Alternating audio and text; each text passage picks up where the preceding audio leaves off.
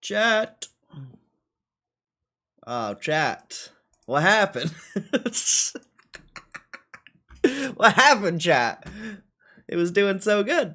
Nah, just kidding. I don't. I'm pretty sure I don't care. It was nice. It was fun while it lasted. It was fun while it lasted. It was fun while it lasted.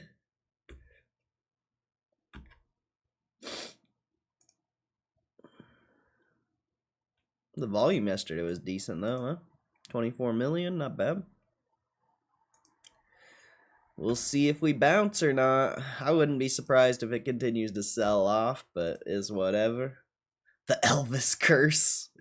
I mean, it's pretty, I feel like it was pretty apparent that it was going to sell off when there was over 50 people in the chat and a million memes being posted on Reddit. It seems pretty obvious, honestly.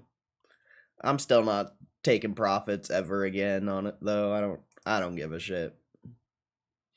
They can send it back to 19 for all I care. Yeah, AMD, Chipotle, EA, Take-Two. Oh, Super Micro. How's that been doing? I haven't looked at Super Micro in a while. Absolutely, chat's best indicator. Yeah, it's actually insane how accurate the chat indicator is. SMCI has done nothing but sell off since they released those bonds. Kind of interesting.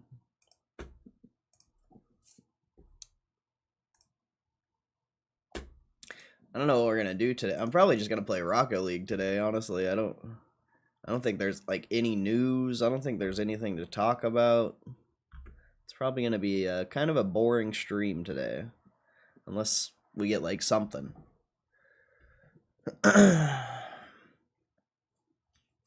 There's a 37-minute long Voidzilla video about the Epstein files. I bet that'll be really good if we end up watching that. I don't know if I'll watch that on stream, though.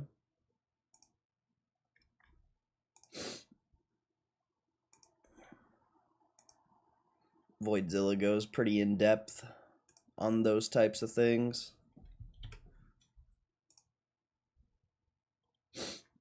I haven't looked at Clorox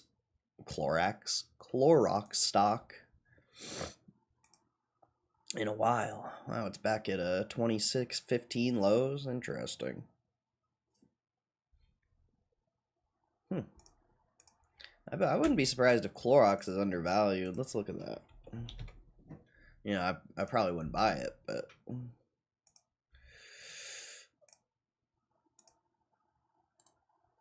what's up, Moose? I've been hearing wild things about those files. I've heard some funny things and some wild things. Like I guess I don't know if this one was real or not, but I guess there was emails between Jeffrey and Elon Musk, and Elon was like begging to go to the island, but Jeffrey wouldn't let him go or some shit like that. I thought that was so funny. Like, Elon is the type of guy that would get rejected to the island, bro. He's the type of guy to be like, yeah, I don't think it's gonna work out, bro.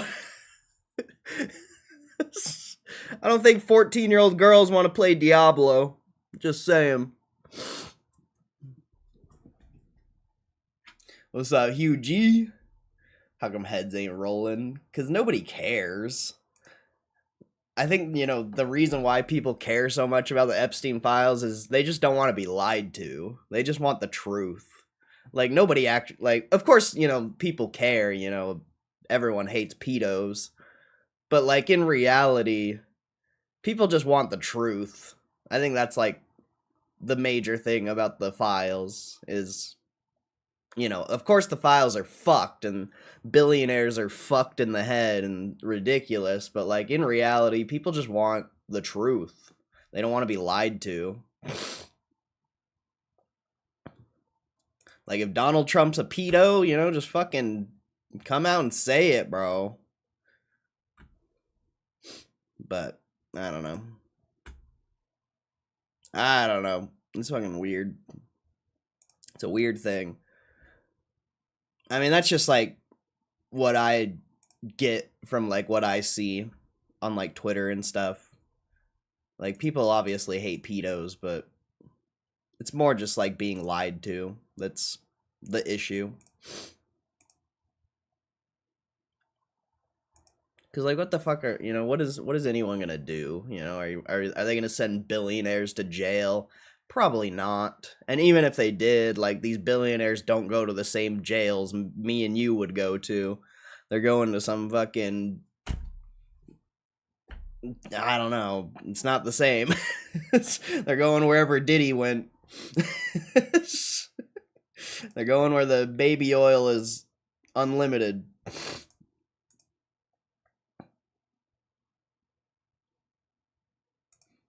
They can all butt fuck in peace.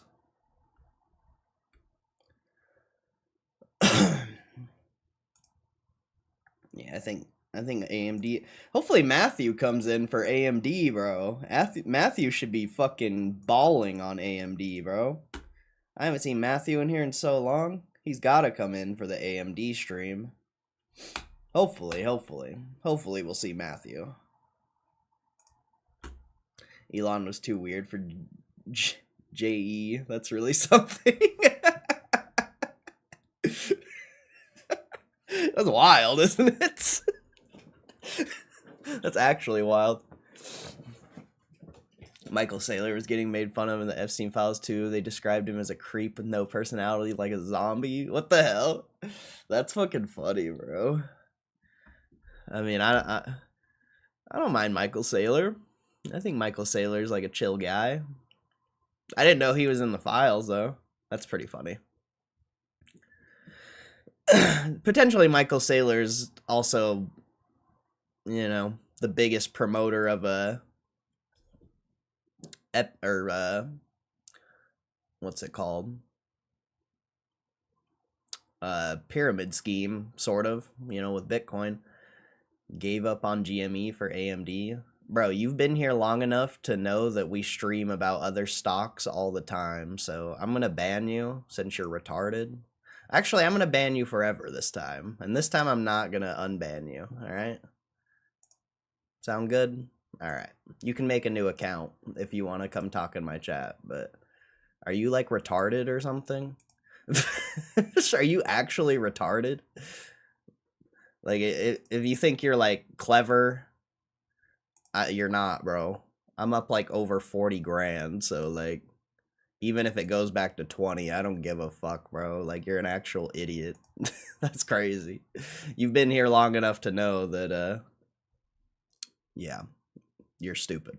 That's crazy. That's actually insane. So, you can be banned forever now.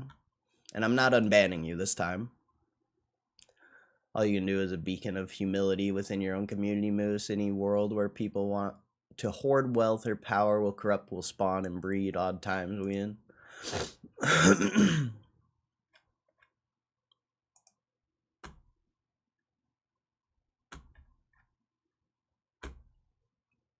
There's a lot of things up today. Just tech selling off. Energies and materials are coming back.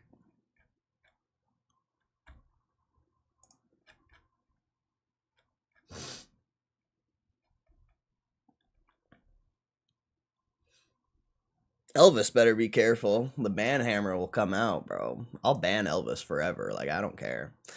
Like, if you like Mudcats, he's been here for so long and he just wants to come in and talk shit. Like, I'm not doing it. It's a new year, bro. It's 2026. If you want to talk shit, if you've been around the stream for a long time and you want to talk shit, I'll ban you forever. I don't give a fuck. That's a warning to everyone. I will literally ban you forever. I don't care. If you have nothing good to provide to the chat, don't even type in my chat.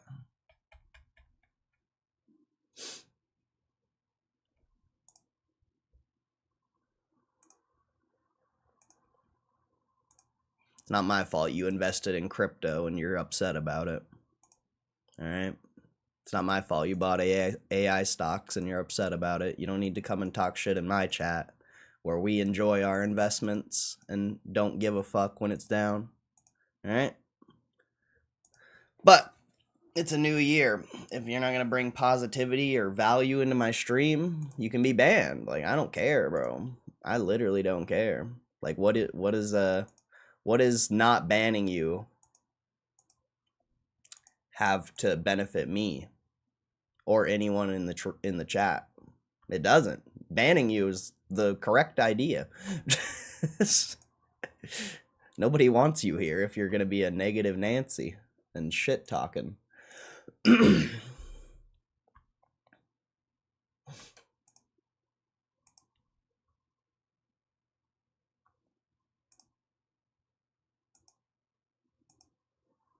Shit's crazy, bro. Shit is crazy, bro. I think we did lose like 15 bans today, though, so that's kind of cool. But how many people can say that and like be happy about it? Not many. There's not many.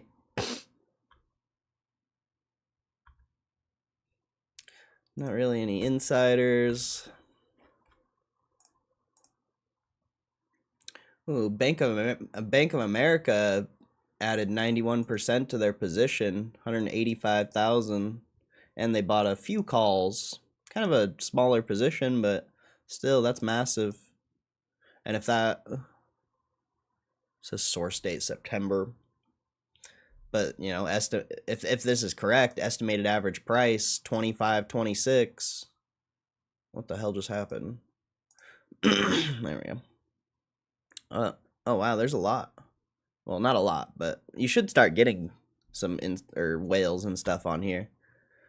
Let's see. Wolverine Asset Management bought 145,000 call position. That's brand new. And that's it. I thought there was more. I thought there was more. But nope. Nothing there.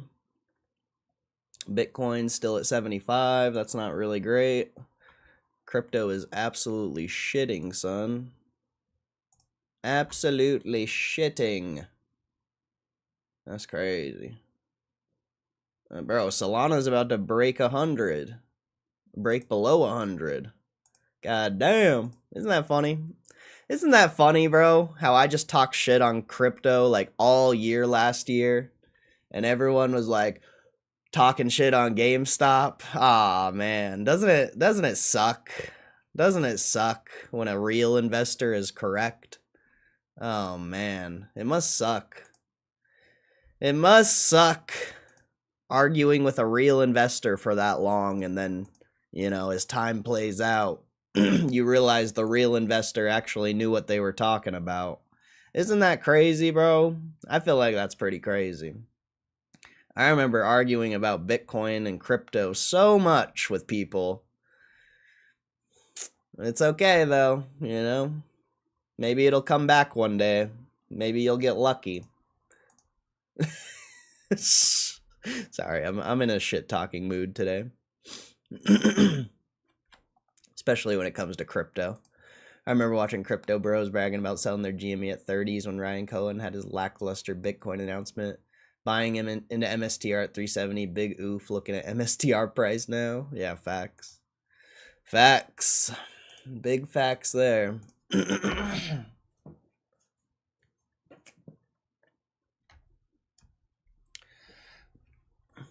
Like, obviously, you know, there were moments to take profits on GameStop that were probably favorable, but when you're looking out 5, 10, 20 years, investing in a company that's raising debt to buy Bitcoin at all-time highs, like, that's not it. It's like, it's not it, bro. It's not it. I don't know. It's the same thing with the AI trade, even though I feel like the AI trade is losing hype. People just get hyped on things, and then they get absolutely, you know, some people make money, a small percentage of people make money. Most people get clapped, and then they moved on to the next thing, and it rinses and repeats. Now it's metals. And now it's metals for a little while. Anyone ever follow those headlines when Bitcoin first started falling and they were saying GME moved their Bitcoin? What happened with that? I do remember that. I know people that still think that, bro. They think having a 3% position in Bitcoin matters. Although, I'm not happy with the Bitcoin purchase personally. I think that was extremely stupid. But Ryan Cohen has something else planned for us. And potentially, that could be why GameStop's down so much today, because crypto's down so much. You never know. You never know. And also, you've had a 20-30% rally the past couple weeks. I would expect a sell-off. Stocks don't go straight up most of the time. They can in moments, but most of the time you see sell-offs in between. So I don't know, maybe it keeps going up, maybe it doesn't.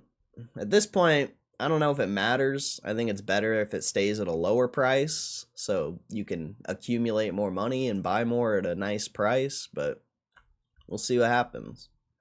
How funny would it be if Ryan Cohen used that Bitcoin with cash to make an acquisition and the price fell after the deal was done? Oh, that would actually be awesome. I hope they sold the Bitcoin at a loss, honestly. Like, I hope that rumor was true. It's probably not. But I wouldn't care. Like, I think Bitcoin is the dumbest thing ever, so for me it wouldn't. I'd actually be very happy if they sold it.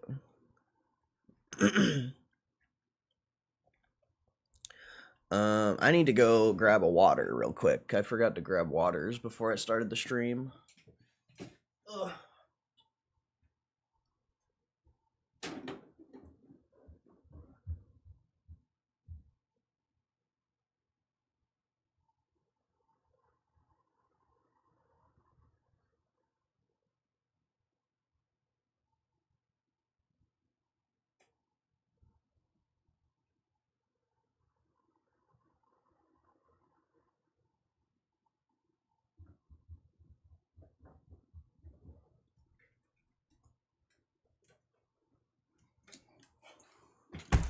Ugh.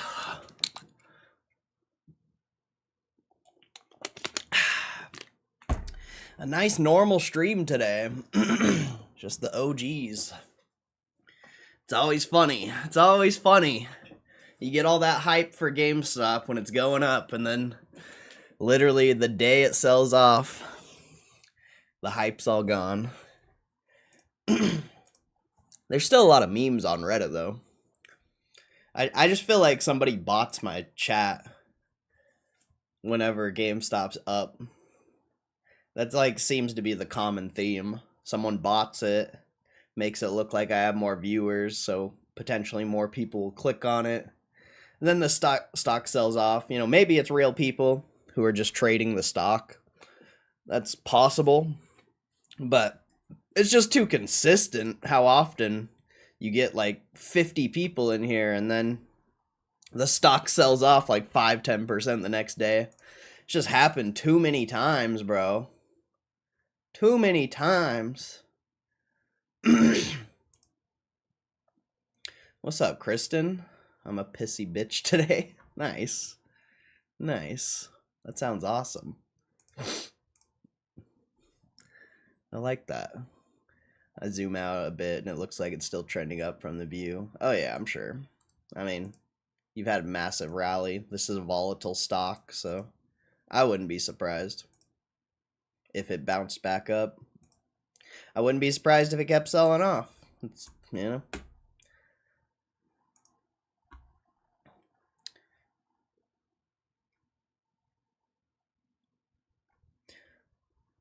would actually make a lot of sense for it to bounce back up. And shake all the fucking paper-handed little pussies out and then rip back to 26, 27. Because anyone who bought warrants or options yesterday, unless they bought them right in the morning, they're clapped right now.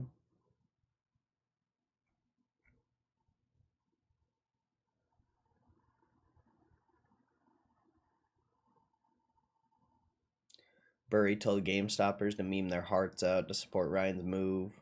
Open the meme floodgates, seen some good memes, some not so much. Oh yeah, I forgot about that article.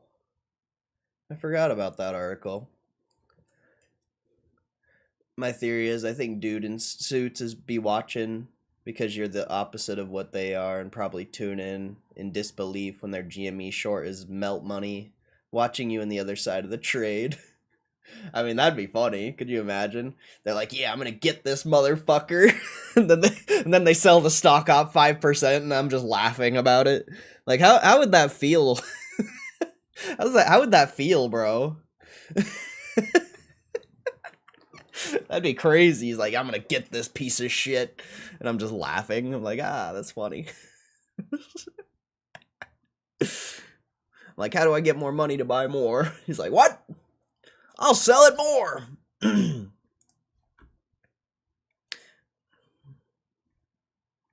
I mean, if you think of today as a short positioning or, people taking profits, either way it's beneficial to us. If it's a short positioning, I mean, they're clapped. They're clapped eventually.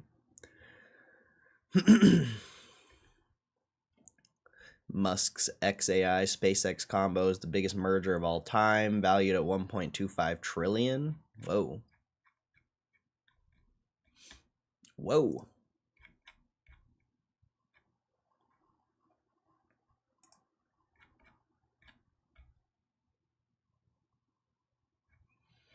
There's like nothing today, bro. Boring day. Chipotle's giving away $1 million of food during the Super Bowl.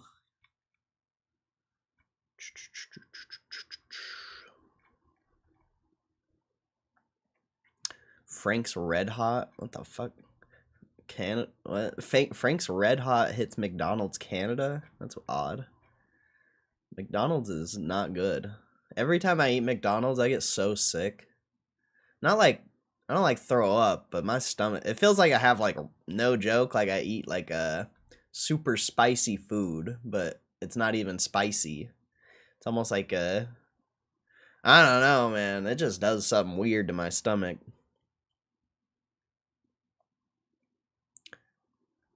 Official Yu-Gi-Oh! Lego set is in the works. Oh, that's sick. Blue Eyes White Dragon! That's sick. Yu-Gi-Oh! And Lego? That's really cool.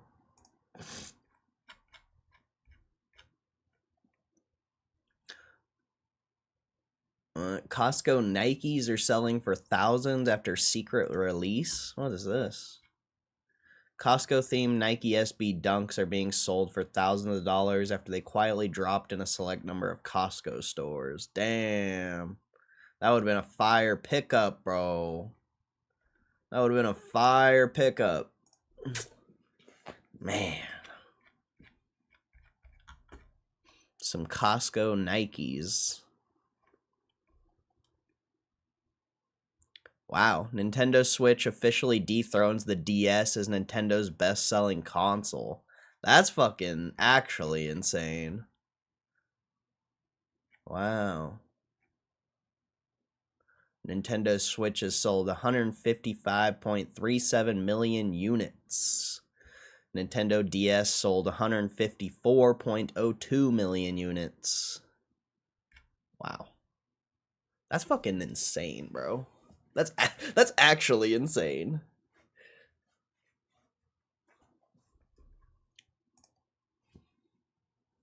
Oh.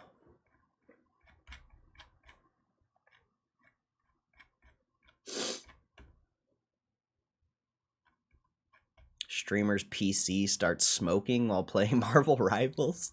Oh, there's got to be a video of that. Students now using humanizers to make AI-generated essays read less like AI.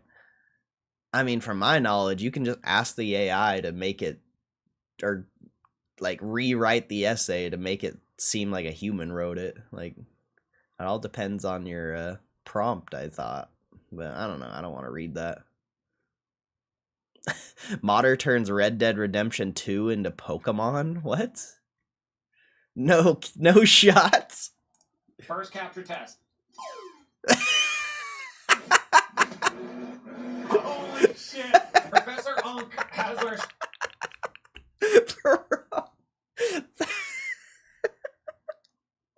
I don't know why that was so funny. I gotta watch that again. First capture test. Holy shit! Professor Unk has our starters. He's a stray. He's a stray. We'll give him a home. Okay. What's his name? Bob Barker. Bob Professor Barker? Unk, our first gym battle. Here we go. Of course, he has a skunk. Confused. It's Bob Barker. I missed! Use plastic straw. We got our first gym badge. Wow. Roman did a great job. Bob Barker is taking a shit on the menu screen. Here we What go. the fuck is this, dude? He's got his fishing rod still. Bluegill, bringing his defense up. He's here. Jules, where is he? I need him. I need to capture him. Ah! What the fuck was that? Arthur, sit out cold. What the hell was that?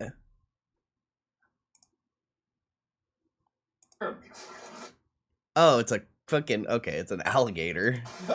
Dutch have come a long way. Arthur, sit out calm. Calm, get him. Oh my god, this is nightmare fuel. Torsomon. The final battle. Torsomon.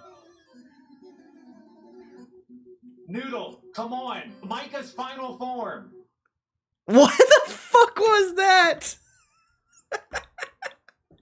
Torsomon.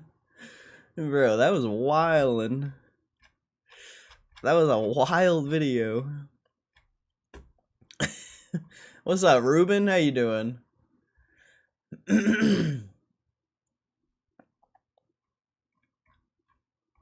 Torsomon.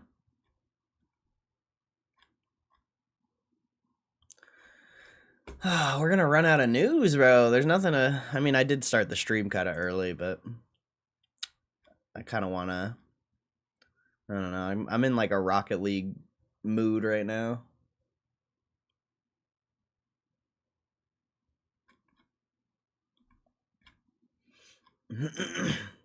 So we'll probably play Rocket League, most likely. Or I'll read the... What's it called? That Burry article before I start playing. Make a little stream clip.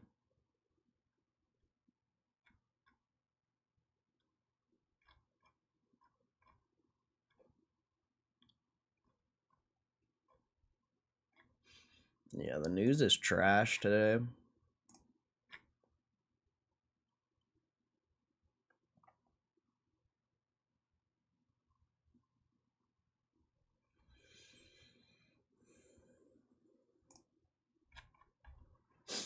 Isn't the Super Bowl this weekend or something? Yeah, Sunday. Who do you guys got on the Super Bowl? I don't even know who's playing. Wait, isn't it Seahawks and Pats, actually? I think it's Seahawks and Pats.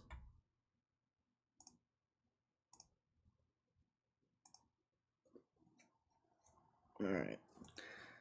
I appreciate your homie sending me that article, but I'm not going to blow him up. So I'm going to go on Reddit because someone posted it on Reddit. If I can find it. Fuck. Let's see. I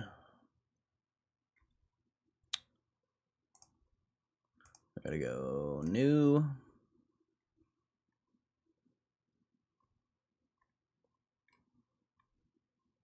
Good lord, bro. People are posting like fucking crazy on here. I think it's this one. Yeah.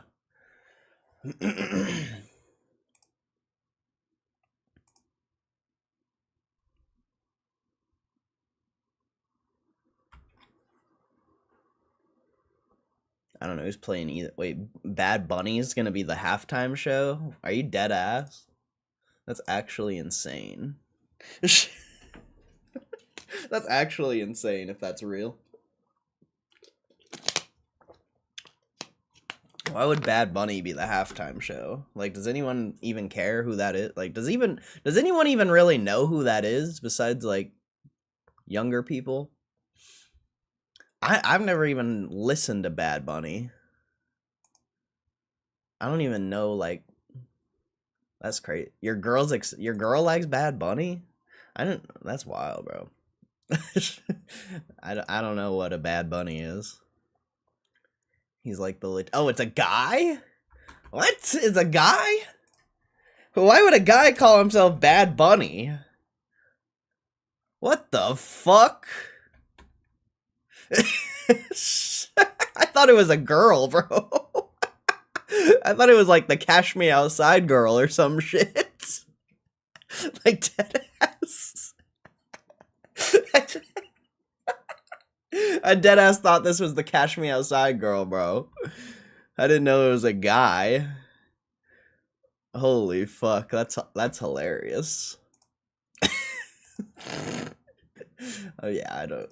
That's you learn something new every day, I guess. What in the world?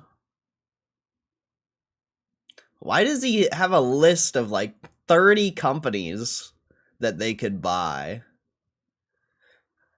Michael Burry is like kind of a joke, huh?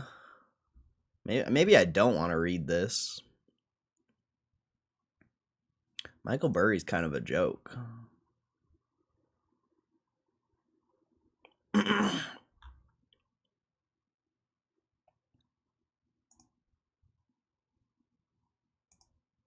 I don't know if I want to read this, bro.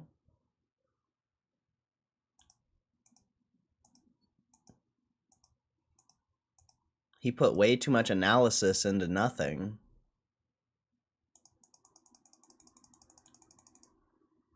Ugh. I don't know if I want to read this. Do you guys want me to read this? That's the real question. Do you guys want me to read this? I don't really want to, but if you guys want me to, I'll do it. I just find Burry's analysis so garbage.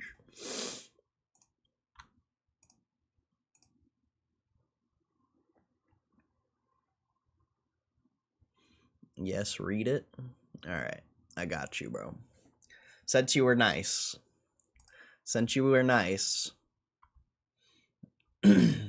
I'll read it. I don't even know how to do an Irish accent. Who do I look like? But what's up, Elvis? Congrats on selling the top like a boss. Alright. I mean, for now, we'll see where it goes. Alright. So this is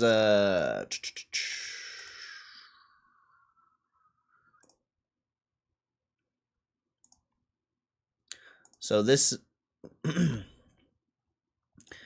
this is Michael Burry's short thoughts on his Substack. Obviously, I'm not a subscriber, so I found this on Superstonk. This is the Gamestop part of the article. It says, Gamestop CEO Ryan Cohen has given 2 interviews with CNBC and the Wall Street Journal. Now for the 3rd consecutive business day, Ryan Cohen will give a live interview with Charles Payne on Fox Business at 2 p.m. Eastern Time Monday, February 2nd. Obviously, they canceled that. Charles Payne said it was too monumental, and Ryan Cohen's lawyers told him he probably shouldn't talk about it, so kind of interesting. But last week, I published Final Stop GameStop, which followed December's The Big Short Squeeze historical piece. Together, the 2 posts synthesized both my experience and my expectations for GameStop under Ryan Cohen. I, however, stopped short of specific recommendations for GameStop's transformative M&A. That changes now. I started with a working list after the Wall Street Journal published Ryan's interview Thursday. I mean, we talked about a lot of companies too, but like if you can't give a good reason why you think all these companies are something they should acquire, I don't even know why you're listing all these companies. Although Burry does go into more detail, so we'll see what he has to say. That is exactly what I did. I just went through my securities lists and made one list with tickers and market caps. I know all these companies pretty well already. Then Ryan talked with CNBC. It was reported on Friday.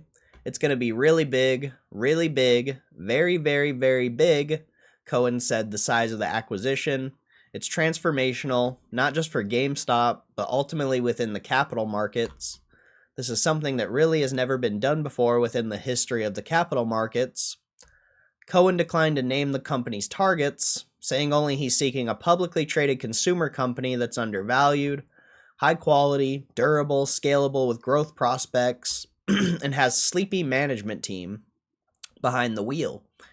He claimed if the investment pans out, it has the potential to make GameStop worth several hundreds of billions of dollars.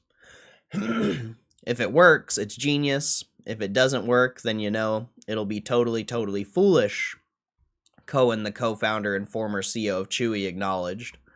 But I believe we have the components to make it work, and I'm very confident in the ability to make the asset much, much more efficient. We've got the governance structure, we've got the capital, we have the operational expertise. Even though there are a lot of quotes there, we do not see one consecutive quote. Take note of what he said and what the editor of the quote said, and what was left out. Media has done this with me before, and sometimes the meaning is different than I intended. Well, I'm pretty sure in the article he does specifically say retail, but you're right, it does say consumer company right there. I don't know, Ryan Cohen's specialty is retail, so I don't know why people are suggesting all these companies that have nothing to do with retail. What's up, Varley? Isaiah, what's up? My biggest takeaway is that Ryan's plan could be transformational for capital markets. Never done before in the history of capital markets. That is a very bold claim. Lots has been done, and it's hard to imagine there's anything new under the sun here. Traditionally, GameStop would target a company at most a little bigger than its own market cap. Its market cap is around $10 billion. It says a lot bigger than GameStop in the article, but whatever. So there's a second part, could make the company worth hundreds of billions of dollars. The traditional path would not get GameStop past $100 billion anytime soon. But Ryan has been clever so far. Those 0% convertible bonds and the warrants give him an additional $6.1 billion in net cash if the stock rises into the 30s, not too far from the current levels near 25. The very first thought I had that Ryan is going to approach, simultaneously, multiple different companies and essentially LBO them, using each company's own borrowing power to flip the company into GameStop's fold, running a private equity playbook of sorts. This is a strategy I call instant Berkshire. Yeah, we already talked about that. Isn't it crazy how we have already talked about this shit? Like, people value Michael Burry's analysis so much, but like, we've already talked about all of this. That's wild, bro. Instant Berkshire means creating a portfolio of great companies that generate excess capital or float for additional investment beyond what is required for their growth. Potential revenue synergies between the set of operating companies would ideally leverage operations to new realms of profitability and growth. This is what I would do, and it requires companies with excess debt capacity and significant cash flow. It would ideally also require GME stock to rally into the mid-30s or higher. If it did not, perhaps Ryan would feel foolish. I don't know about that. I don't agree with that. I don't think the stock going into the 30s really matters, because if the stock trades below 32 for the next 5 years, the bonds are going to basically expire worthless. The warrants are going to expire worthless. Then any short who shorted the stock because of the bonds and the warrants are going to have to close their position. So even if the stock doesn't rally above $30, it literally doesn't matter. So that's not very good analysis, in my opinion. In the following scenario, I'm aggressively using cash and preserving share issuance as much as possible. I don't know if the bonds expire worthless. I think you might have to pay back the bondholders potentially, but still, if you're looking at it from like the arbitrage perspective and how many people shorted when they released the bonds, either way, whatever happens, anyone who shorted against the bonds would have to close. So in reality, the stock going above 30 like literally doesn't matter. Step 1, GameStop buys ADT for its cash flow and customer relationships. ADT is not a retail company. I don't even know. Is it whatever? ADT provides security and smart home services across 6 million residences and businesses, primarily in the US, offer a 20% premium, trades at a low multiple, slow grower, decent ROE, and free cash flow. So it has been paying dividends and occasionally buying a big chunk of stock. Services are provided through about 150 corporate offices and 200 authorized dealers. It also has about 1.5x EBITDA, turns into unused debt capacity. Synergies with GameStop would be the sale of service of ADT smart home products. GameStop's customer at its maybe 1,500 stores are tech savvy and would be a good demographic for ADT products. What? What? Michael Burry, this is the most trash like suggestion ever. Like, bro, what? ADT? GameStop offers a 20% premium for the sleepy stock, $8.5 billion. GameStop would buy it with a combination of stock and cash, say $6 billion cash and $2.5 billion worth of stock. 71 million shares at $35. You what? You think GameStop's gonna waste all their fucking assets on ADT? This dude is smoking crack, bro. This is where Ryan could look foolish, as he says. I mean, he would look foolish if he listened to you. That's actually insane. Maybe GameStop stock does not rally like a nice stock should. I'm assuming the GME shares rally to 35 on deal excitement. If the stock stays at 25, there are no warrant exercise and no immediate conversion of debt. More share issuance would be necessary. It would still work, only with more dilution. What? No. Oh my god. This article's a joke.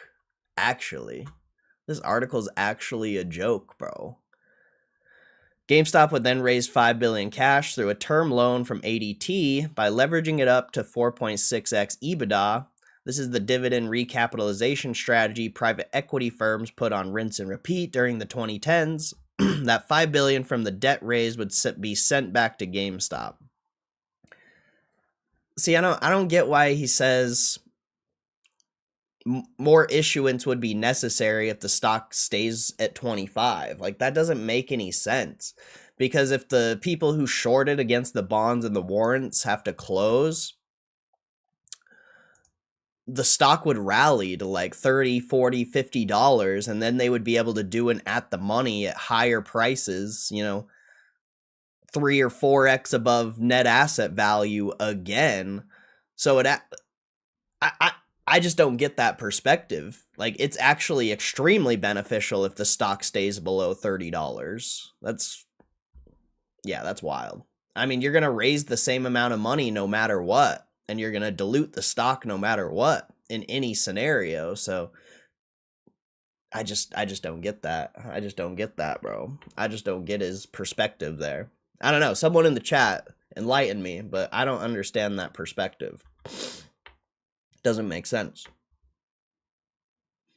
I just don't get it. I don't get that perspective.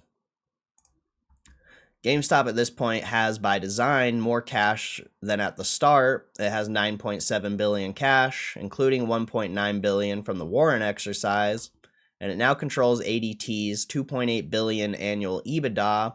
Aforementioned revenue synergies as well as cost synergies could expand that EBITDA number. Yes, this is how private equity firms make so much money. How are you going to get to 100 billion like that, though? That would take a long time. It seems like GameStop's trying to buy something massive where they can get the 100 billion in like less than 10 years.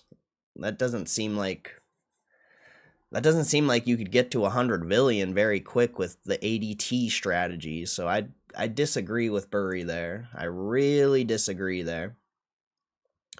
Step 2, GameStop buys Wayfair to gain logistics infrastructure and customer relationships. Okay, so at least he's mentioning an internet retailer. At least he's mentioning one potentially good buy, but I think most of us here are in agreement that it's most likely going to be Target. It's got to be a brick and mortar company. Ryan Cohen's specialty is brick and mortar retail. I mean, his specialty is also internet retail. That's what Chewy was. Chewy wasn't brick and mortar, but Ryan Cohen has proved himself to be able to turn brick and mortar around. You know, I don't know how Ryan could turn around like an internet retailer. I'm sure he could. You know, Ryan Cohen's a gangster, but he's proved himself as someone who can turn around a brick and mortar company. So it just really doesn't. Nothing else makes sense besides Target. Because he says it's really, really, really big. Wayfair's not really, really, really big. ADT's not really, really, really big. There's only one really, really, really big undervalued company, and it's Target. That gives Ryan Cohen small to large parcel logistics infrastructure, 22 million square feet of warehouse capacity across 60 facilities globally. Wayfair is also building a third-party logistics service and manages 75% of its last-mile delivery. I believe based on prior statements that Ryan wants to compete with Amazon, and Wayfair gives him that chance. If he offers $6.5 billion cash and $9.7 billion worth of stock, 277 million shares, this would be a 20% premium. Wayfair EBITDA is trending up solidly and should cross $1 billion without synergies by 2028. Wow. Burry actually I just got a Jimmy Neutron brain blast right there. I didn't think about that. They could issue stock to buy something. I never even thought about that, bro. So that's how they're going to afford potential, you know, if Target is the target, that's how they're going to afford it. They're going to issue stock and they're going, oh my God, that's actually genius. That's actually genius. Wow. That's actually genius. Holy shit. All right. I may not like Burry's analysis, but at least, you know, he gave me something there. That makes so much sense. A lot of people have been asking how they're going to afford this acquisition. They're going to issue stock. They're going to give whoever they're selling the company to stock, and they're going to get the float closer to $1 billion. You know, maybe they'll, I don't know if they'll issue new stock or what, actually. You know, that's up for, it could be the preferred stock that we read about. I don't know if you guys remember in, I believe it was the 10K, the last 10K potentially. I actually don't remember what filing, but they did talk about how they're going to raise, what was it? Like 5 million or 50 million of preferred shares. I don't know if you guys remember that. So maybe they could, you know, acquire something with that preferred stock they already have in the filings. That's actually an interesting thought. I like your thoughts and analysis better. Hey, Burry just brought something to the he might not. I feel like he doesn't know what he's talking about when it comes to, you know, what GameStop's going to acquire, but he did make a good point that, you know, they could buy something with stock. They don't have to use their cash. They could issue more stock, and, you know, it's going to dilute shareholders, but if you're going to issue a bunch of stock to buy something that's worth, you know, 40-50 billion dollars, I don't think it's going to matter if you dilute or not. I don't know if it's going to matter. You're just bringing in such a quality asset into the mix. I really don't. Yeah, that's actually pretty interesting. Seeing if I can summon him like the Candyman, it used to work. Yeah, I haven't seen Kevin here in a while. Who knows? Chewy's at 2690. Holy shit. That's wild, bro. I don't think the choices Burry used were actual choices, just examples. If he's a GME investor, if he had an idea of the actual companies, he'd probably avoid exposing it. All right, that's a good point, specific notion. That's a good point. That's a good point. Maybe you're right. I mean, you're probably right. You're probably right.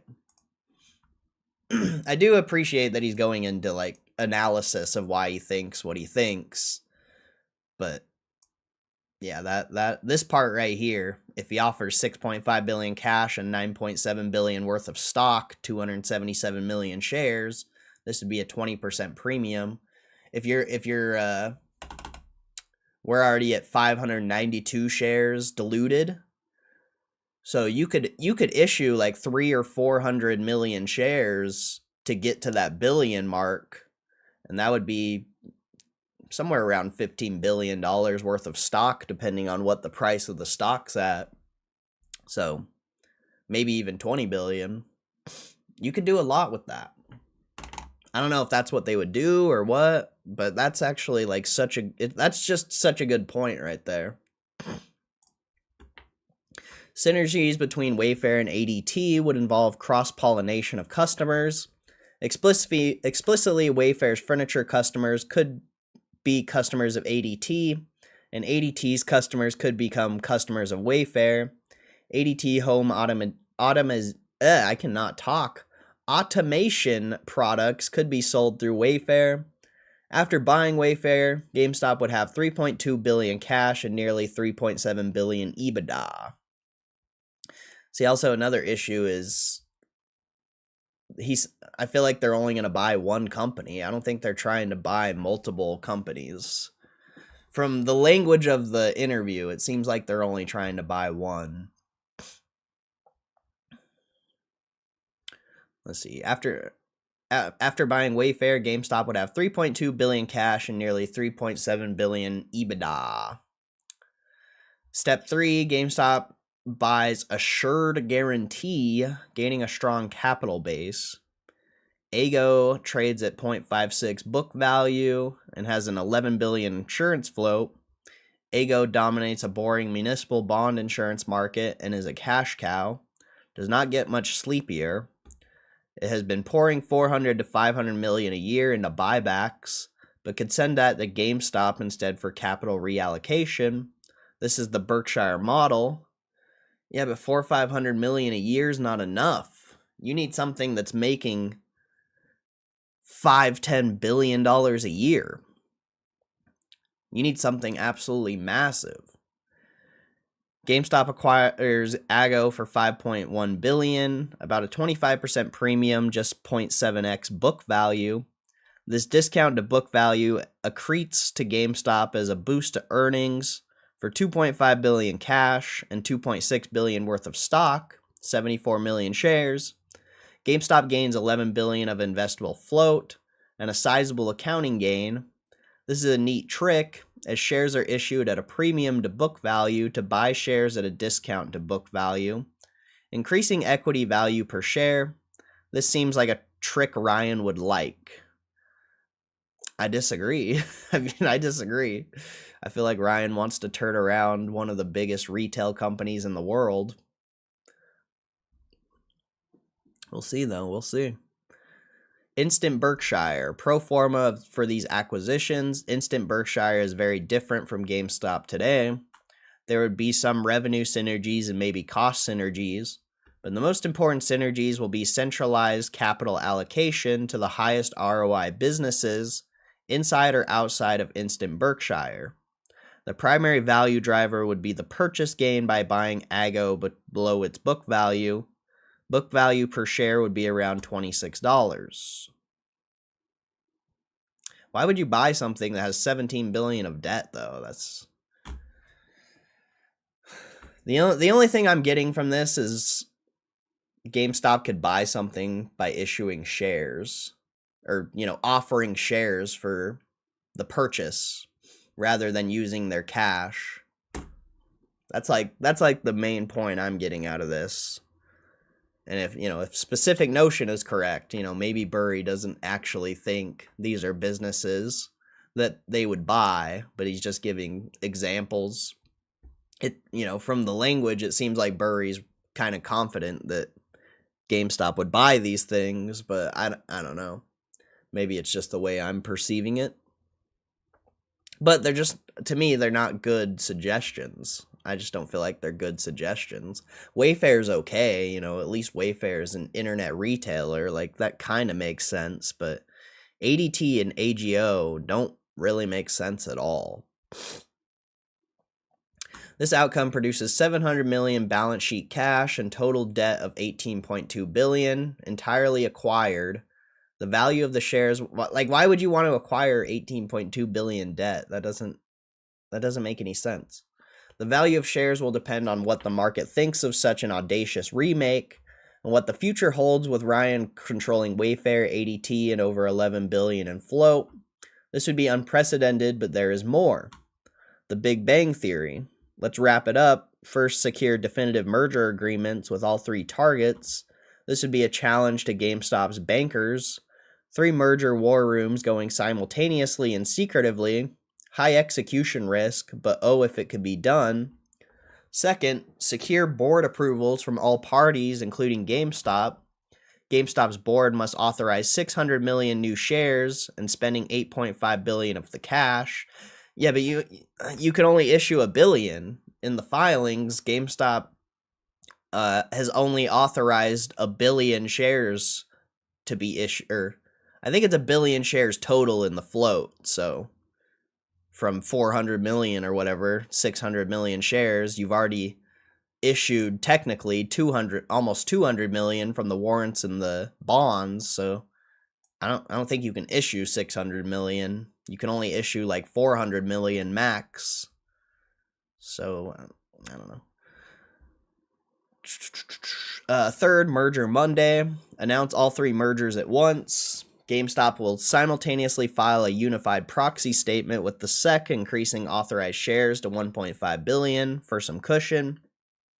This Big Bang event would be unprecedented and take the capital markets by storm, supported by retail investors. This would ideally move shares higher to the mid-30s. 4, shareholder and regulatory approvals. 5, and this is the key, close each deal in sequence. First ADT, then Wayfair, then Ego. This sequenced closing is required in complex deals to allow the next step financing to occur. 6, execute and exhibit patience. Below, I outline a path to 100 billion equity value, measuring capital returns in growth Berkshire style. I kept debt repayment at 1.5 billion a year, despite rising EBITDA over time. Debt reduction should be fairly straightforward, dropping debt/EBITDA to 1.1x by 2031. This would also help re-rating of common shares. More realistically, debt repayment might prove more aggressive than outlined above. By keeping it at 1.5 billion, I am assuming the excess capital would be deployed to better uses by Ryan. 13% growth would be driven by margin and revenue growth at Wayfair. Revenue synergies, especially GameStop, ADT, and Wayfair. Wayfair gets 1,500 return/service centers and cost synergies. If Ryan is going to approach what Buffett did, he should be able to do 13%. A 15x in 5 years would equate to a stock price of $94 a share. Many variables could affect this, of course.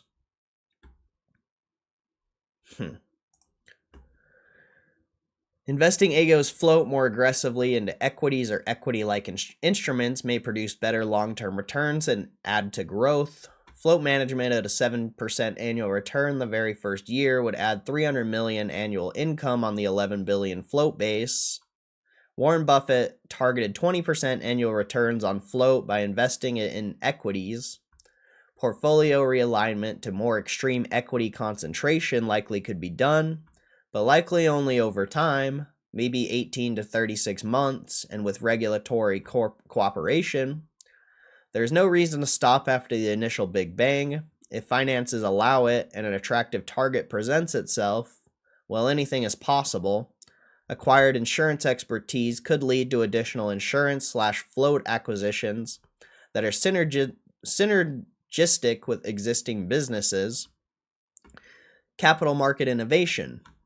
Notably, the share reconciliation through the 3 acquisitions is a capital market innovation in itself. This strategy contemplates 14.8 billion worth of stock issuance by GameStop, which currently has a market cap of 10 billion or so. That should not be possible. Yeah, because your analysis is garbage. In the filing, you can only have a billion float. It's in the filing. I just don't think Burry's as tapped in on this as we are. Like, Burry's tapped in, and, he's really educated, and, I'll give him his flowers, but I don't think he's as tapped in as a lot of us are.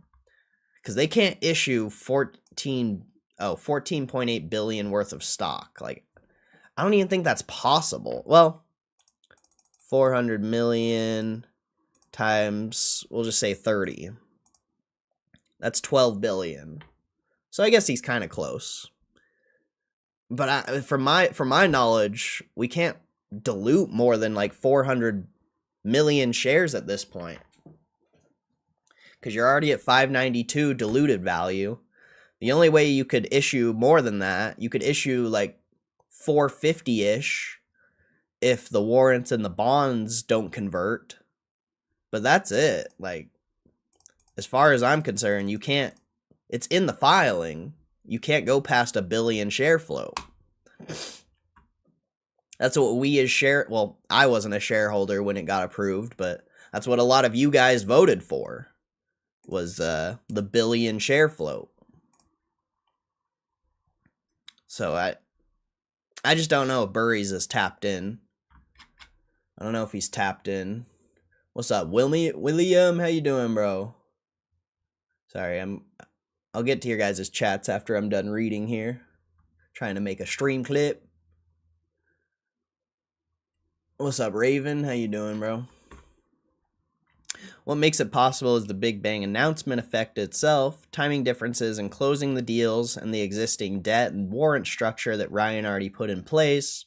That is, a share price rally strengthens the balance sheet dramatically and should make the shares more valuable. What's up, old biker? How you doing, bro? As the strategy plays out, a $35 share price is only 1.4x book value, not such a stretch for the market or potential targets to accept. Note that the strategy can be de-risked if more shares are used. In this case, the strategy would be more dilutive and require less of a share price rally. Final say, this Big Bang proposal is what I might do if I were in Ryan's position and I wanted to do a deal today. Well, that's why you're not the owner of a public company, Michael Burry, because you would run it into the shitter. You might be a good stock analysis, business analysis guy, you know. You might know what you're doing as far as the equity markets, but I don't know that Michael Burry would be a good CEO. Just saying. I don't know if he would be a good CEO of a real public business. I'm not sure what Ryan would do, but he could take a similar approach with any 2, 3, or 4 companies that make sense to him and his board. He could also wait for this market to cool off and see what shakes out, which is what I might really ought to have done. This exercise above simply illustrates a possibly unprecedented capital markets move and how it might reach 100 billion equity value by 2031. It more than satisfies the looking foolish in the event it does not work criterion as well. Well, it doesn't satisfy my criteria from what I read. It's not really big. It's not retail. There's a lot of holes in your analysis here, Michael Burry. To refresh Ryan's own words, if it works, it's genius. If it doesn't work, then it'll be totally foolish. He is basically saying I'm going to get to where Buffett is by using announcement momentum, meme stock dynamics. This strategy does that. What? No, he is not saying that. He is saying, oh man, he is not saying that, bro. That is not what he's saying at all. Ugh. So GameStoppers, if you want to get rich on GME, if/when Ryan gives the signal on the merger Monday, meme like no one has memed before. There are no combinations that would make better revenue synergies. Municipal insurance is not going to have synergy with many other businesses. But for me, I would want that float, that capital boost, and that earnings boost. Perhaps it would take more time, creativity, or luck to attain hundreds of billions of dollars of equity. As is, this would be a platform that could grow over time to that level. Maybe Wayfair in Ryan's hands takes on the shape of a dragon and annihilates retail competitors through thought indestructible, or maybe he manages the float at a 15% annual return, creating $11 billion in after-tax profits over only 5 short years of compounded returns. I consider more deeply Penske, Mattel, Sprouts Farmer Market. That'd be an interesting set.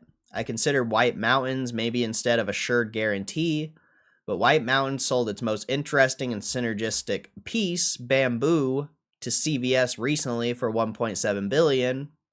Kinsale is a great insurer, but no value up with a buy there. I think we talked about Mattel and Sprouts Farmer. One could substitute Series XM for ADT. Win or MGM instead of Wayfair would be interesting. Wait, MGM? That's a weird suggestion, but very interesting. But those businesses are capital intensive and would move away from the ideal. What Warren Buffett did cannot be done. He attained control of Berkshire Hathaway the old-fashioned way, accumulating control in the market through different brokers, hiding his intentions from the company. Regulations, specifically the Williams Act of 1968, changed all that. In modern history, few investment firms have been more brutally successful firms than PE firms. Therefore, I shamefully take a little from what they do for an instant Berkshire. There's no way to do this without debt and share issuance. The key is to make sure the acquired businesses are good enough and fit well enough together to counter all that. Perhaps one could or should simply take little bits of all the companies above and make my Berkshire. Made you think. Until next time. I mean, you didn't really make me think. You did give a good suggestion, they could issue shares to acquire the company. That's a good suggestion. But you didn't really make me think that much. I'm just saying. I already knew, I don't know. Maybe I'm too tapped into GameStop to, respect Michael Burry's analysis. Maybe Michael Burry's analysis is for someone who's not tapped in. But I'm already tapped in. Everything you've said, I don't really agree with at all, besides, if they want to acquire something massive, they just issue shares. Very interesting, very interesting. There's a bunch of people in the stream. Is GameStop going up or something? Oh no, it's shitting, that's why. That makes sense. That makes sense. It's shitting.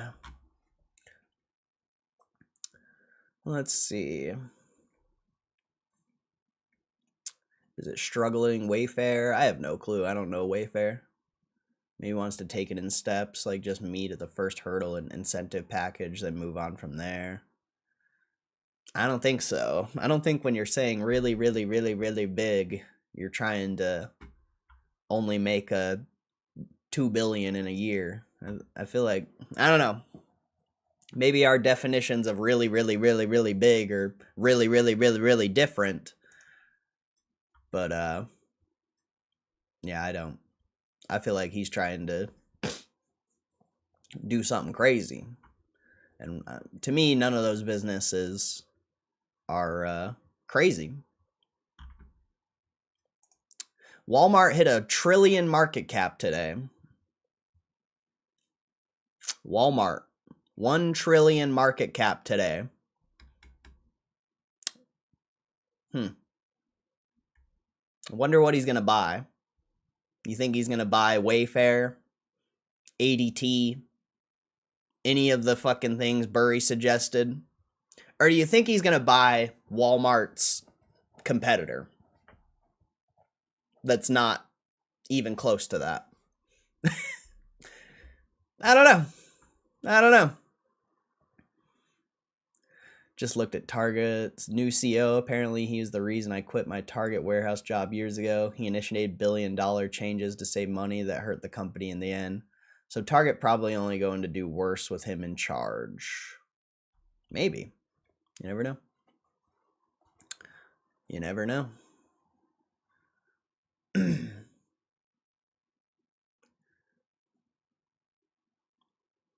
I don't think Brian would come in and issue billions of dollars in changes, though. He would probably close unprofitable stores.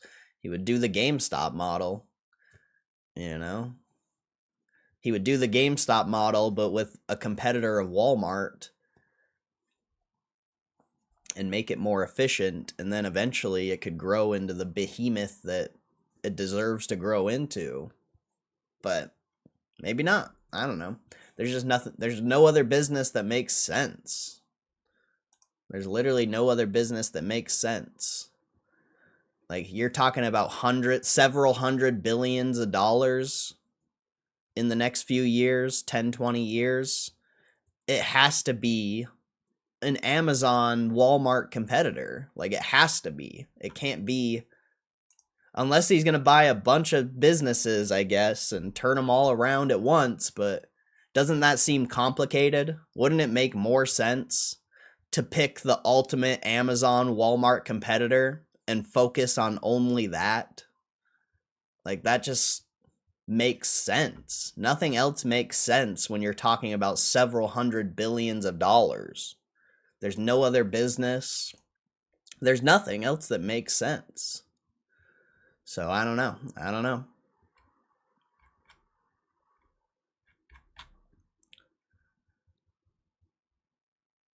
PayPal?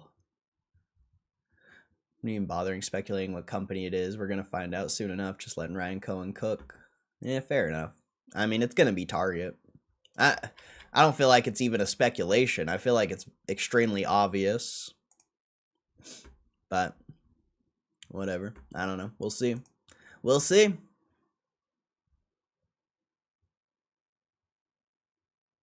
GameStop was only doing this big thing yesterday. It appears they canceled it for today and gave all their stock price gains back. No, did they? I couldn't tell. I'm still up like 20-30 grand, so I couldn't tell. Couldn't tell I lost any stock gains. I might have lost like 10 or 20 of it, but didn't know I cared. I didn't know a daily stock price movement mattered. It's weird. It's a weird thing. I'm at work, just trying to keep up with you. Oh, well, welcome, biker, welcome. I just don't think it's retail. It's the only reason I haven't gave it much thought, other than just throwing it out there, is maybe. You don't think it's retail? He literally says in the article it's retail. How do you not think it's retail? It's literally in the article.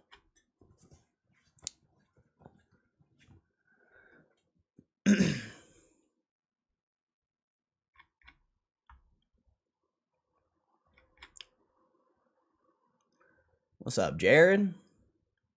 How you doing, bro? Wayfair sort of makes sense. If you look into the size of their logistics and shipping operations, I think they'd be a later purchase, in my opinion, though.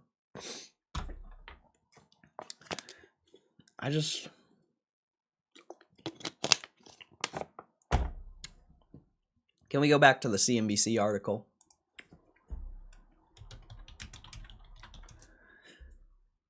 Like, let's see. Where is it? I don't even remember what the article was called. This one. Oh, wait, this isn't CNBC, though.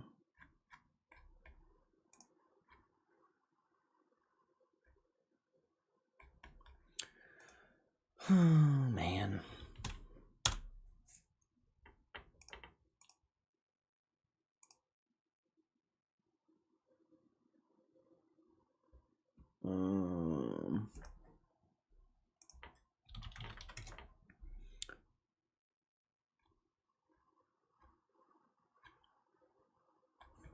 Where the fuck is it, man?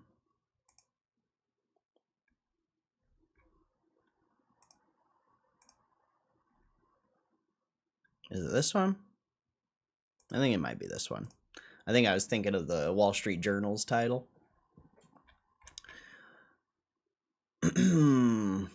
Let's see. Really big, very big. Saying he's only seeking a publicly traded consumer company, highly quality, blah, blah, blah.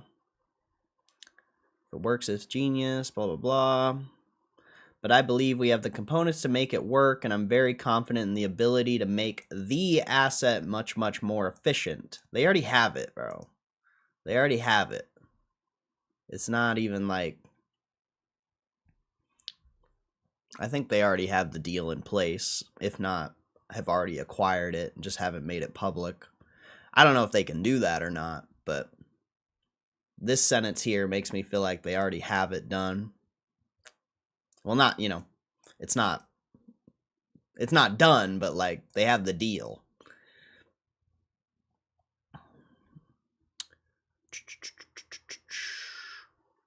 is he claimed if the investment pans out, has potential to make GameStop worth several hundreds of billions of dollars. Like, there's not many companies that are gonna put GameStop in that position. There's really not.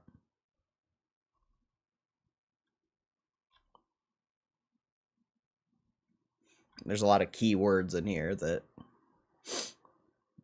it's tough to take people's suggestions seriously when you're not thinking really, really, really, really big. I feel like a lot of suggestions are really, really, really, really small when you're looking at several hundred billions of dollars.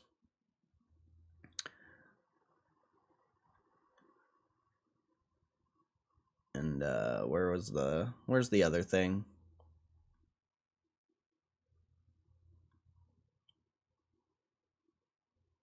Where is it? I forget.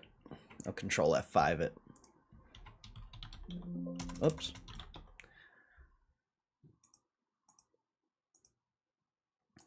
See, publicly traded consumer company that's far larger than the video game retailer. There's not very many companies that are far larger than GameStop either. If you're looking at, I mean, it depends what you're looking at, I guess.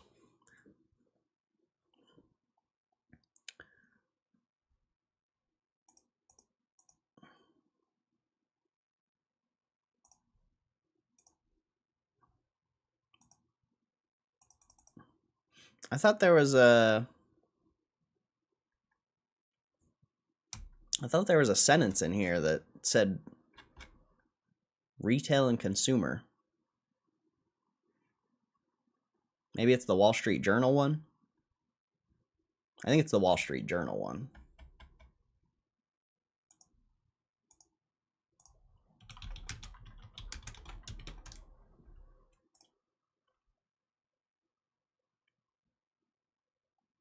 When you search Gamestop, here you go on the Wall Street Journal one. I look at paywalled again. This wasn't paywalled last time I visited this. Come on.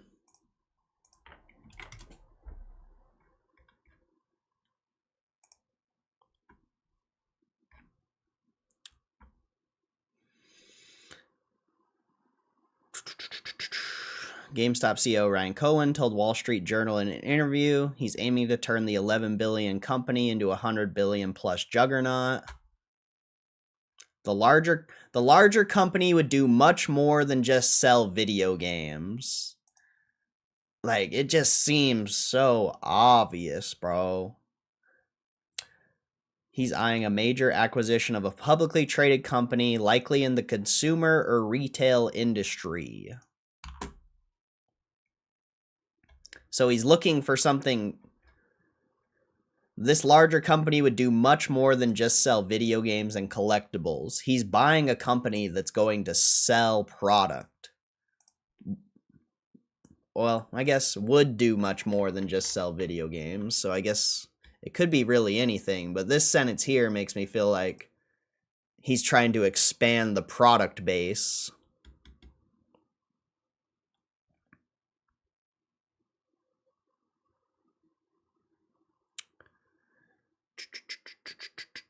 Said a few years ago he was modeling his strategy after those of Buffett and Icahn, finding undervalued stocks like the former, pressing for a change like the latter.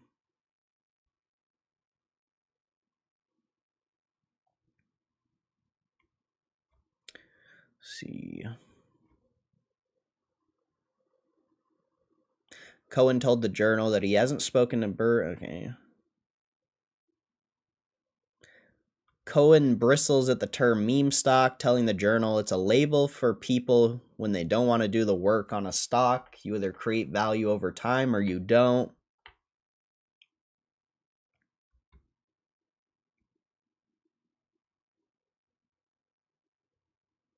There's a lot of diamonds in the rough that have sleepy management teams. Cohen said about the retail industry. I didn't fix GameStop to stop there. So I don't know. It seems like it's gonna be something retail.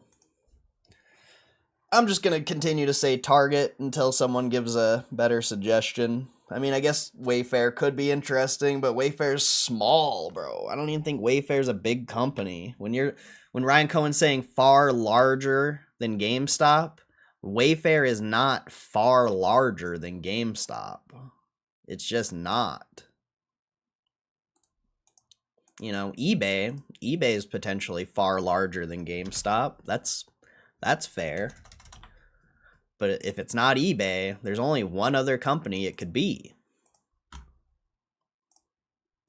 Unless he's going into a completely different industry that he's never done before. Like, it's not going to be Wayfair, bro. There's zero chance. Wayfair has $3.5 billion in assets. That is not far larger than GameStop. Like, in what world is $3.5 billion in assets and $6.2 billion in liabilities far larger than GameStop? That doesn't make any sense. I'm sorry to say. That doesn't make any sense.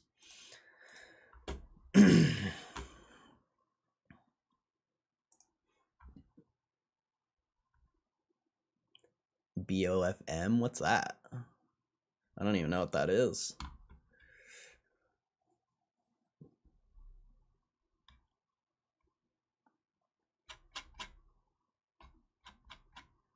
Macy's? I don't think Macy's is far larger either.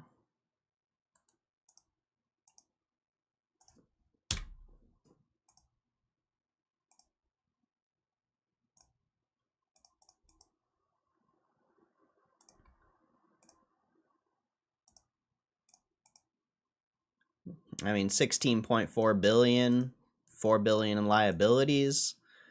That's not far. I mean, it's larger. It's larger. They make a decent amount of money, but not far larger. Far larger to me seems like 30 to 50 billion. Maybe 20 at the minimum. How is he going to say far larger? How is he going to say far larger and then go acquire something with fucking 4.5 billion in stockholder equity? 16 billion in assets. Like, that's not far larger. That's a little bit larger. That's a tiny bit larger. Have you guys looked at GameStop's balance sheet before? just a question. I'm just asking a question here. Have you guys looked at GameStop's balance sheet?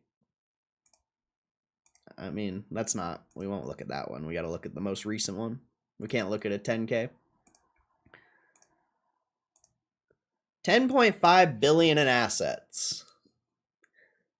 A company with 16 billion in assets is not far larger. It's not. I mean, if you're counting the debt of GameStop, it's really only potentially a 5 billion. So I guess if you're looking at it from that perspective, I guess Macy's is far larger. But Macy's has debt too. Actually, you have more shareholder equity on GameStop than Macy's, and Macy's has 6 billion more assets.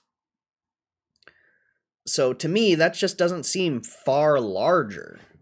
There's only two companies that make sense.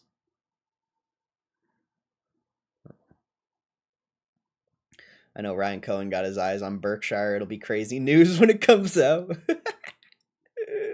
I mean, it would be funny if they bought Kraft Heinz, but I don't think Ryan's trying to become like a manufacturer of something. He's trying to sell products that are already being manufactured. He's trying to me it seems like Ryan wants to sell products. Ryan finds value in selling products, not manufacturing, not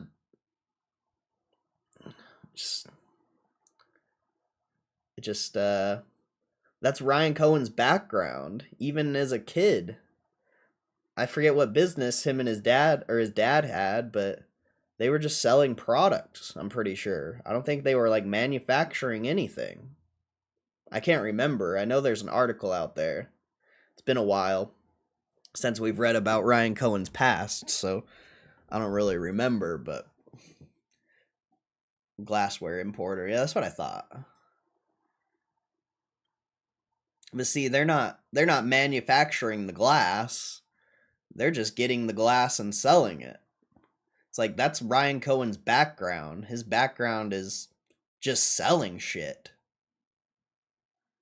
So it just like eBay would make sense, but I just don't really see how they're going to make eBay more efficient, more profitable. I could see, he's already proved it with GameStop. I could see how they could make Target more efficient, more profitable.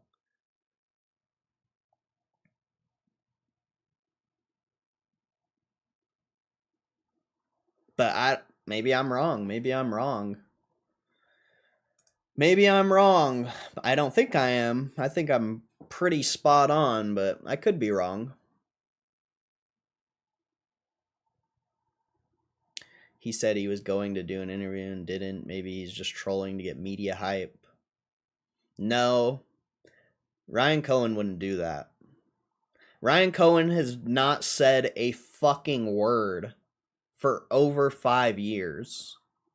He hasn't said a word. Zero.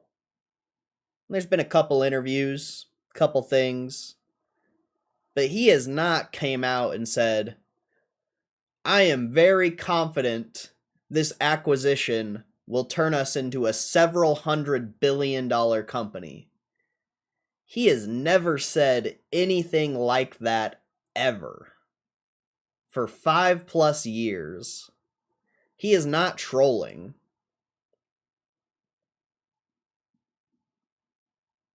That is probably the first and last thing Ryan Cohen will ever say. You'll probably never hear from him again.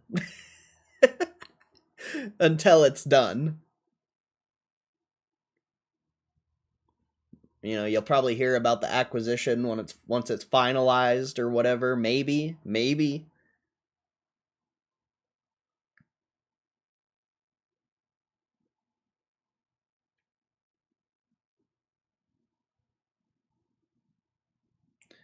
I'm insane at this point. I have a cork board with pertinent info.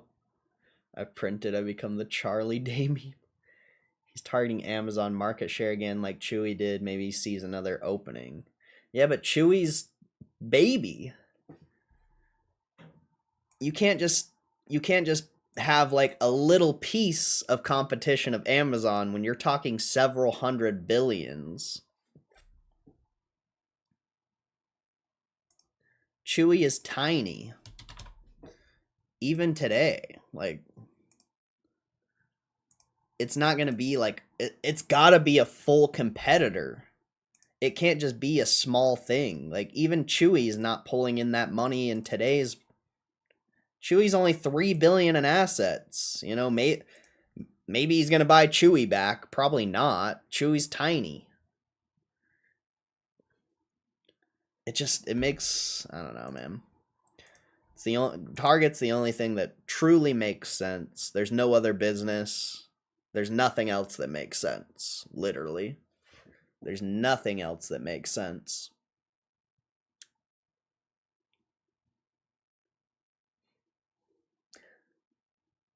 Remember the GameStop awards though at the end where he spoke gibberish? This could be like that. No, definitely not. That was just a joke. When you go on an interview with one of the most major media sites in the world and say you're going to turn your company into a several $100 billion company from one acquisition, it's going to be massive. You don't go on a major media site to troll. He wouldn't do that, I don't think. I don't think he would do that. Just for what? For a little bit of gain on the stock that he didn't even dilute? You know, if he would have diluted, maybe I could have agreed with you. But he didn't dilute. He just came on and said, he didn't even say anything. He didn't even say anything. He said what he needed to say. He knew the market would tank, that's why he delayed it. Maybe. I mean, I don't know.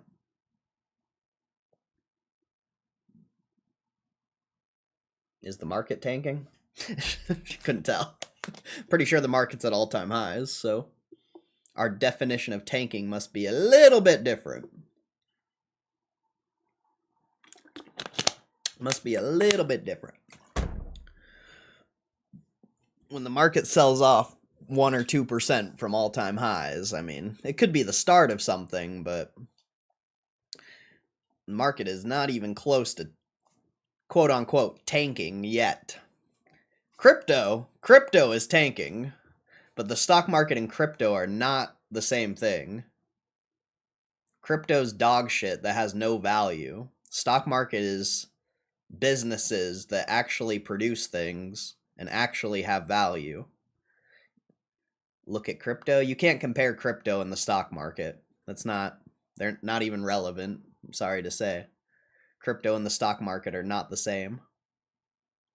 There's been moments where they've gone up together and gone down together, but in reality, crypto and the stock market are not the same thing.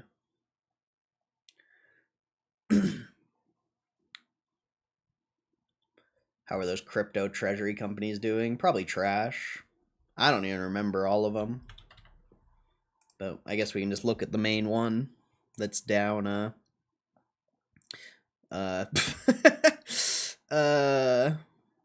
I mean, it's only down 63% on the year. Probably like 70-80% from the highs. Yeah.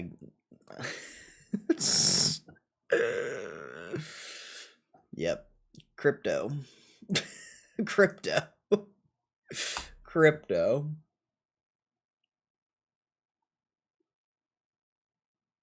It's a buying opportunity. It could sell off more. It could be a buying opportunity. It could also sell off more. Short-term price action's tough to predict.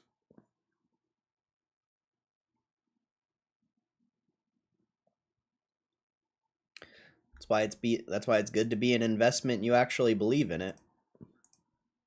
Not too shabby. Would you ever buy crypto? No, I hate crypto. Always have. Even when it was all... Ask anyone who's been here for a long time. Even at all-time highs, I was a crypto hater. I've always hated crypto.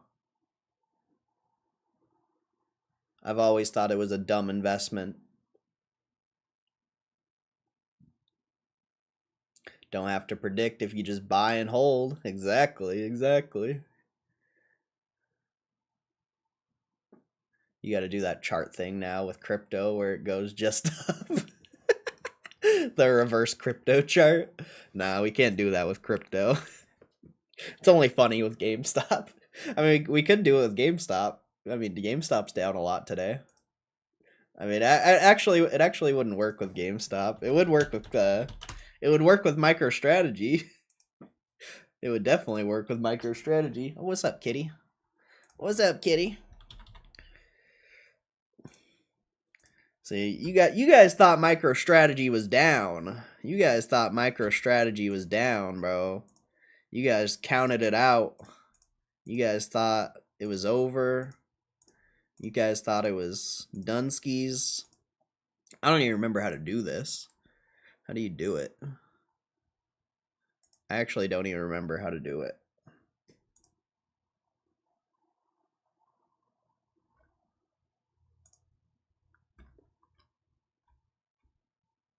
I don't remember how to do it. I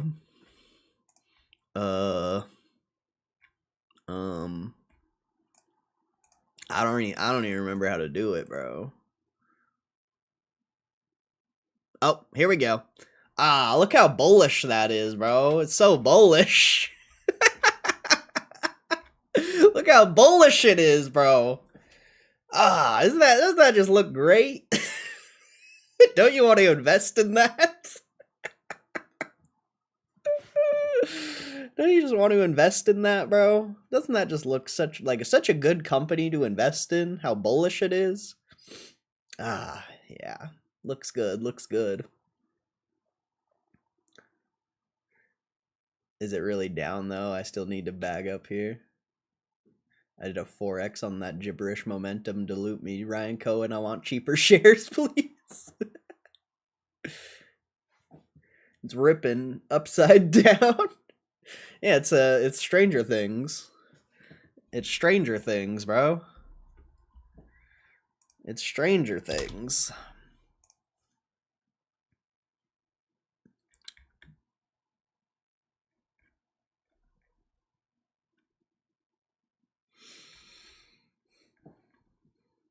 How does that chart look? What do you guys think of that chart? This chart kind of looks bearish, doesn't it? Doesn't this chart look bearish? What do you... I mean, ignore the ticker. Hide the ticker.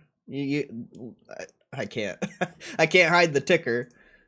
Well, what do you guys think of that chart? If you guys look with... Ignore the ticker. Ignore the ticker. If you guys saw this chart, what would you think? If you were searching through stocks on the market and you came across this chart, what would you think? I'm curious. I'm curious. What would you guys think about this chart?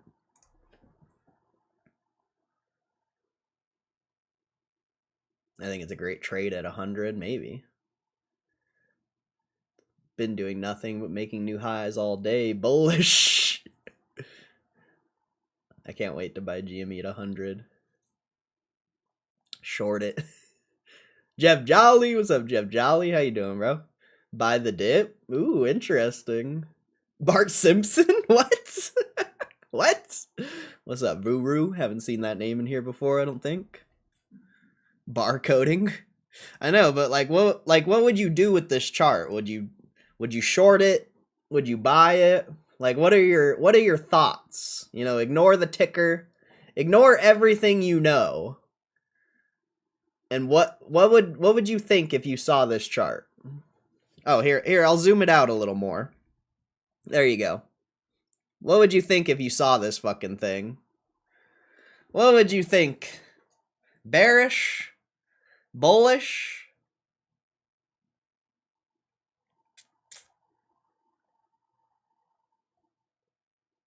The price is definitely waiting for something. That's a stable store of wealth with upside on dips. If the chart don't have GME at the top of it, I ain't buying it. I like that answer. But what about for a trade, though? This isn't for investment. We're talking about for a trade. We're talking about for a trade.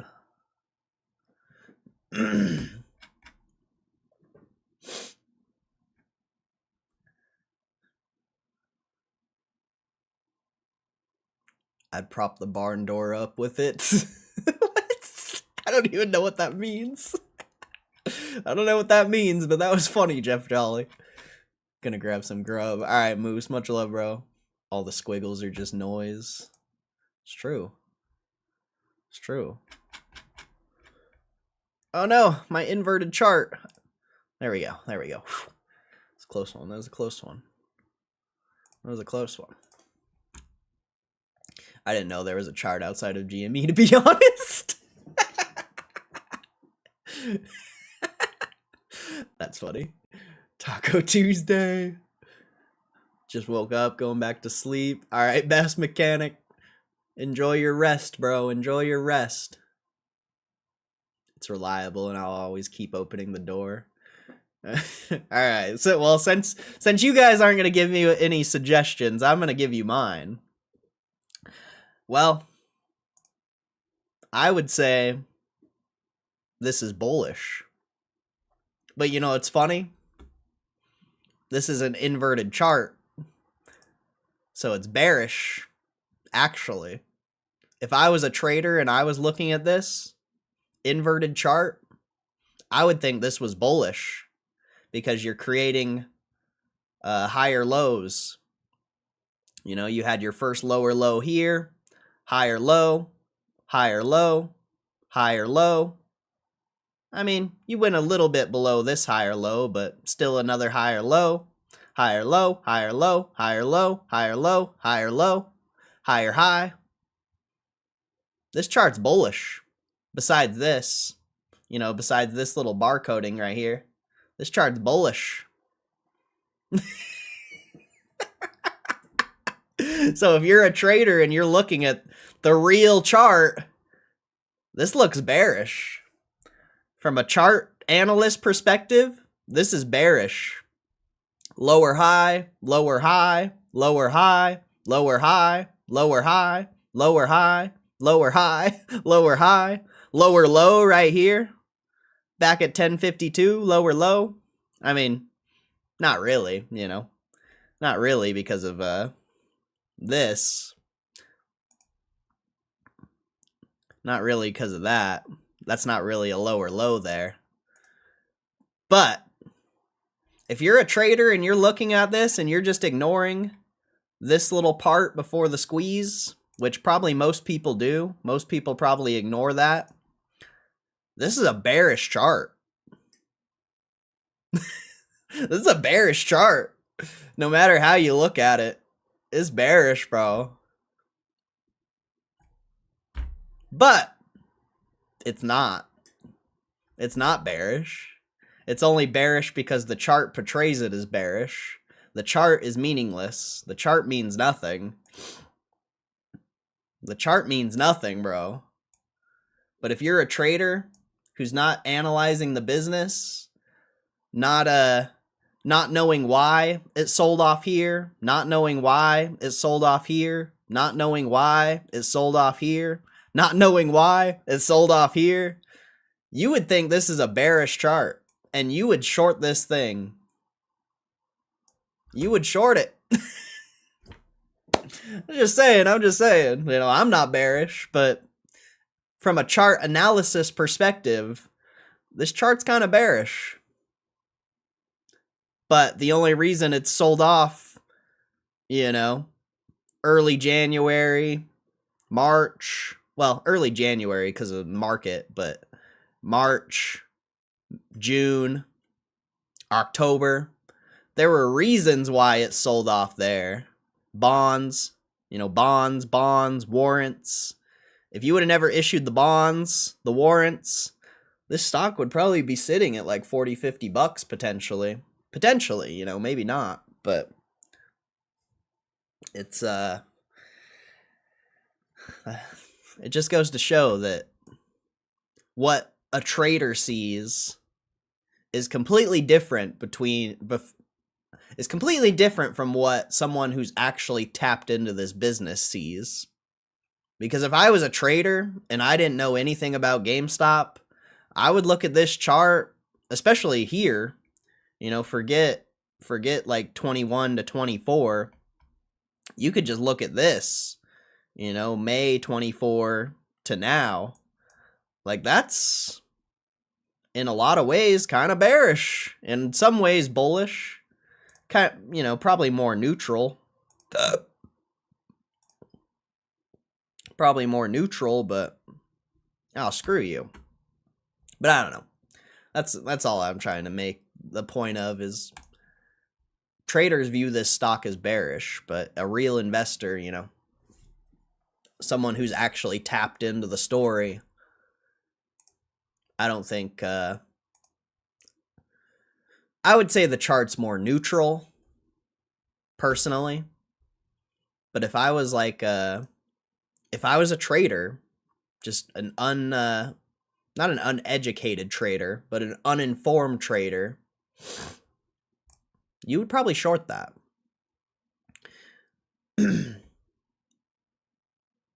Upside down bearish chart.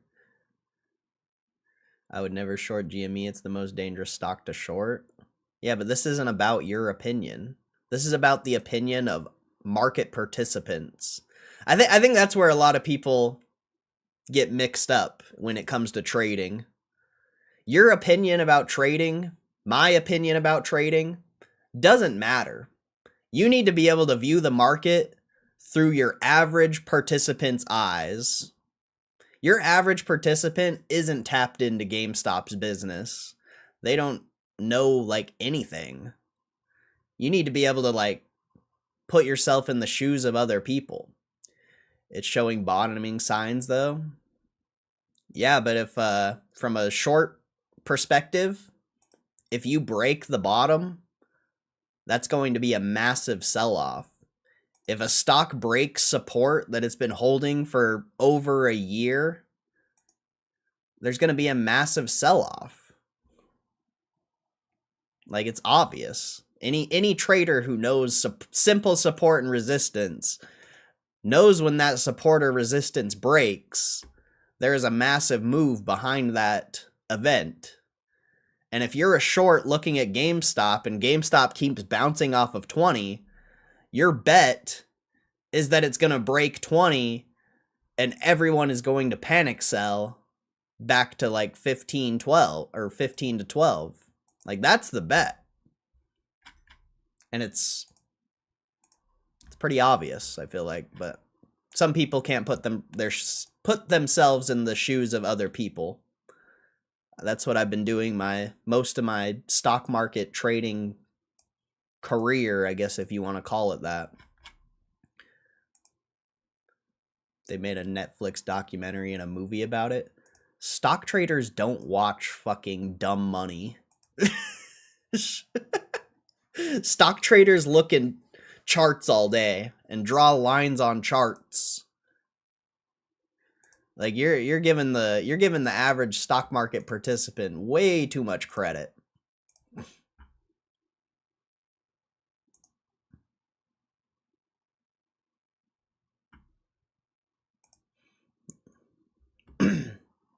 Especially someone who shorts.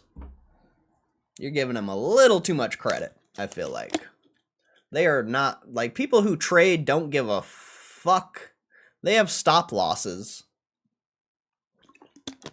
They have stop losses, bro.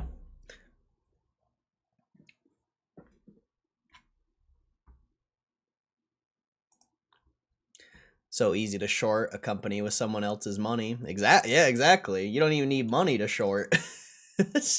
You don't even need money to short. That's the crazy part. Shorting is probably the easiest thing you can do in the market. Ryan Cohen playing the traders time and time again. It's so funny to see. Short-term short is okay, but I mean betting that the company would go bankrupt. That's not the bet, though. The bet is that it's going to break $20 and people are going to panic sell. That's the bet when you're talking about someone who's shorting it. Nobody in the right mind thinks GameStop is going to go bankrupt anymore. And there's a lot of people that still think it because there's still a lot of people who haven't updated their analysis. I'm sure there's a lot of people who still think GameStop's going bankrupt, but that's not the trade. That's not the trade when you're someone shorting this stock. Someone shorting this stock is betting that it's going to break that $20 support eventually. That's the bet. It's not bankrupt. If GameStop breaks that $20 support, that's like a 50-60% potential gain for a short. Like, they're going to take that. Maybe even more.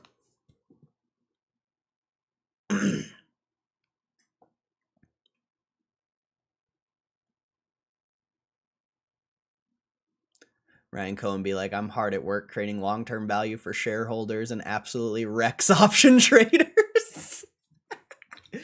That's fucking awesome. That's fucking awesome, bro. I love that. I don't know. The whole point of that little rant was you have to be able to take away your biases, and you need to be able to put yourself in the shoes of other traders. That's the whole point of what I was talking about. If you can't do that, that's fine. I haven't met many people who can. A lot of people can't let go of their biases to like actually see the market from a objective standpoint. Objective? I think that's the right word. But if you want to become a better trader, better stock market analyzer, you need to stop being biased about with your thinking. You need to be able to see both sides. You can't just think shorts are stupid, even if they are. Like, you can't just have that mindset. Like, you're never going to learn anything having that mindset. You need to be able to put yourself in the shoes of every stock market participant, from the scalpers to the short-term traders to the day traders to the swing traders to the longer term traders to the investors. You need to be able to put yourself in the shoes of every single participant.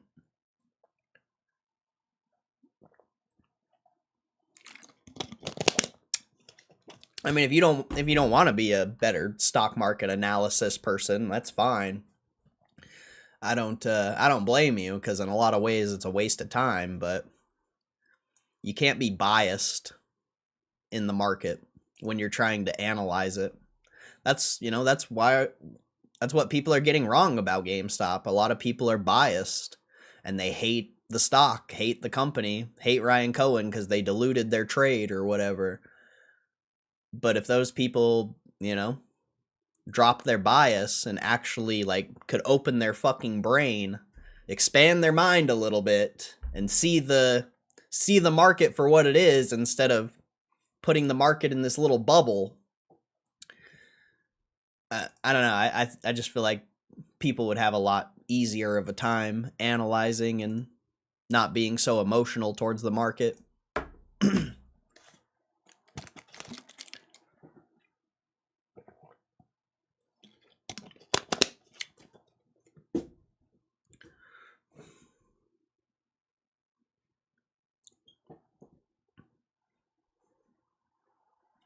Play Ryan Cohen's last Fox interview. Nah, we're gonna be covering AMD here in a little bit.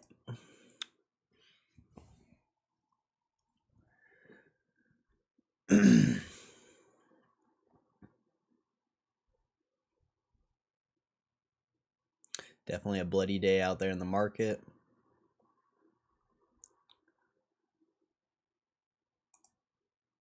Not really. I mean, the Nasdaq's down a lot. I don't know. I've seen the indexes down like 4 to 7% before in a day. So, a down 1% day, 2% on the Nasdaq, that's like nothing to me. I think some of you guys have seen the market down like 3-4%. I think it was down that much in January or last January. I don't really remember, but this isn't really that. I mean, crypto's another story. Crypto's down quite a bit, but I don't feel like the market's down that much. You sound like you're shorting GME now. Yeah. Okay, Martin. Okay, Martin. Just ignore everything I said instead of learning. It's a good idea, buddy. Ignore everything I said instead of learning. Very smart, very smart. What if I was short GME? I would have made 7% today. What the fuck? Being short GME would have been a good day. So even if I was, that's a pretty stupid thing to say. Because I would be fucking banking if I was short GME. So expand your mind. That was the whole point of what I was talking about. It seems like you can't do that, which is unfortunate. It would be cool if you could, take everything I said into consideration, but I guess it was just a waste of breath. Not very surprising. Not very surprising.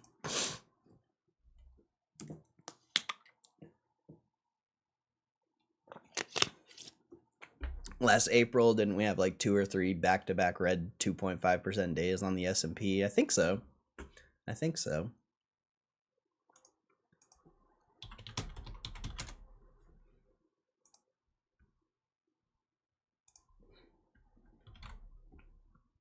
I actually don't remember, though. Uh, the chart's confusing me.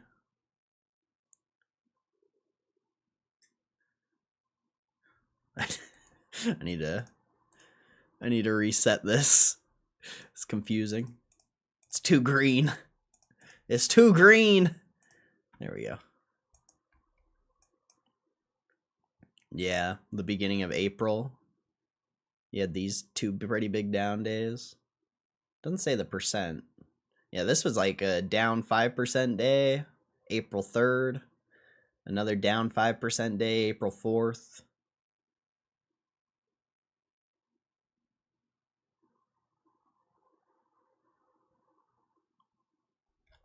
Yeah, I guess it was April. January is just where the sell-off started, I guess. I thought January there was bigger down days, but I guess that makes more sense that it would be more towards the end of the sell-off. That's where, people would be panicking the hardest, obviously.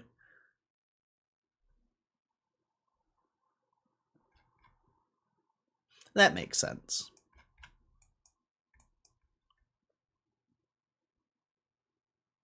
But you had a pretty big down day back in October. You had a 3% down day. And then literally the stock stabilized and made another new all-time high. So in my opinion, today is nothing as far as a down day goes. It's just a day. We'll see if it turns into anything else, because it does kind of, though you're making like higher highs still, the higher highs are getting like kind of small. So I don't know if the indexes are topping out or what. I'm not bearish, so I don't think so, but anything's possible. Anything's possible.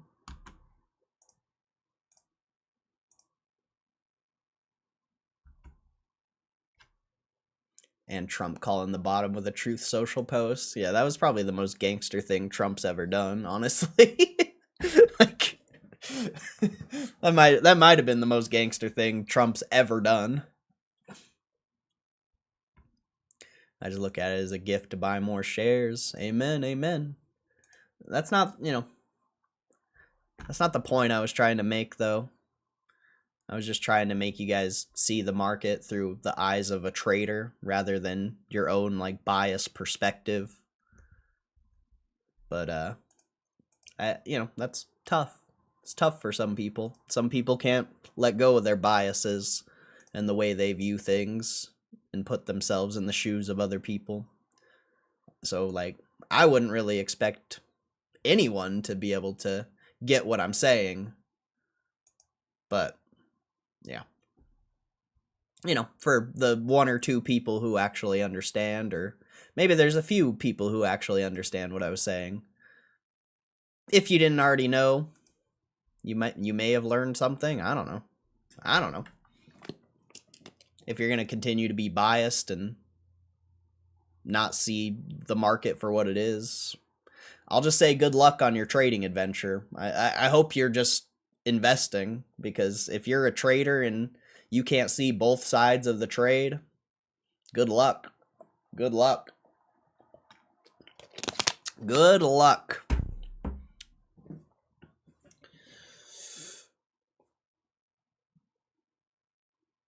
Ugh.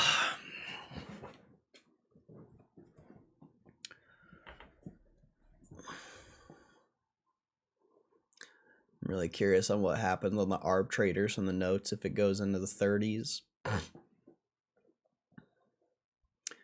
I mean, nothing. Realistically, if the stock gets diluted, I don't know if anything happens.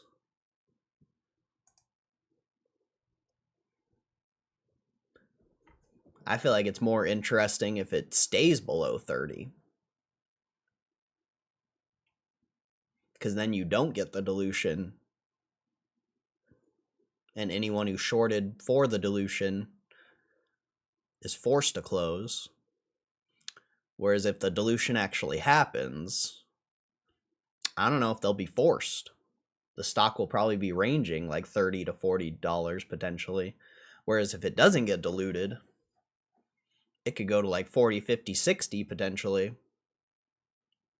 But I don't know. I don't know. I don't know enough about that subject to really like give a confident opinion, but just I just don't know that it matters if it's above 30 because the people who are shorting the bonds or shorting the stock because of the bonds, they probably own the bonds. They probably own the warrants. So they would just, exercise their warrants or convert their bonds and they would have all the shares to cover their short. Whereas if the stock doesn't get diluted, if they're not able to convert their warrant or exercise their warrants or convert their bonds, they're going to be forced to close the shorts. I mean, that's where my mind goes. And they're forced to close it without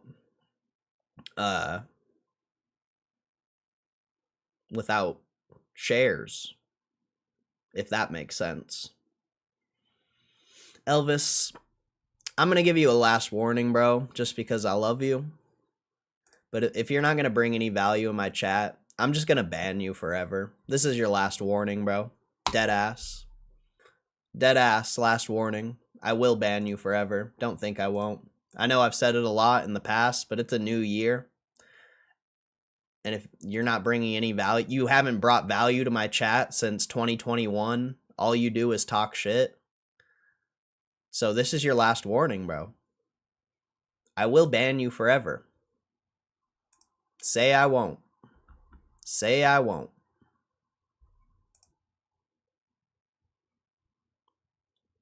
I think Martin needs a cuddle. I just don't know why. I don't get how I can explain all the things I just explained, and then he's like, "You sound like you're shorting the stock." Like, what? I was talking about trading. I'm not bearish on any stock in the market. Well, there's a few. There's a few companies that'll probably go bankrupt. But I don't know. I don't know how I just don't understand.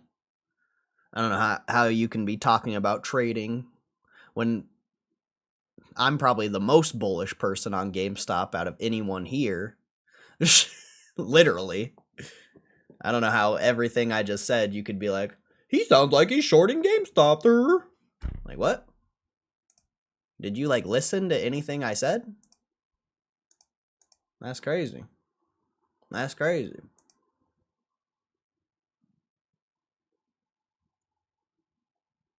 Same, never been in a stock with this component. Would Tesla be a good history for this? I don't know. I don't know if Tesla had like bonds or anything like that when it broke out. I know we saw that Elon got his compensation package or whatever, and then like a year or two later it finally broke out. But I don't know if they had bonds in place or warrants or anything like that, and I honestly don't know how I would research that. I really don't. I'd have to go through a bunch of filings and stuff, and I just don't really want to do that right now.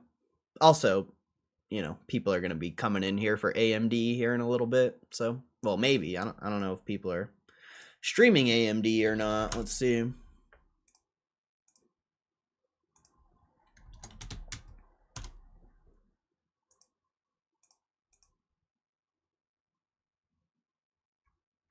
There's me.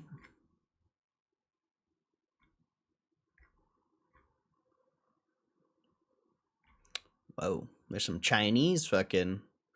Well, this is kind of cool. A Chinese streamer? This season, you've got places to go. A Chinese... Whoa, the whole chat's Chinese. This is sick. 트럼프가 나오는 걸로 일정이 잡혀져 있는데 보통 30분에서 1시간 정도 늦으니까 트럼프 What the hell? Interesting. I just got backed. Elvis clap, not surprised. I'm banning him. If he doesn't start bringing value to the stream, I'm banning him forever. I already banned Mudcats forever. And I'm not unbanning him this time.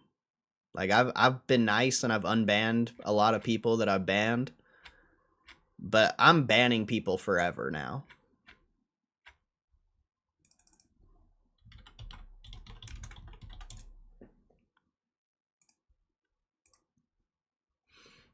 If they don't want to, if people who have been in this stream talking shit for the past year don't want to just fucking listen and bring value to the stream, I'll just ban them forever.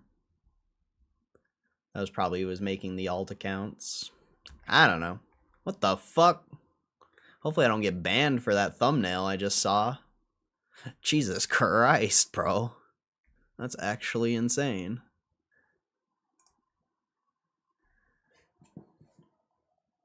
I don't know. It's just annoying because Elvis has been in this stream since 2021 and he actually used to like bring value and like talk and be a normal person. But now he's just like obsessed with talking about swing trading GameStop, and it's like, okay, that's nice. Good for you. It's like, I don't know. It's just fucking retarded, bro. Like, nobody cares. We all knew this stock was gonna sell off. It was pretty fucking obvious. If you think it's surprising to anyone, then you must you're in the I don't know. It's not surprising at all, actually. And also the stock's still up 20% the past 2 weeks, so like it's just, I don't know, man. It's just annoying.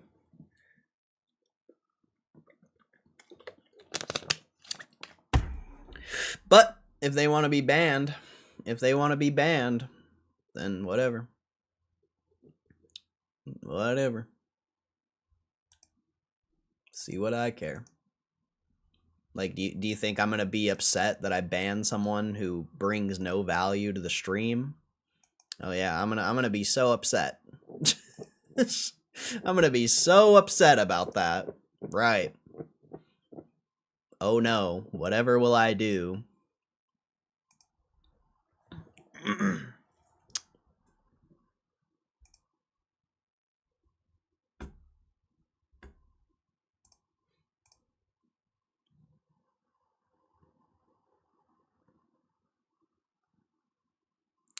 Was Moose's wrench upgraded to a shield?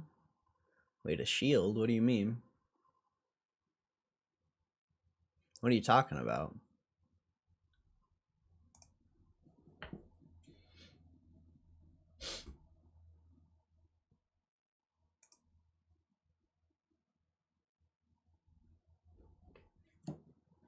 The icon?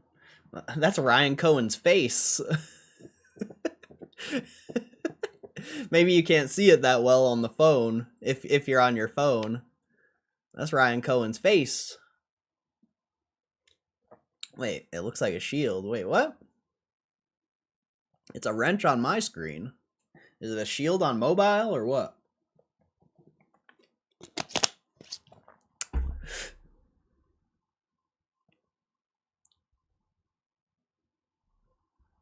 There's a shield guarding Ryan Cohen's face? Oh, I don't see it. I don't see it. That's Ryan the Protector. Ryan the Protector.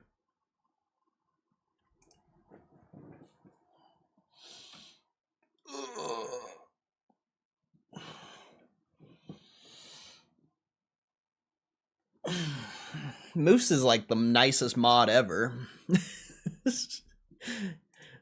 He doesn't like, I don't see Moose like clap anyone almost ever. He's like the nicest mod ever, bro. If I gave anyone else here mod, they would probably clap so many people. They'd probably be me, but worse.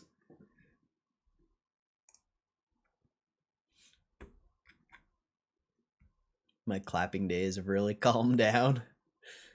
Yeah, that's a good thing. That's a good thing, because then I get to do the clapping. I enjoy it. I love clapping people. It's funny. Unless they talk about AMC. In that case, he's got a quick trigger finger. I'll also miss most of the earnings calls driving, and that chat is nuts. Yeah, the earnings call ones get interesting sometimes. The last few haven't been that crazy. I'm trying to be zen, not sure how well I'm doing. What's there to not be zen about?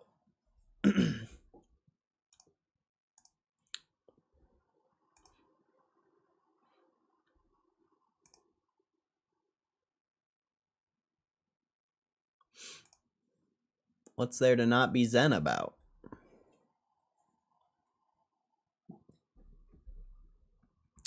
If I were mod and I saw AMC, I would 360 no scope a bitch. Fucking 360 slide double no scope.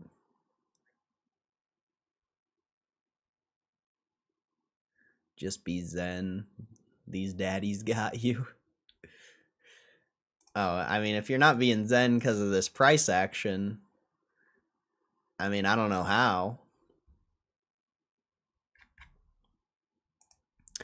Sorry if you discussed this before. Have you elaborated on GME investing in PPL? I don't know what PPL is, but probably not.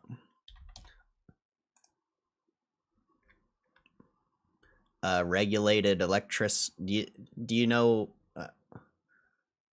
retail, consumer,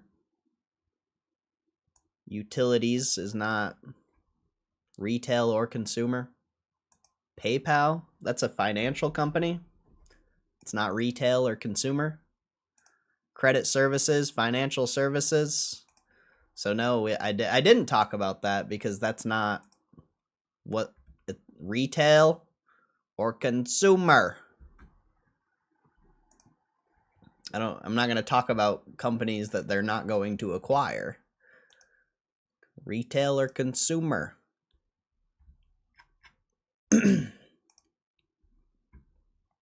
Today's pullback, you'd think after 5 years I'd be better. I mean, you just got to put it in perspective. You rallied. I mean, you're just back at the price you were at the beginning of the month. Or the end of last week, whatever. The end of last month. You have to put it into perspective. Like, you're still up. Sure, you gave back some of yesterday's gains, but you're still up. The stock's still... The stock on the shorter term made a higher high after creating a higher low. Like, you have to put it into perspective. It's there's I mean, there's a lot of bullish things, but in reality, you're investing for the next 5, 10, 20 years, so you want the stock price to be low. Like, the stock price, if the stock price keeps selling off and it goes back to like 21, 22, that's not a bad thing. That's valuable. Unless you're just in this for a trade, you know, if you're just in this for a quick gain, I could see why you would be upset with this pullback. But if you're in this investment for the next 5, 10, 20 years and you don't plan on selling and you only plan on buying more, then the stock selling off is a good thing. You don't want the stock to go up to $25, $30 and stay at those prices. Then you have to spend more to buy more shares. The longer the stock price stays low and the lower the stock price goes, that's beneficial if you're a long-term shareholder. Like, sure, you see and if, you know, you're looking at your numbers in your account and you lost like $1,000 or $2,000 or more, like I could understand that, but you're not in this stock for a couple $1,000s. You're in this stock for tens of thousands, hundreds of thousands of dollars, millions potentially.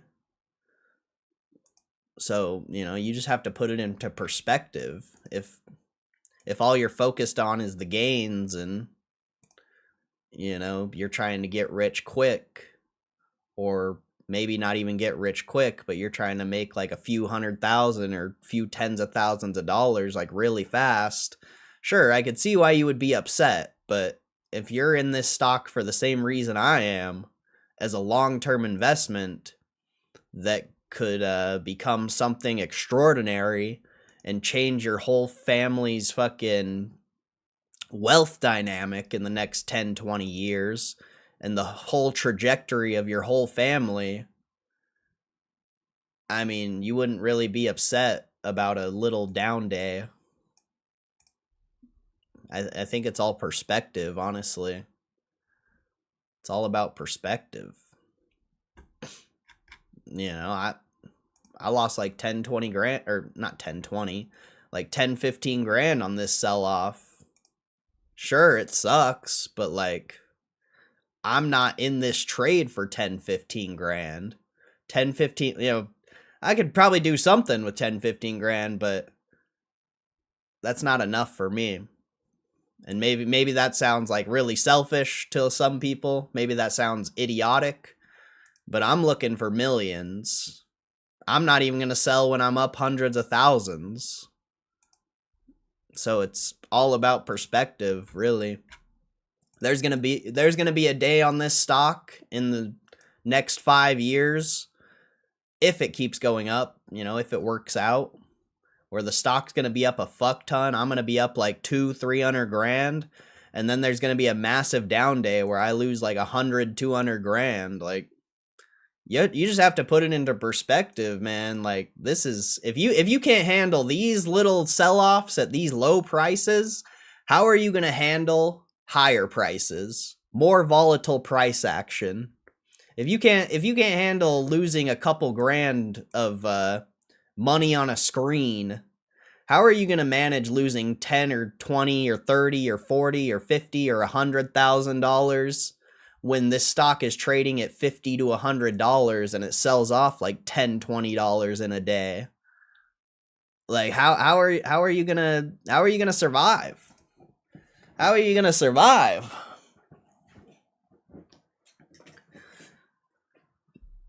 That's why I'm tuning in. You're pretty steady and explain. You're offering perspective.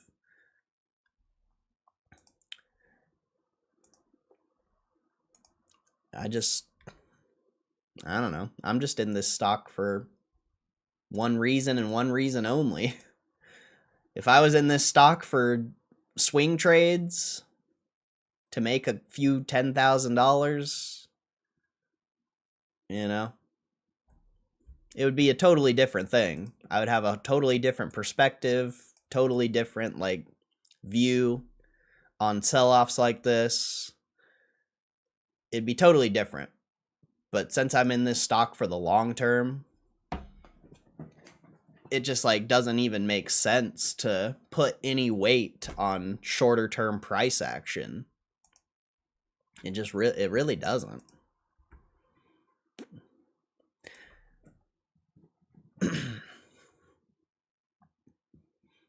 There might be a day in the next like 20 years where, you know, assuming Ryan Cohen is correct and this turns into a several $100 billion business, there's going to be a moment in time where the stock sells off and I'm going to be down like $500,000 or like $1 million. It's like, like you just got to accept it, bro. Like, if you want to survive in this investment and make the gains you want to make, you gotta just like change the mindset of how you think about it. Because this is nothing. This is nothing. This is just the beginning. Potentially, you know, I'll never say that it's going to be a for sure thing, even though I'm highly confident. I'll never say it's a for sure thing. I've always had that perspective, but this is just the beginning, man. If you can't handle a 6% sell-off at $24, how are you going to handle a 6% sell-off at like 40? That's going to be double. How are you going to handle a 6% sell-off at 80? That's going to be 4 or 5x. Like if you're down like $2,000 today at $80, it sells off 6%. You're gonna be down like 10 grand. So it's like you gotta put it into perspective and just be able to adapt, I guess.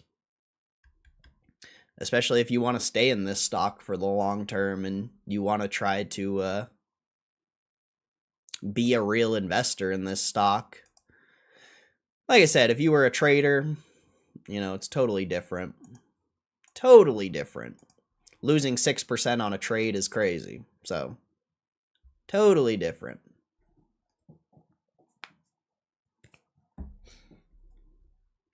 But for me, you know, I'm not in this stock for a trade. I'm in this for ever. I'm in this for generational wealth. I'm in this because if you made $1 million on a trade, you would pay $500,000 in taxes. If I make $1 million on GameStop and never sell, I don't have to pay taxes. I just get to keep my $1 million.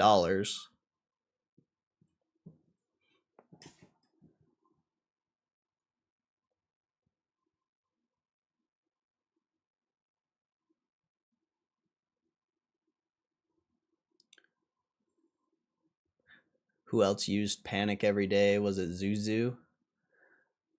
I think it was KCR for a while there, but then KCR adapted the mindset and he started to see what, you know, he started to appreciate the investment for what it is.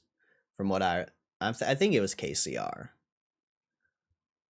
Cuz there was that time when it was at like $30 and we were all excited, and then it sold off and a lot of people were down in that moment. Not just gains. I mean emotionally. A lot of people were down in that moment. But some people flipped the mindset. Some people started to see what I see.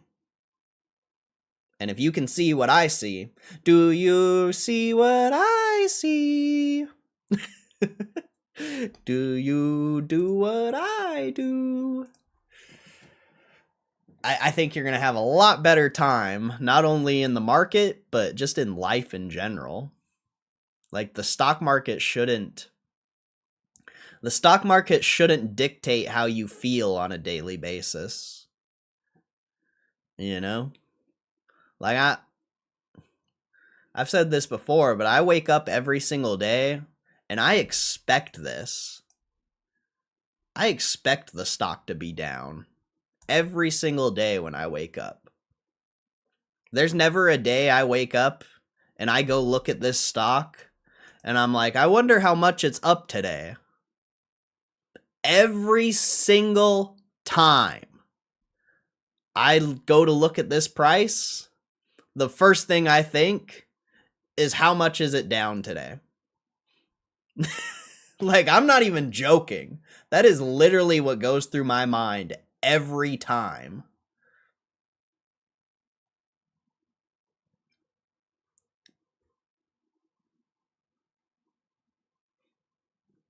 Ryan did say instant Berkshire Hathaway gains, though. No, Michael Burry said that.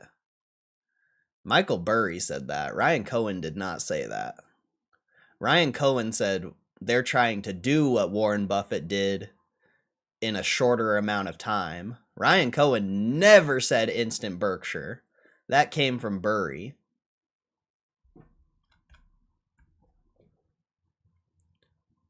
No fundamentals changed, buy more. Exactly. And the GOAT himself came and said they're doing a major acquisition that could potentially turn this into several $100 billion company. It's at $10 billion right now. Ryan Cohen said it's going to be a several $100 billion company. He is very confident in that. When Ryan Cohen says he's very confident GameStop is going to be a several $100 billion company, that tells me that like 100 billion is the low end. Like that's the worst. 100 billion is the worst case scenario.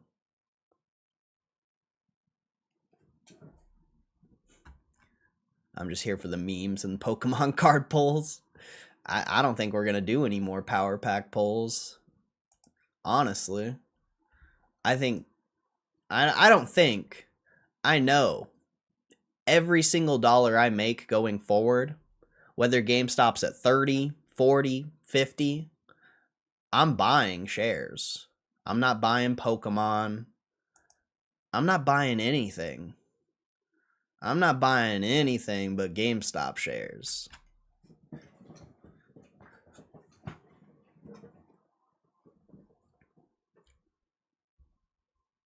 The lunar one.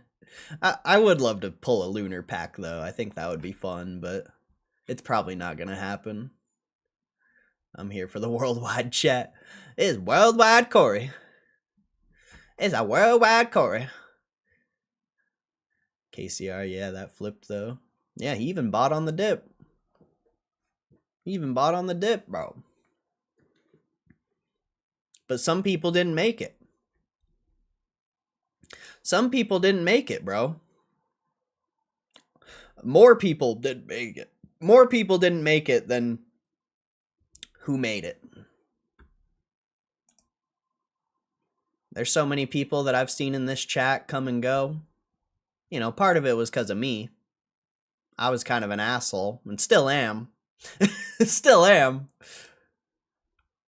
But how many people have we seen in this chat who were long-term GameStop investors, finger quotes, that we've never seen again? Much more than people who actually stick around.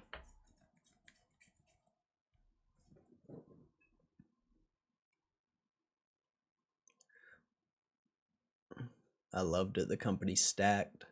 GME at $10 was hard. Made some of my biggest buys then, but really thought I might have been sealing my fate as a degenerate. Haven't had any worries since that bounce, though. I you know, if it went back to below 20, it would suck. I would lose a lot. But man, would it be fucking awesome to be able to buy more shares at like $15. Boy, would it be awesome.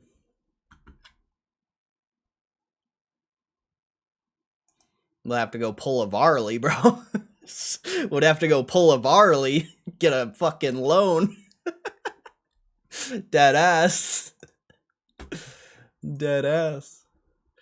When I was building my planter position in that March, I saw GME, I think 14 to 10. I almost went all in on that instead. I didn't because all the weird AMC, whatever the Bath stock is. I mean, looking back, well, I mean, yeah, looking back, Planter was still the better choice. There's a lot of stocks that were a better choice than GameStop, but in my opinion, when you're looking out 5, 10, 20 years, there's not a single stock that is more interesting than GameStop. Not a single one. And I can say that with 100% confidence.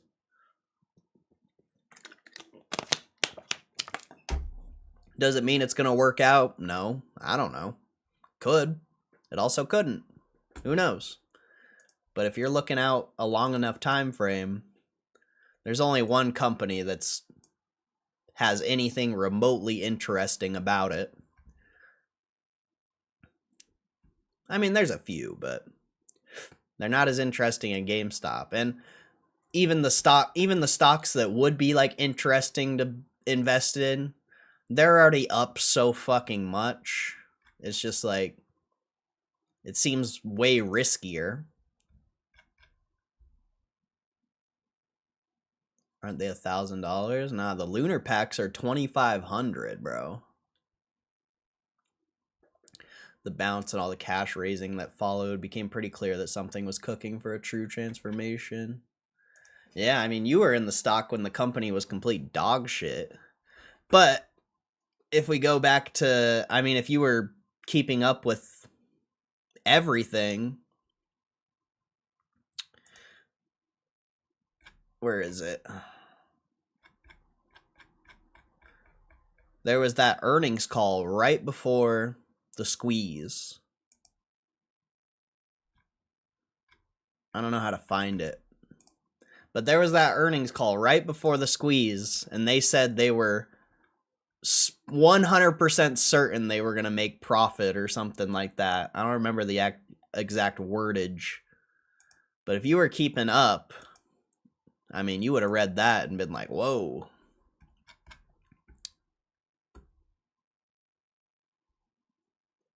But also, I feel like, I mean, I don't know, like,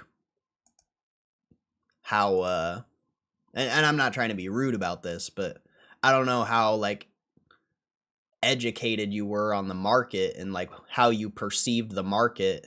I'm sure the past, like, 5 years, you've learned a lot about business and, like, analyzing things. I'm sure you've learned a lot more.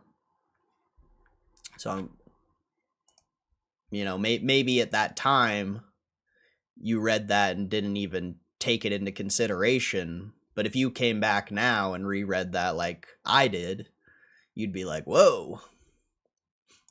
I mean, I never read that back then, obviously. I'm pretty, relative to a lot of people, I'm pretty new to this investment.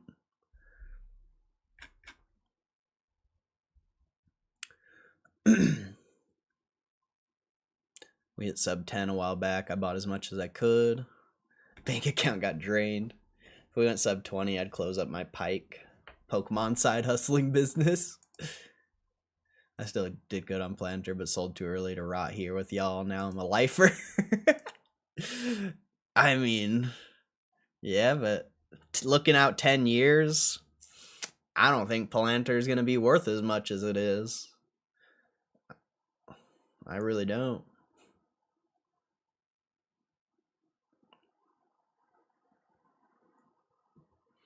Curious who did you find commission back then? Was it just the crowd thing?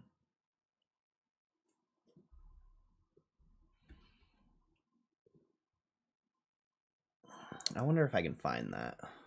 I mean, it is about time we cover AMD.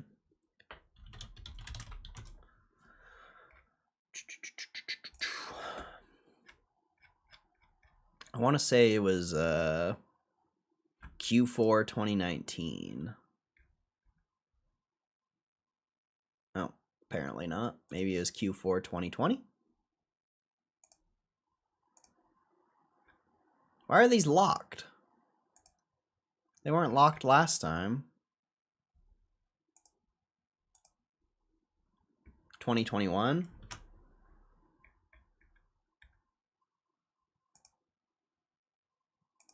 Ah, there we go. Wait, why is it locked? These weren't locked last time I looked. I wonder why they locked them. Try seeking alpha.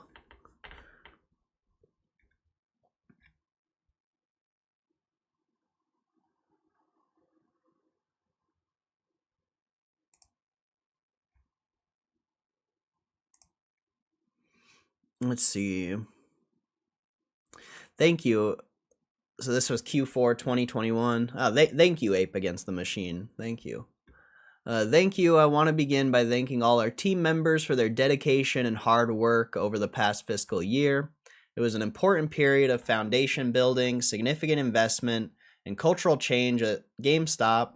While we are still in the early stage of our transformation, we believe that the steps taken over the last several months will be key to drivers for quarters and years down the road. The first year of our transformation was about starting to turn GameStop into a customer-obsessed technology company, one that has a wider offering, more competitive pricing, faster shipping, stronger customer service, blah, blah, blah. I don't know if it's this one. I think it's 2020. I don't want to read all this. Let's see. Because I remember it being a lot shorter. Investment sacrifice made in physical 21. GameStop is going to once again become market leader. Profit. Yeah, I don't think it's the 2021 one.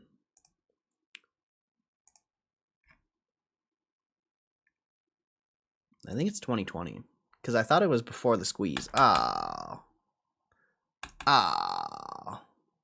Well, can't look it up. Son of a bitch.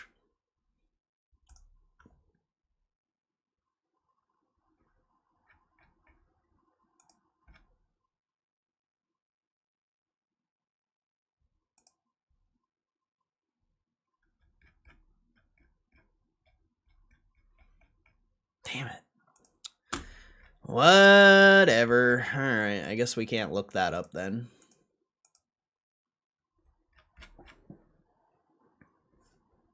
Started as a short squeeze play, then started building conviction based on some things Ryan was doing, really just trying to buy new lows. What's up, Patel? How you doing? When Ryan Cohen became CEO, that's when I really started going all in. What's up, Afghan Battle Rat?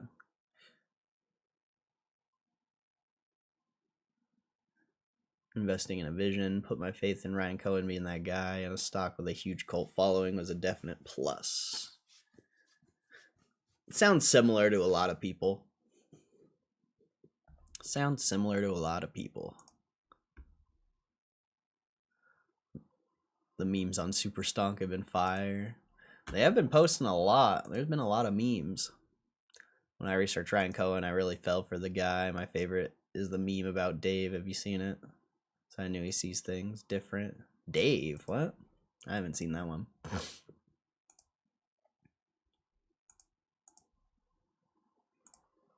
I mean, it was pretty similar for me as well. Even, you know, investing last year or year and a half ago at this point.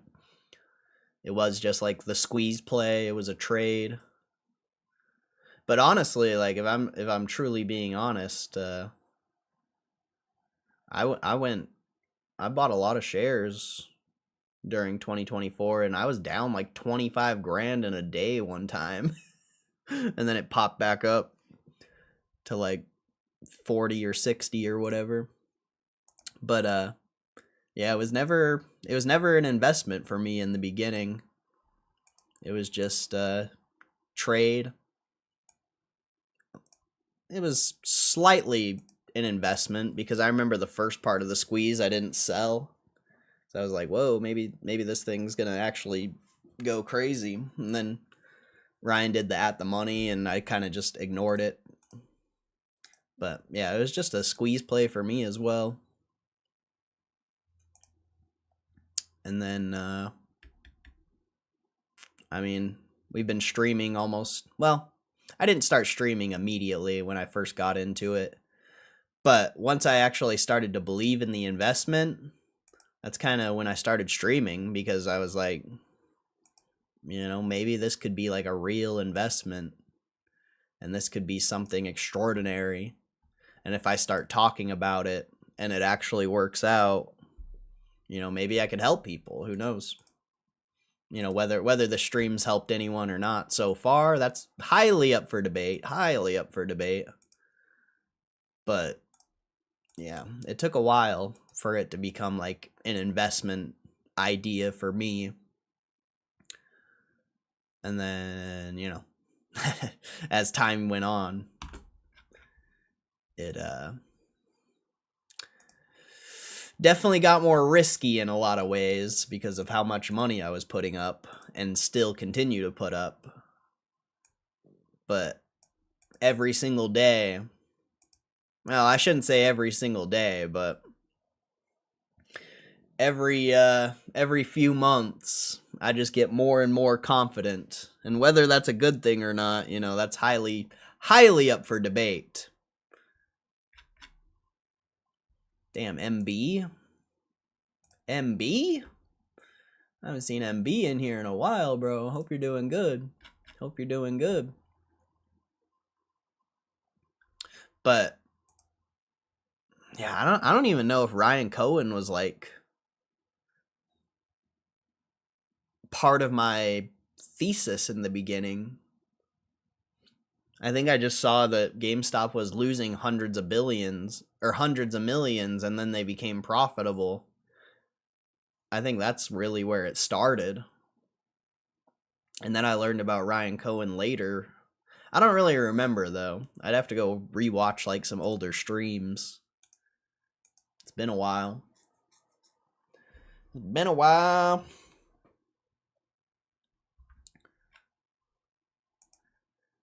It's from like 2021. A simple meme means nothing but speaks about him. Dave is digging a hole, working hard, surrounded by CEOs, COOs, CIOs, management, basically. Said due to budget cuts, we have to fire Dave.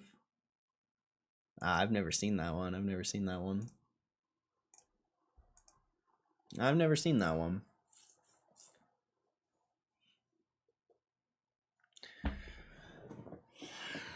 But yeah,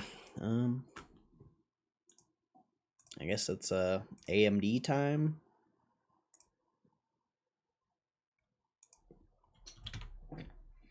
AMD time.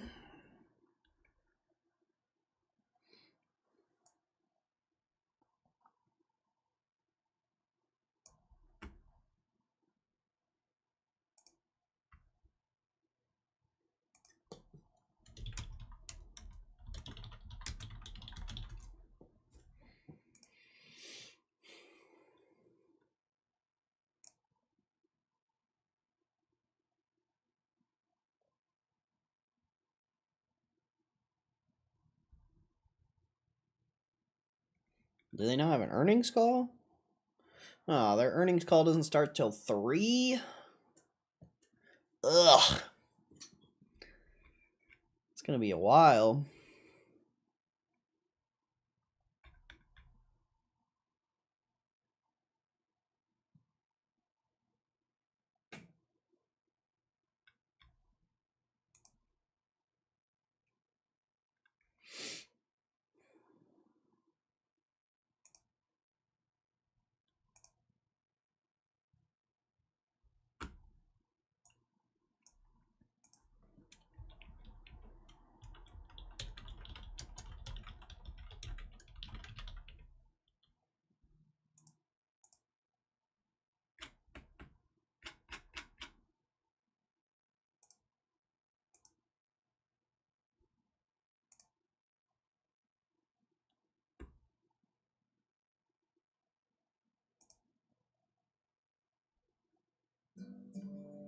Oh yeah.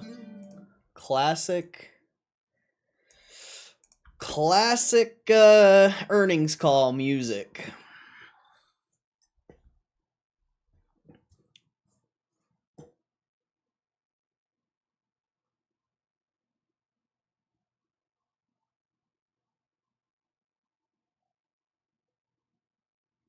Ryan Cohen's old memes are fire. 23 and beyond funny. There's a Larry tweet that gave me conviction. Feels like we're headed to two different financial markets, the traditional one where institutional support is the driver, and a decentralized one where community support is the driver.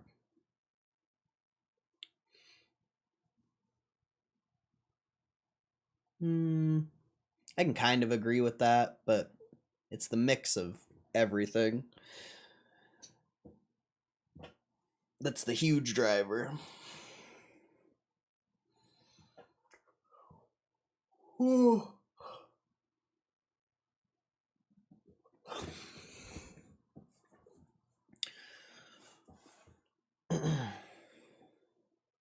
When these two worlds meet in the same asset, there will be fireworks.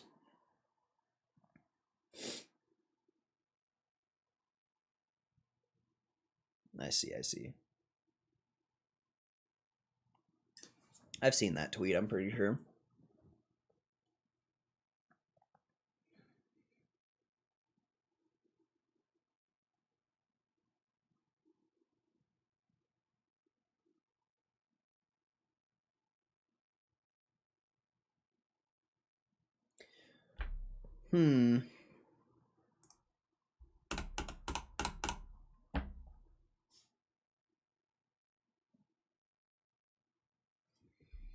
We can look at some memes or something for a little bit.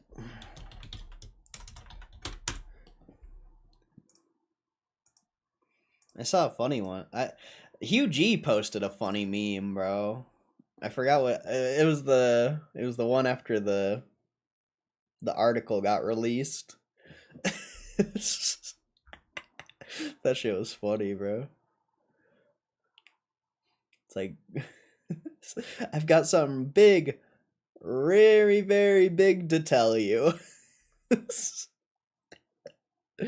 That shit was funny.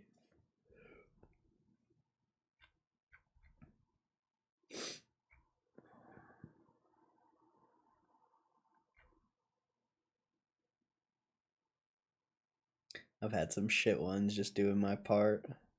I thought that one was underrated, though. That one was underrated.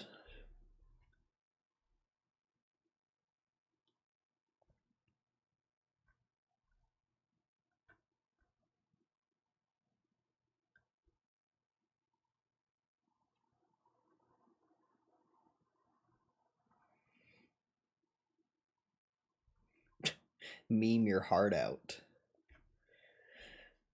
What the hell? Yeah, the comic one. Wish I could doodle and didn't have to rely on AI. AI slop goes to the bottom, understandably slow. So, oh, that was AI. That makes sense. That makes sense.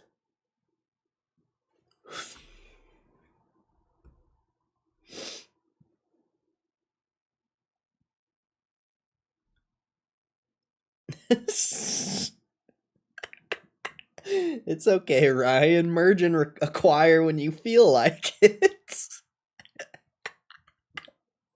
That's a good one. I mean, there's a reason why that's 593 upvotes. That's a good one. That's a good meme right there, bro. That's a good meme right there.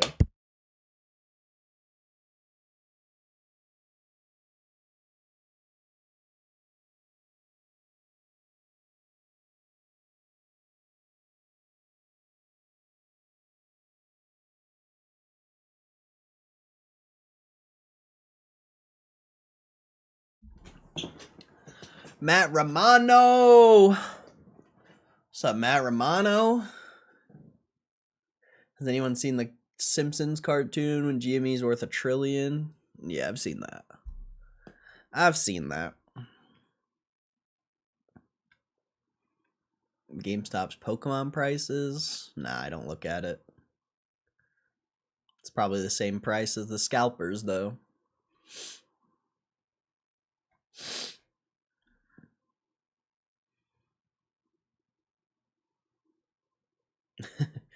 I mean, this is a pretty accurate meme here.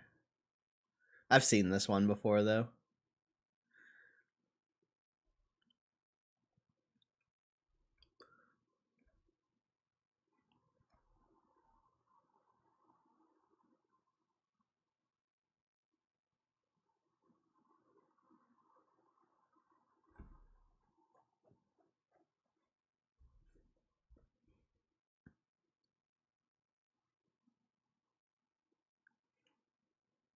Sealed case of Ascendant Heroes ETBs for 130 per ETB.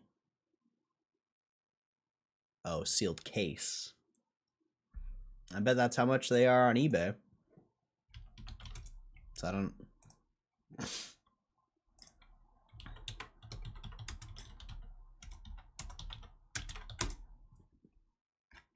They're actually,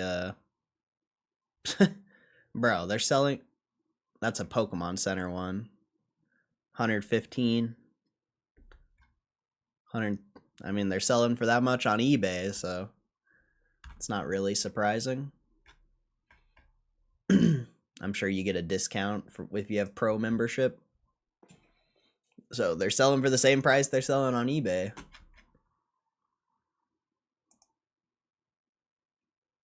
Have you changed your bio to still learning about Finance 101 after not knowing about the Rule of 40? You don't even know what the Rule of 40 is. You can't even explain what it is. If I wanted to know about the Rule of 40, I could just do this. What is Rule of 40? Wow, is that so? Wow, that's so difficult. Oh, I could read this and it wouldn't change anything about how I view anything. So, are you an idiot or something? Are you an idiot? I'm banning you forever now. Goodbye. Fucking moron.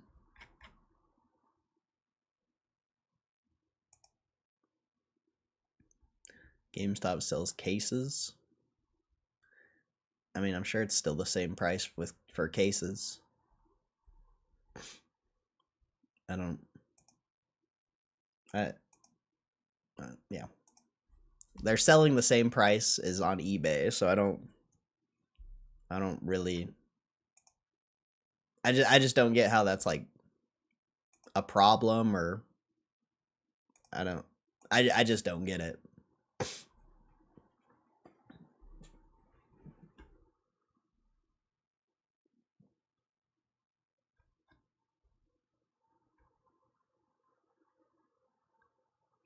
That's a sign they're buying eBay. Maybe. Maybe.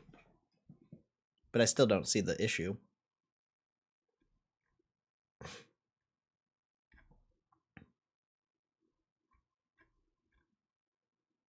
Didn't say it was a problem. Oh. I guess just the laughing emojis makes it seem like you think it's a problem or something, or you have like an opinion on it. I guess. I don't know. Yeah.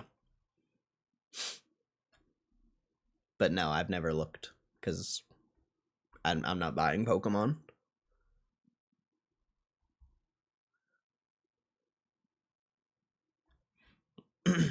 The cases are probably worth more though than just one ETB.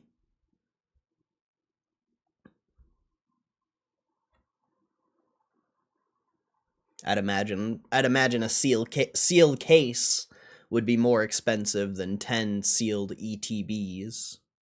So I feel like it makes sense.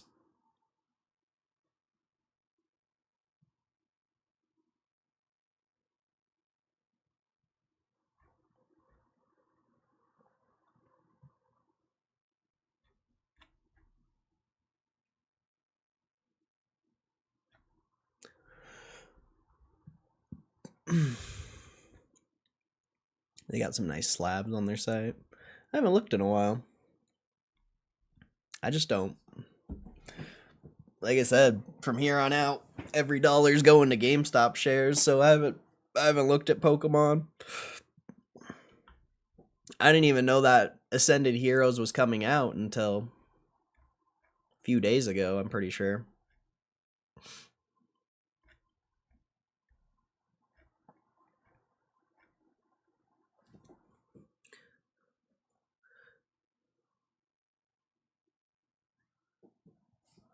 I bought a tech sticker collection for $30 from GameStop on release day. I'd pay an extra $10 all day to not have to wait in line with a bunch of dweebs outside of Target.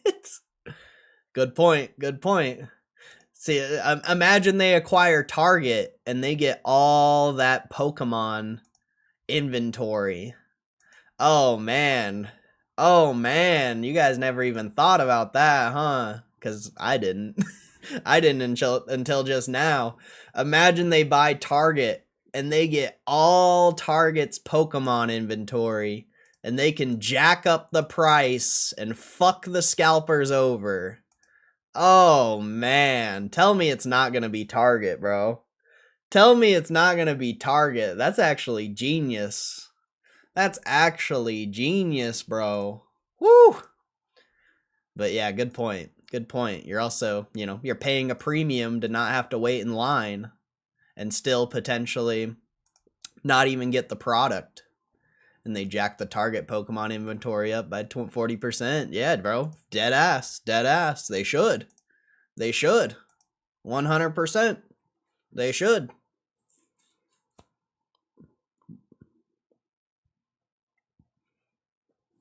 They should. It'd be genius. Target's like a $50 billion company. Nice target. Yeah, it is. Or 40, 50 billion. Stock hasn't been performing that well. You know, you could issue the final 400 million shares for the purchase. Maybe finance some of it, or just use the cash. Let's see. I know I already did this math, but if you did 400 million, I mean, how much? This is the crazy part. This is a thing I think a lot of people don't think about. How much is GameStop shares actually worth? You know, forget the price on the screen we see every day. Ryan Cohen issued 0% bonds at $32, $28. The warrants at $30-ish. I think GameStop shares are worth $32-ish. So 400 million times 32, that's about 13 billion. You use 7 billion. So that's 20 billion from the issuance and the cash you could use. So you could finance the other 20 billion. But Target also has like 5 billion on their balance sheet, so you would get some cash from Target. Like, there's definitely a way to finesse that. Assuming they're gonna, you know, purchase it with stock issuance. That's kind of just my assumption.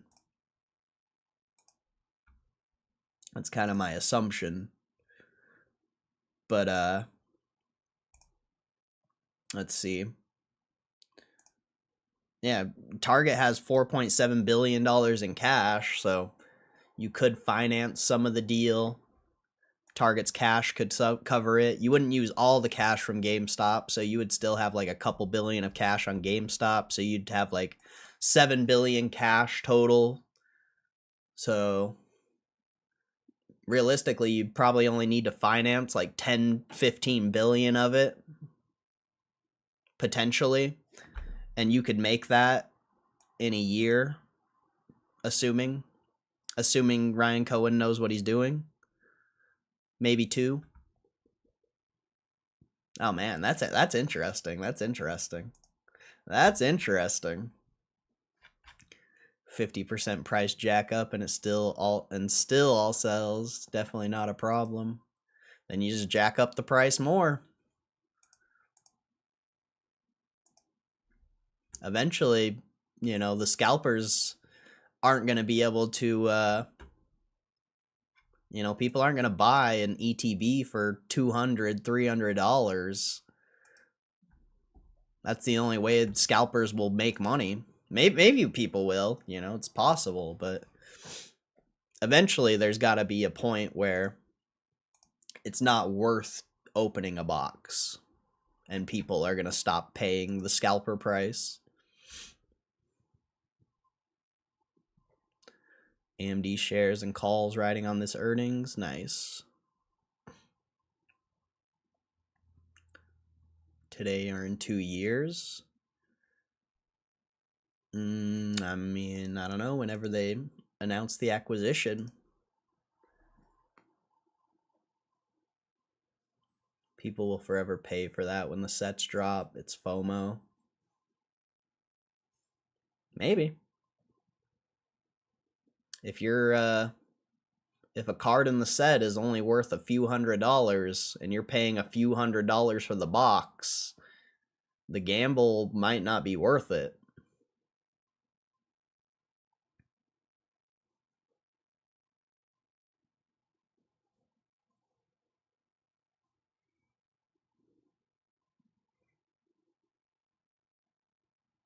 I see Ryan Cohen setting up a fix and flip business for enterprise companies to quickly gain value. Where's several hundred billions of dollars in value going to come from doing a quick flip of a small company?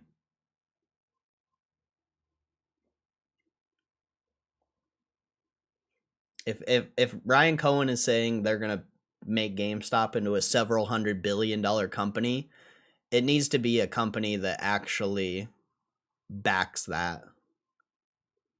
Multiple bigger companies.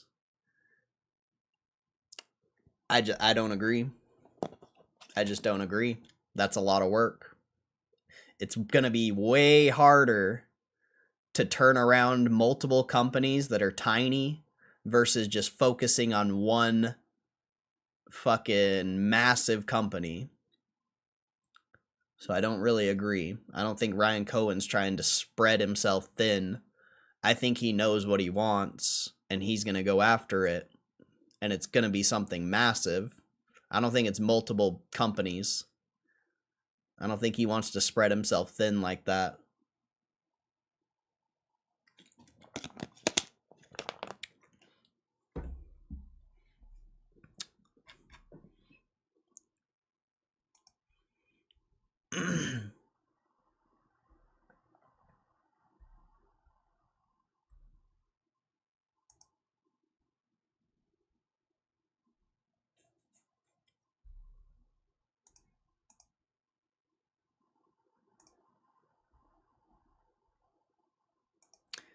I agree on that. I just think it'll be companies of a few billion euro. Well, then why in the article does Ryan say that it's going to be, the acquisition is going to be far larger than GameStop? If it's going to be a few companies, why does he say that it's going to be he's going to do an acquisition far larger than GameStop? He doesn't say he's going to do multiple acquisitions. He said, I mean, from the language of the article, it seems like it's going to be one acquisition far larger than GameStop. I could see how, you know, multiple companies could be far larger than GameStop, but the language in the article just doesn't, like, it doesn't, to me, it doesn't seem like that. When you're saying far larger than a $10 billion company, I'm not, my mind doesn't go, yeah, they're going to buy a few couple $billion companies. You know, my mind goes, oh, far larger than GameStop. They're buying like a $30-50 billion company or maybe more. And to me, it just doesn't make sense why Ryan would spread himself so thin, acquiring a bunch of smaller companies when he could, you know, do what he did with GameStop, but with a conglomerate. I don't know if 50 billion. I think a conglomerate's like 100 billion. I don't know.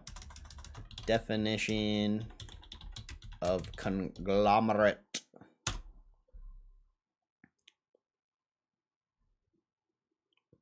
I don't know, but a massive company, whatever. I don't know if Target would be. I'm sure Target would be considered a conglomerate.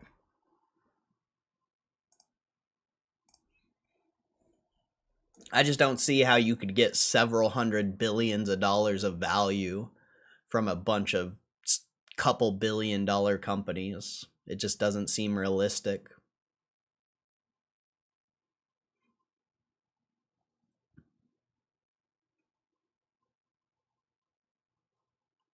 It seems realistic to just focus on something massive and turn it into something even more massive.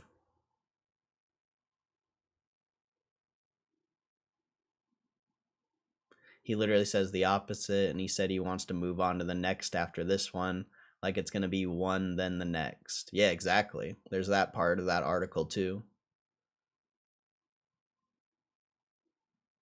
For sure, for sure.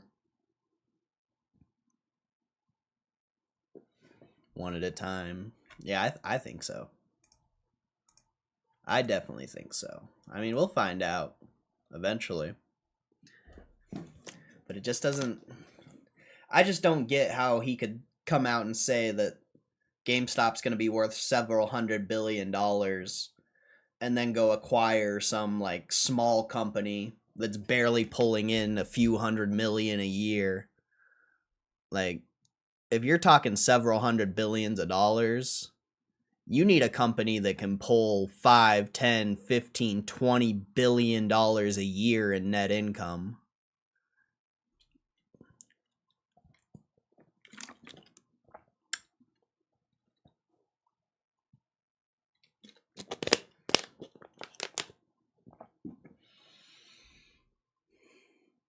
Like, you're not getting to a several $100 billion business making a couple billion a year.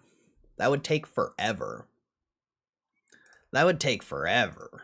Like, 700 billion divided by, like, even 3 billion. That would take 233 years. Yeah, I'm sorry, that's not happening. That's not happening. They're getting something massive. They're getting something massive that they can. I mean, even 10 billion's a long time. I still think that's like 70 years. But they probably think they can make more than 10 billion. I think that's trillion. Oops.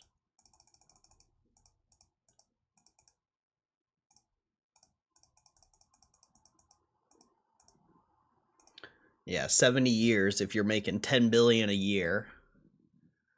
So they're it's got to be something massive, bro. It absolutely has to be something massive. They're saying, from the language of the article, it's saying this one acquisition could make GameStop worth several $100 billion. One acquisition.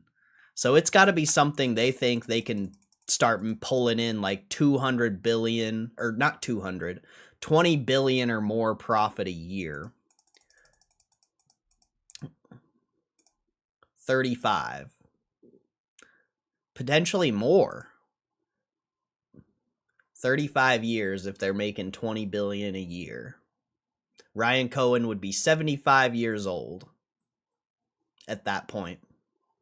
Or pushing 80. I don't know exactly how old he is. So divided by 30 billion.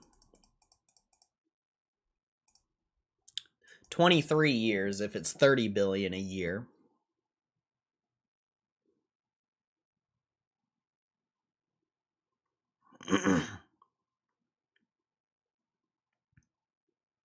That would put him in his 60s. But who's to say they can't make more than that? Amazon pulled 60 billion last year. It's got to be something massive. It can't be a small company. It can't be multiple small companies. They cannot acquire 20 or 30 businesses making like $1 billion or $2 billion each. That just seems I don't know, that just seems unrealistic. I mean, I could see it, I guess, but that just seems like, I don't know. That just kind of seems unrealistic. That's too many companies. Like, how do you know, like, you buy 30 companies, how do you know like 10 or 20 of them don't fail? Whereas if you just buy one monster and you put all your focus into that, how does it fail? How can it? My trust is in management. They know how to fix a dying retail, not me. That's the thing, though. Target's not even a dying retailer. It's still pulling in $4 billion a year. It's a good start. It's a good start. Like, if 4 billion could turn into, 8, 10, 12 relatively quick. And then potentially you could scale it. I'm starting to be on the camp of this is a coordinated effort to push the price up to dilute and raise more capital would be hilarious. I don't think that. I don't think that.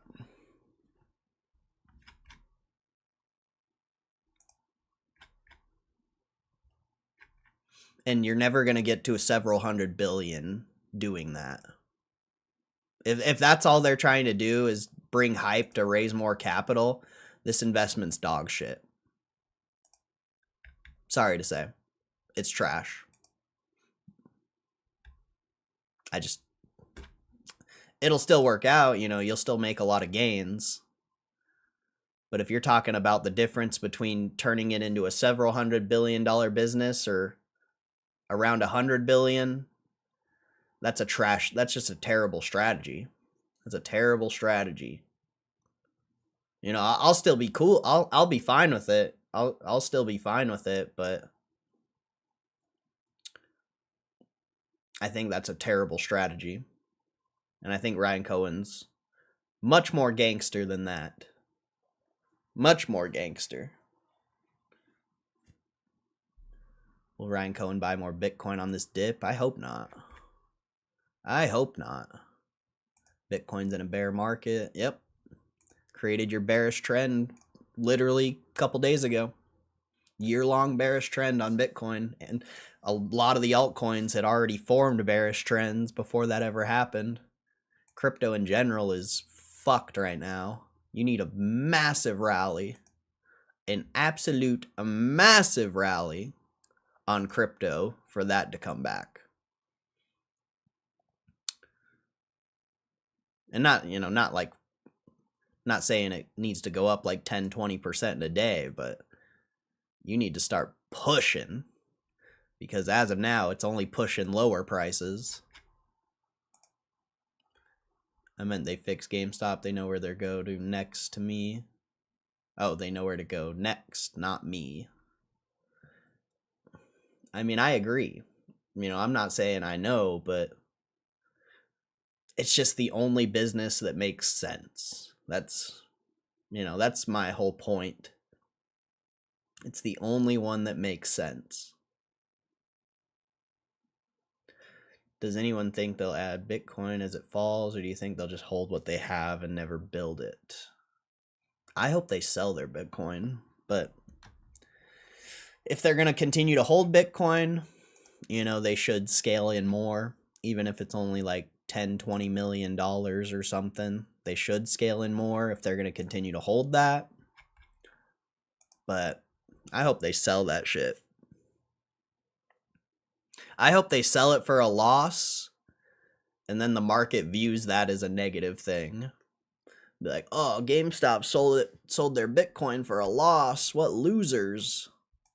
Then they come out with the most crazy historical acquisition ever.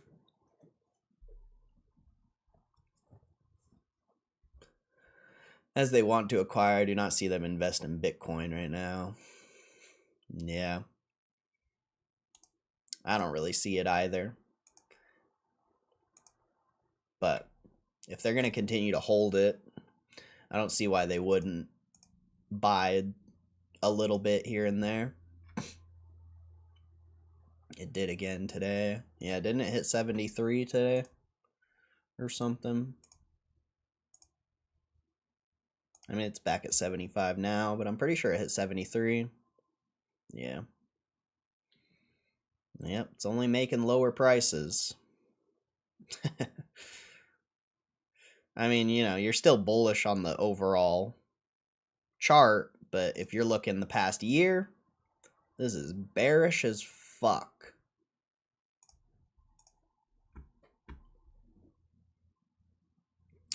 Ryan's got a more compelling investment than Bitcoin. Yeah, hopefully they use the Bitcoin in the acquisition, honestly.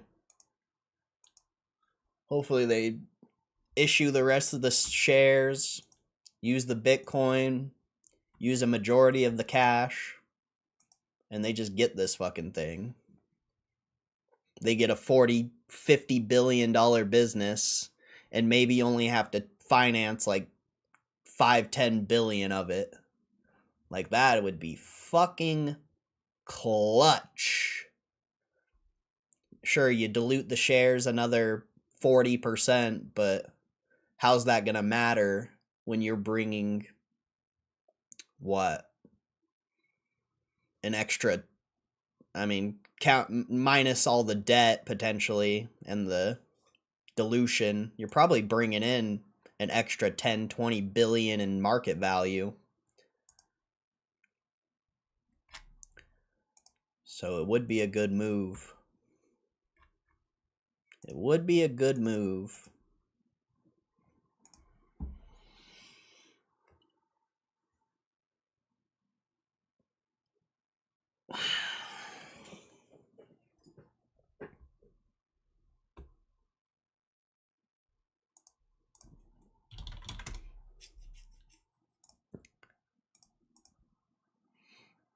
Yeah, I don't know.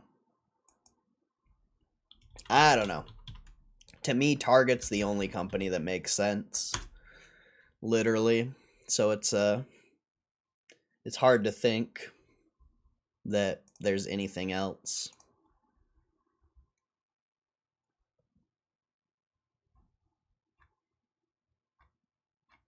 It's literally the only thing that makes sense.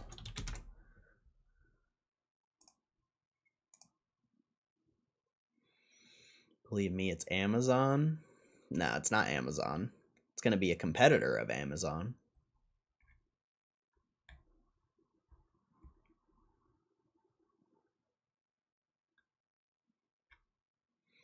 Nah, it's not going to be Lulu.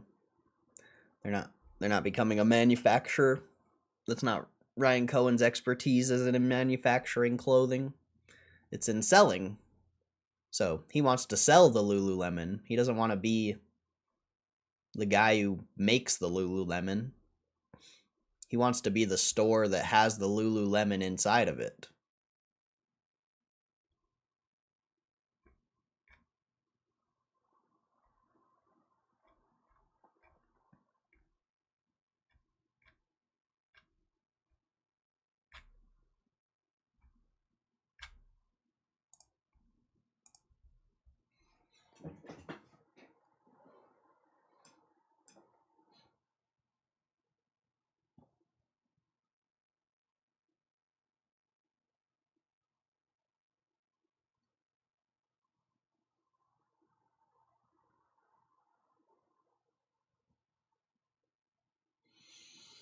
Man,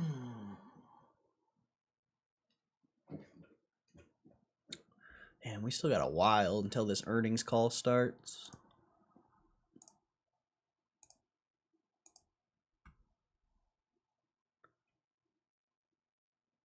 Ryan already bought the company some ice cream cups. That's basically his equivalent of a handshake. Just got to sign some papers. Oh, shit. Oh, shit. Hugh G, you just dropped a fucking bomb, bro. I just had a... Wasn't there that, wasn't there a Larry Chang tweet or something? Or Ryan Cohen said something in an interview that... what was the wordage? That whenever they did something, they would go out for ice cream. They did an acquisition or something like that. God, what was the verbiage? Do you remember where that's from? You know what I'm talking about? I can't remember if it was a Larry tweet or if it was... I think it was from a Ryan Cohen interview. It was the GMEDD one. It was the GMEDD one, huh? It was the GMEDD one, right? Or was it a Larry Chang tweet? I don't remember. Welcome to GMEDD's interview with the one, the only Ryan Cohen. I'm Joe Fonicello, your host for the next hour, to explain what was going through your head when you tweeted it. I don't think this is the right section. Let's whoops. Let's go to the transcript. Transcript. Chewy.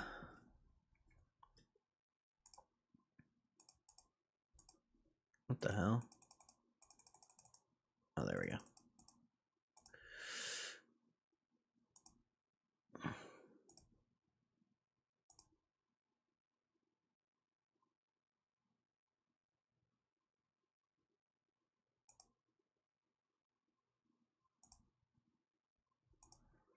Building Chew. Let's see. I don't know if it was in this one, was it? Ice cream.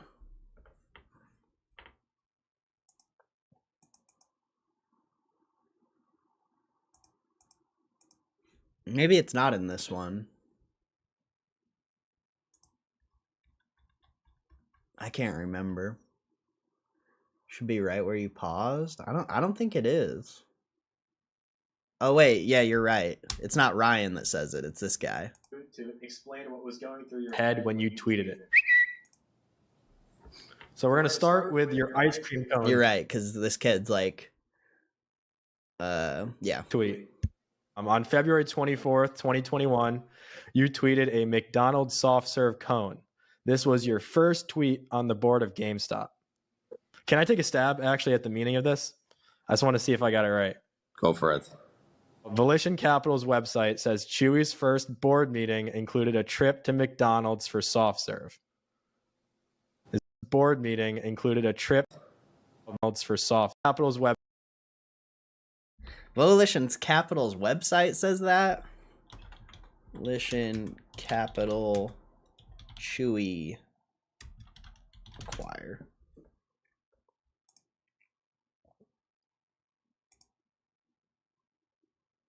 Whatever. I don't know where I'd be able to even find that, bro.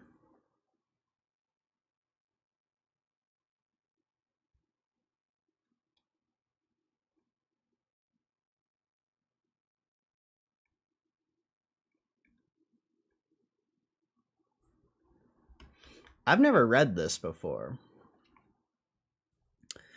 This is founded in 2011 by Ryan Cohen and Michael Day. Chewy.com offers a convenient way to shop for premium pet supplies within a highly personalized... Let's see. I don't want to read all this. Ryan realized the only way to compete to win was to take a page out of the Zappos playbook and put Chewy customers at the center of the stage. When people shop at Chewy, they really understand we care about them, we care about their pets, and they want to tell all their friends and family. To do that, the company adopted best-in-class service practices such as handwritten holiday cards. Yeah, I know that. Larry said what is truly special about Chewy was Ryan's commitment to delighting customers. He wanted to build the most customer-centered company on the planet. All the decisions about the company, from fulfillment to pricing to working capital management to merchandising to customer service, were made with one goal in mind: delight the customer. And it was that commitment to the customers which ultimately became the key reason they succeeded. They created no-brainer value propositions. They had the best selection of products. They were also the lowest price. They built their own fulfillment center so they could ship as fast or faster than Amazon. They had a much better customer service than any other pet food retailer. You can talk to pet lovers 24/7, 365. Everything about the Chewy experience was better for the pet owner because their commitment was higher to the customer. The volume of Chewy's repeat business supported the approach. Let's see. I don't know where you would see that. Ryan's perspective: you have some investors who you can only ask them to do certain things because they aren't really willing to do a lot of work and get their hands dirty.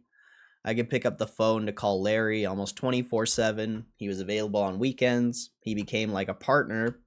He was like my co-founder or one of my employees. I could ask him for anything. He didn't always know the answers, but he would figure out a way to get it done. We could have easily partnered with someone who would have been the wrong investor for a multitude of reasons. We got lucky. Okay, here it is. Fun facts about Chewy. Chewy's first official board meeting included 2 slides, a lot of laughter, and a trip to McDonald's for soft serve. Ryan was so... First board meeting, huh? Do you think that was their first board meeting of the new acquisition? That tweet?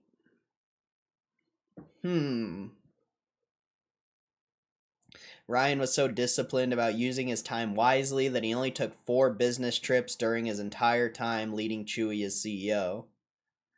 Larry and Ryan are still fast friends to this day. Do you think that tweet was their first board meeting on the new acquisition? What do you think about that? That's like where my brain went when you said that.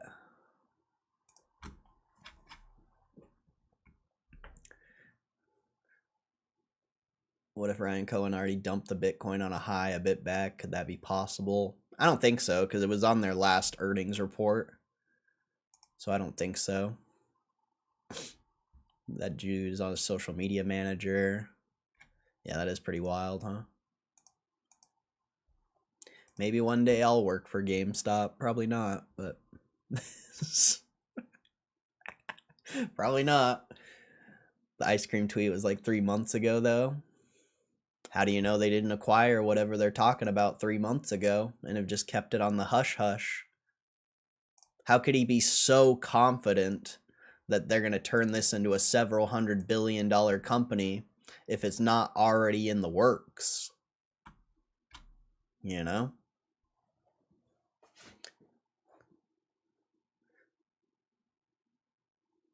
With the hand and ring. Saying it half jokingly, but yeah, never know with GME. They look like cupcakes. We researched that company live. Something soft serve. See that filing with Nat Turner for some SPAC company or whatever yesterday? Yeah, I did see that. I didn't really look into it, though. Everyone's amped. That's a signal.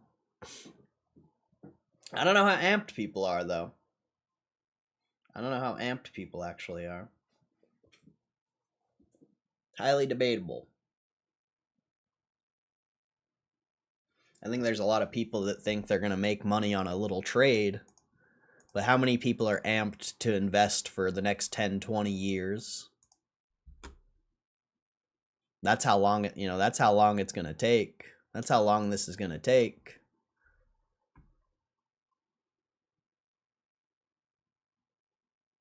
Could have been a verbal agreement at the time, handshake, maybe. Look at the option chain. I don't want to. Options don't really do anything for me besides predict how much the stock's going to move in any given amount of time. How many people are buying or selling options is kind of irrelevant. Obviously, the higher volume has been really interesting, but overall, a bunch of people who don't know how to trade buying calls and puts, I don't know how relevant that is. That's a bunch of people betting on the short-term price action. They're not betting on the long term. I need to go to the bathroom, though. I'll be right back.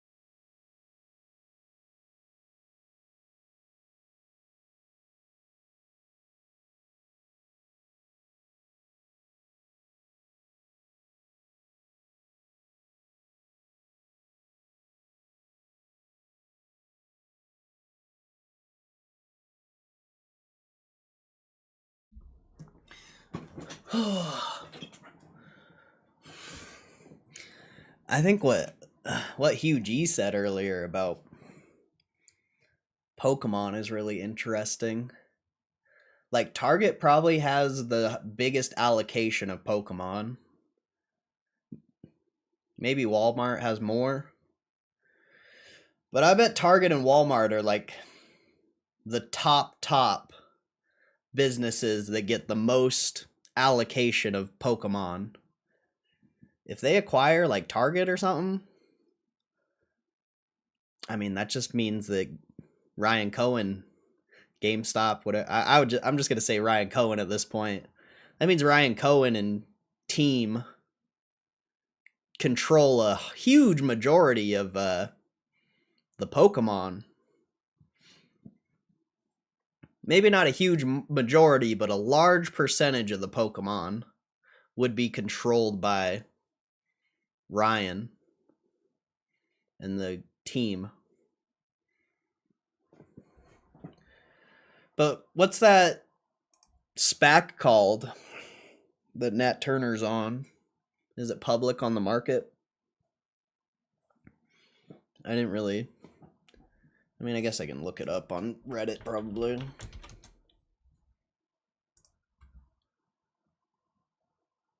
Mosaic. Nat Turner. Oh, Mosaic acquisition.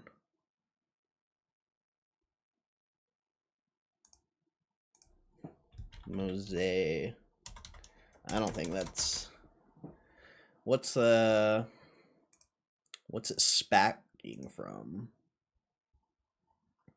It's probably not public yet, but there should be a stock that it's going to SPAC from.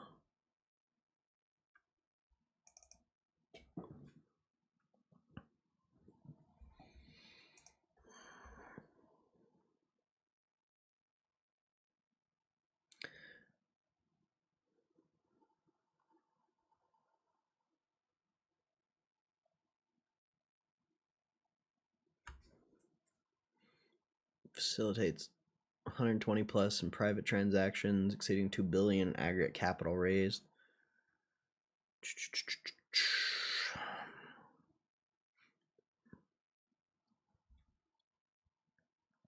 Whatever, I'll just read Nat Turner's part. Nat Turner will serve as an independent director upon commencement of trading of our securities on NYSE. Mr. Turner has served as chairman and chief executive officer of Collector Holdings since February 2021. During the past 5 years, he served or serves on the board of GameStop. He served or serves on the board of GameStop. That's interesting. Oh, okay. November 24th to present. And Clover Health, May 2015 to 2022. From 2020 until April 2022, Mr. Turner served as director of SEMA 4 Holdings Corp., chief executive officer of Flatron Health,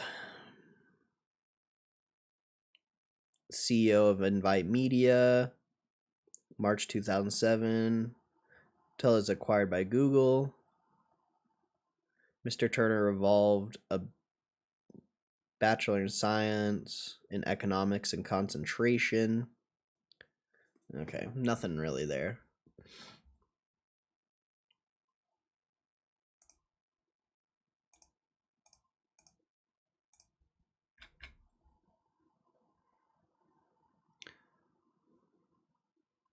The article also states that he's looking for weak management team. In that term, it can only be Walmart. Go look at Walmart. Have you ever researched Walmart's business? Pretty sure their management team isn't weak. That's pretty wild. That's an interesting statement there, bud.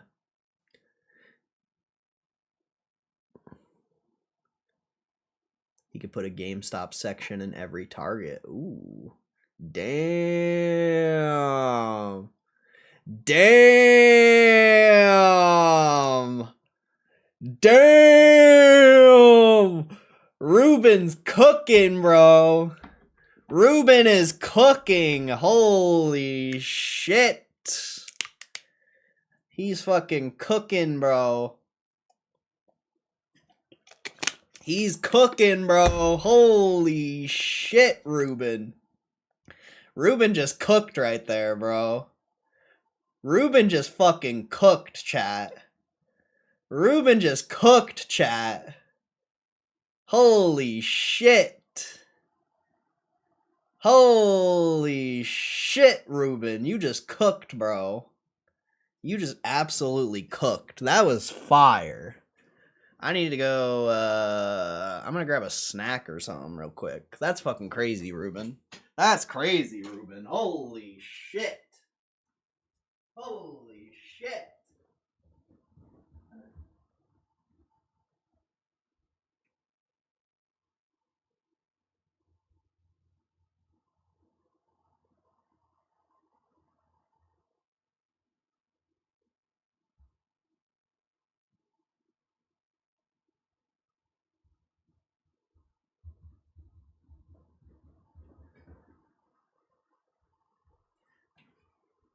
Damn.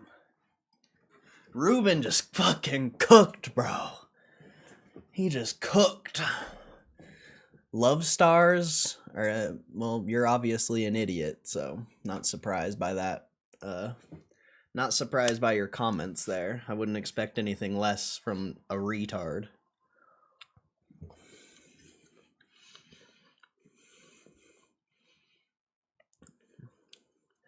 You could put a Target in a GameStop? No.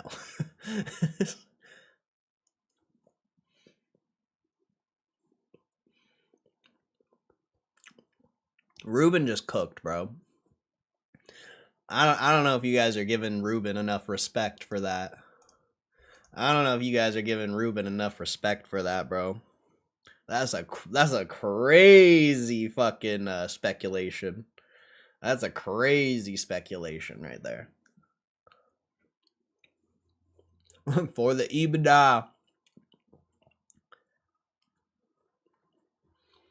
For the SG&A cuts, bro. Get rid of every store. Get rid of every store. What do you need stores for when you could combine the stores?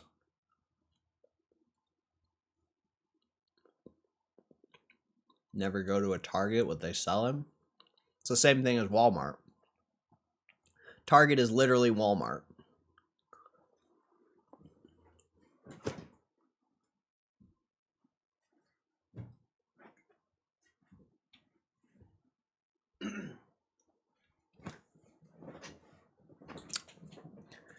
Towels and candles? Nah, Target's Walmart.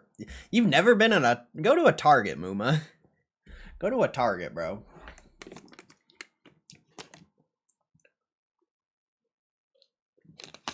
Target sells everything. Target was Walmart before Walmart became a thing.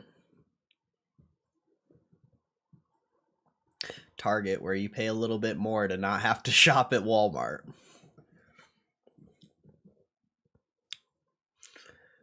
Are things more expensive at Target? I don't know. I don't go to the store, so I can't really confirm or deny.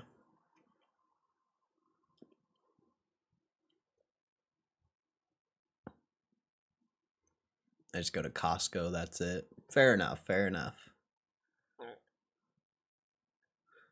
Maybe in the slightest. Is that their catch? Is that their catch line? Target, where you pay a little more to go to not shop at Walmart. Gonna need warehoused at least. Wait, what do you mean by that, Matt Romano? What do you mean by that? I don't know what you mean by that. They just need their own delivery vehicles maybe to compete with Walmart. Nah, you have DoorDash. You have DoorDash. You don't need delivery vehicles. Or, Walmart has like Amazon Flex, or not Amazon Flex, Walmart Spark. So they could make something like that. You don't need delivery vehicles. That's what the gig economy's for.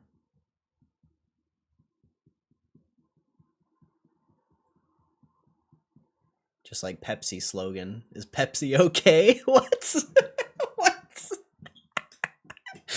Is Pepsi okay? What? You're fucking no. UG, you're a wild guy, bro. You're a wild guy. They also acquire Uber delivery, then close all warehouse and just deliver directly to the customer. When you partner with Uber delivery, you don't acquire Uber delivery.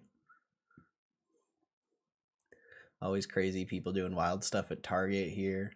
I'll say, looks ghetto as fuck. I'd never go. Windows broken, boarded up. Oh, geez. Well, I mean, damn. Damn. All more reason Ryan Cohen needs to take over. He needs to shut that shit down, it sounds like. That's wild. I'm a Coke Maxi. A Coke Maxi.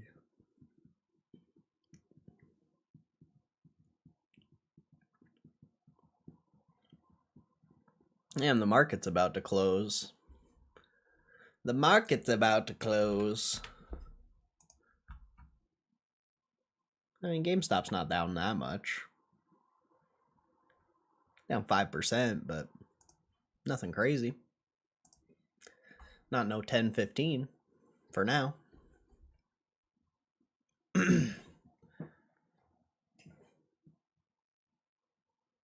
Deadass, I go to a restaurant, order a Coke. When the waitress responds, "Is Pepsi okay?" I tell him I'll take a water.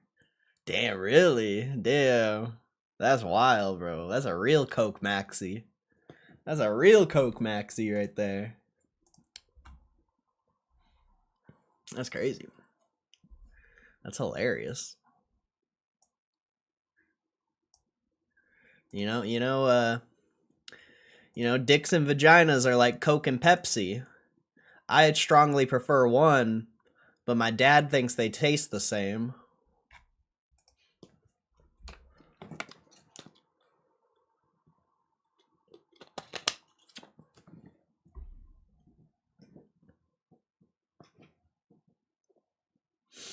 I missed the ding ding. Oh no, no, it just barely. Oh no, you missed it by a minute. The only soda I drink is Coke, and it's gotta be ice cold on a hot day.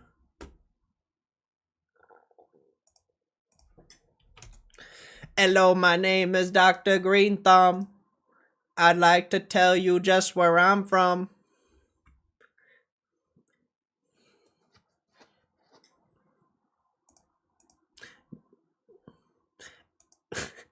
Weed can't grow without attention.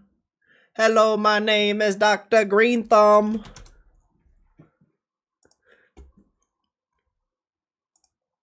Hello, my name is Dr. Green Thumb. I'd like to tell you just where I'm from.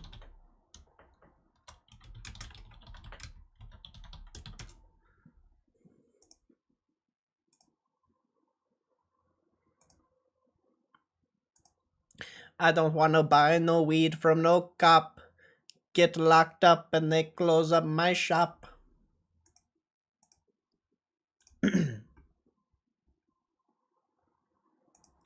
Growing my crops with the rays of the sun. Come one, come all, come see how it is done. If you see the pigs, then there's no need to run. 'Cause some of these pigs are down with Green Thumb.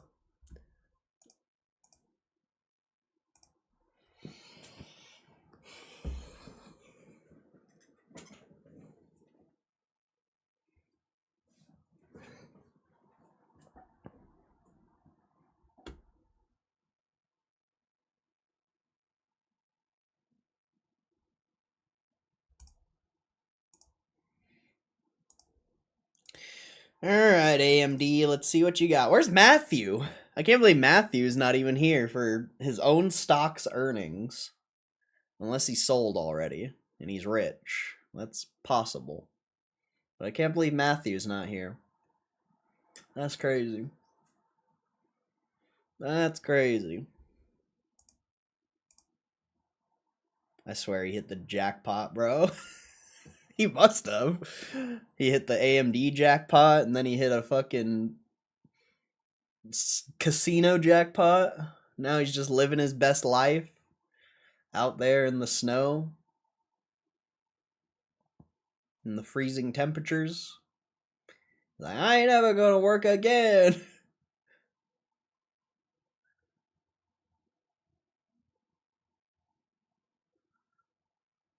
Alright, I don't know what you're talking about, but I don't know what you're talking about, but I'm gonna delete your message, bro.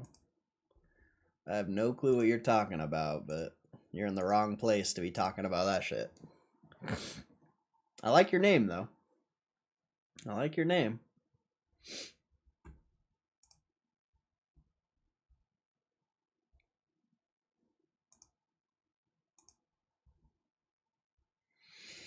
Alright, where's this AMD earnings at?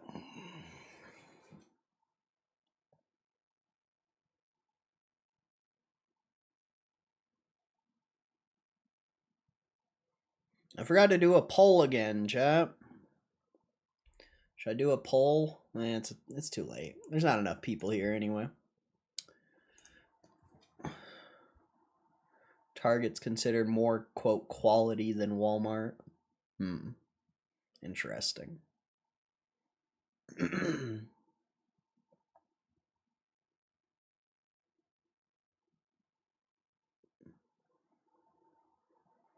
Do a poll. The earnings are going to come out in any second now, though. I'll do a poll. Is AMD going to go up or down on earnings? Question mark. Up, down, flat.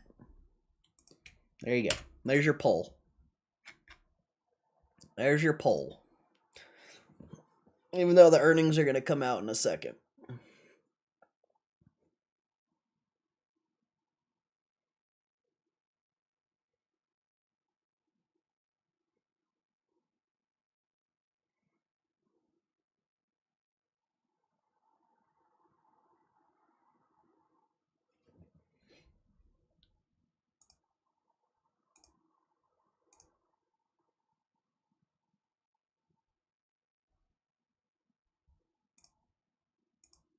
You think up?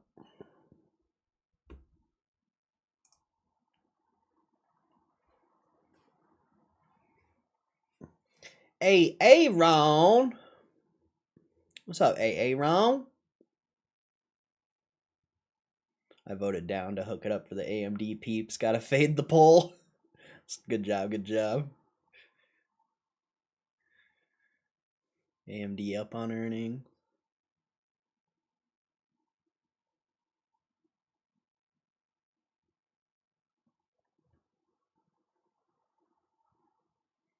AMD bear here.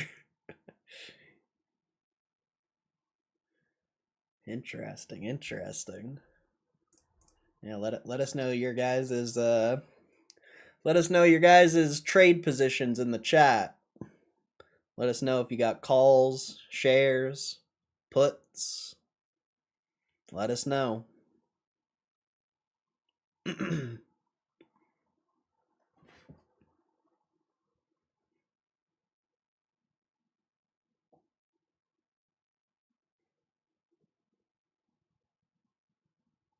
Only GME. Fair enough, fair enough. Unfortunately, GameStop's too boring to talk about every day. Even though we literally just talked about it for almost or over 3.5 hours. Over 3.5 hours of talking about GameStop, but now we got to transition. We got to do a little switch, you know, a little switch. Now we got to talk about AMD, I guess. I don't know. I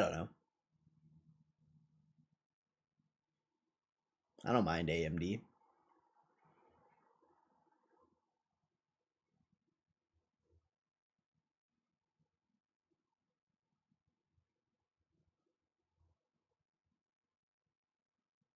Never ended up getting to the Rocket League as anticipated. Yeah, that's okay though. That's okay. Most people don't come to this stream for gaming, so it's actually good the longer we delay the gaming. After the earnings call, though, I'm gonna run up some Rocket League, bro. 100%. Once this earnings call's over, I'm running up some Rocket League, bro. I'm running it up.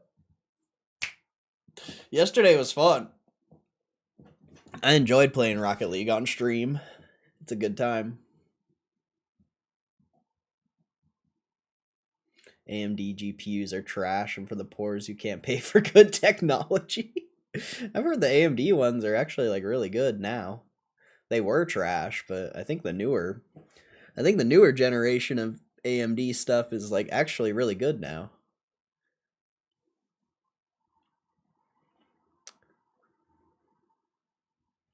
$242. This does look like GME in a few months.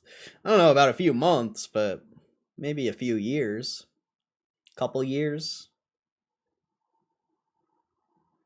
That's what they want you to think because they pay for marketing. Maybe. Maybe.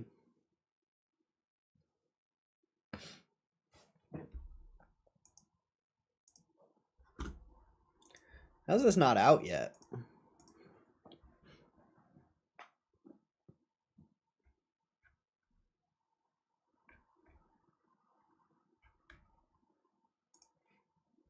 It says 5 minutes.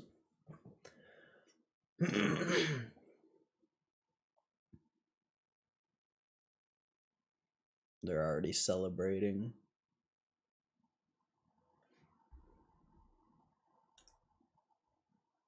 Not very many votes on the poll.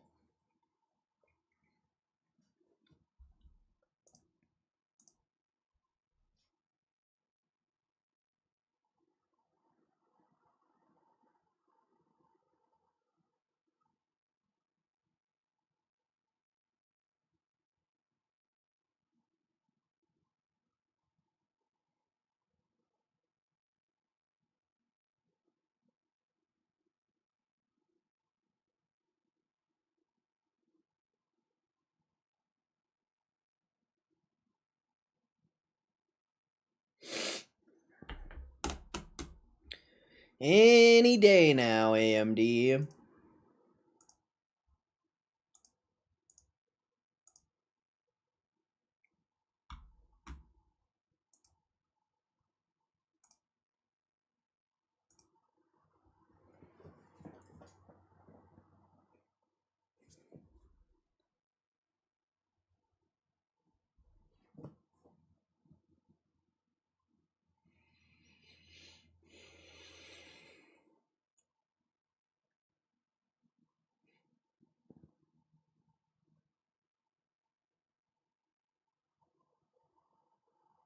Hey, thank you, Ruben.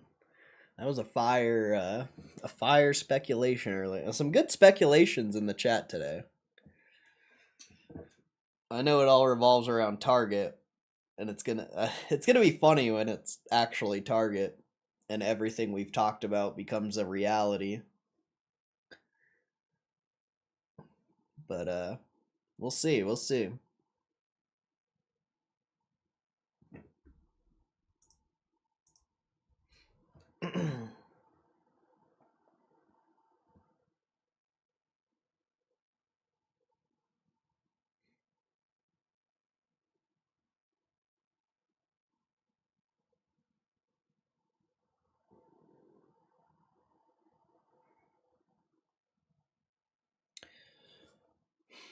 Freaking AMD, man.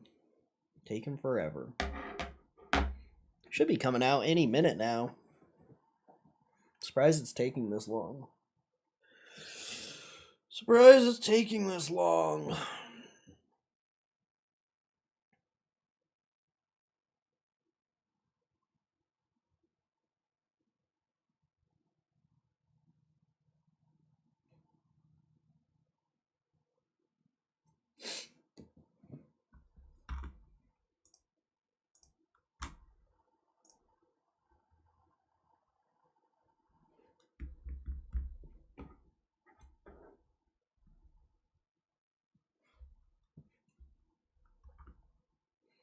Hello,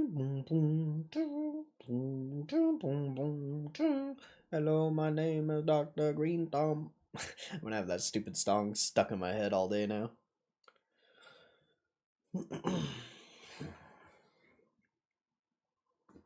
What's up my hair, bro?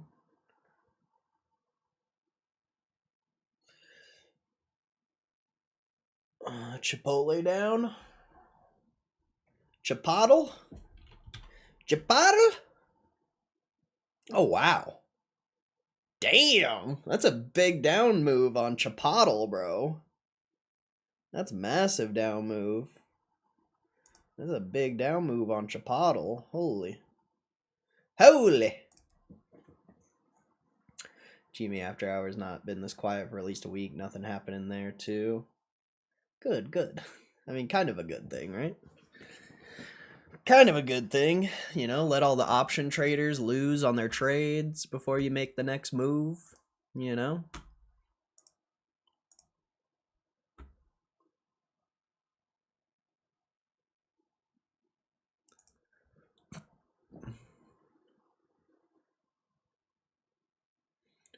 Chipotle.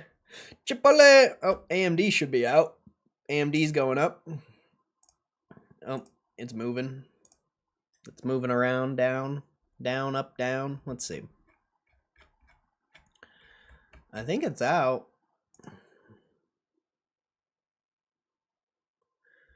Let's see. Earnings per share. Expected number was 1.32. Actual number was 1.53, beat by 16%. Revenue 9.67 billion was expected. Actual number was 10.27 billion, so beat by 6%. EPS up 40% year over year. Revenue up 34% year over year. EPS up 28% quarter over quarter. And revenue up 11% quarter over quarter. So seems like AMD absolutely crushed. Looks like AMD crushed. It's not dying. The stock's not moving, actually. Stock's not even moving. Really. Let's see. AMD today announced financial results for the fourth quarter and full year of 2025. Fourth quarter revenue was a record 10.3 billion. Gross margin was 54%. Operating income was 1.8 billion. Net income was 1.5 billion. And diluted earnings per share was 0.92. On a non-GAAP basis, gross margin was 57%. Operating income was a record 2.9 billion. Net income was a record 2.5 billion. And diluted earnings per share was a record 1.53.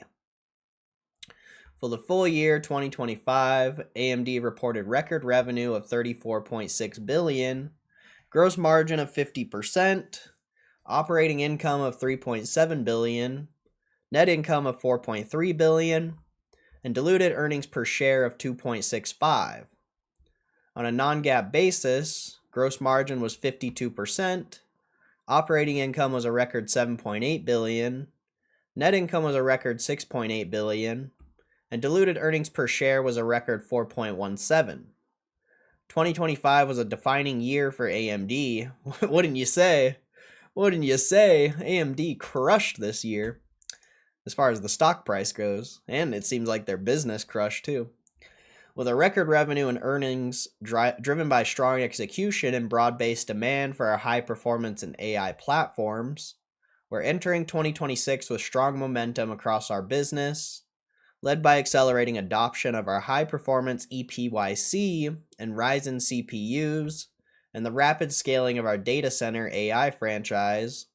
Our fourth quarter and full year results demonstrates AMD's ability to deliver profitable growth at scale.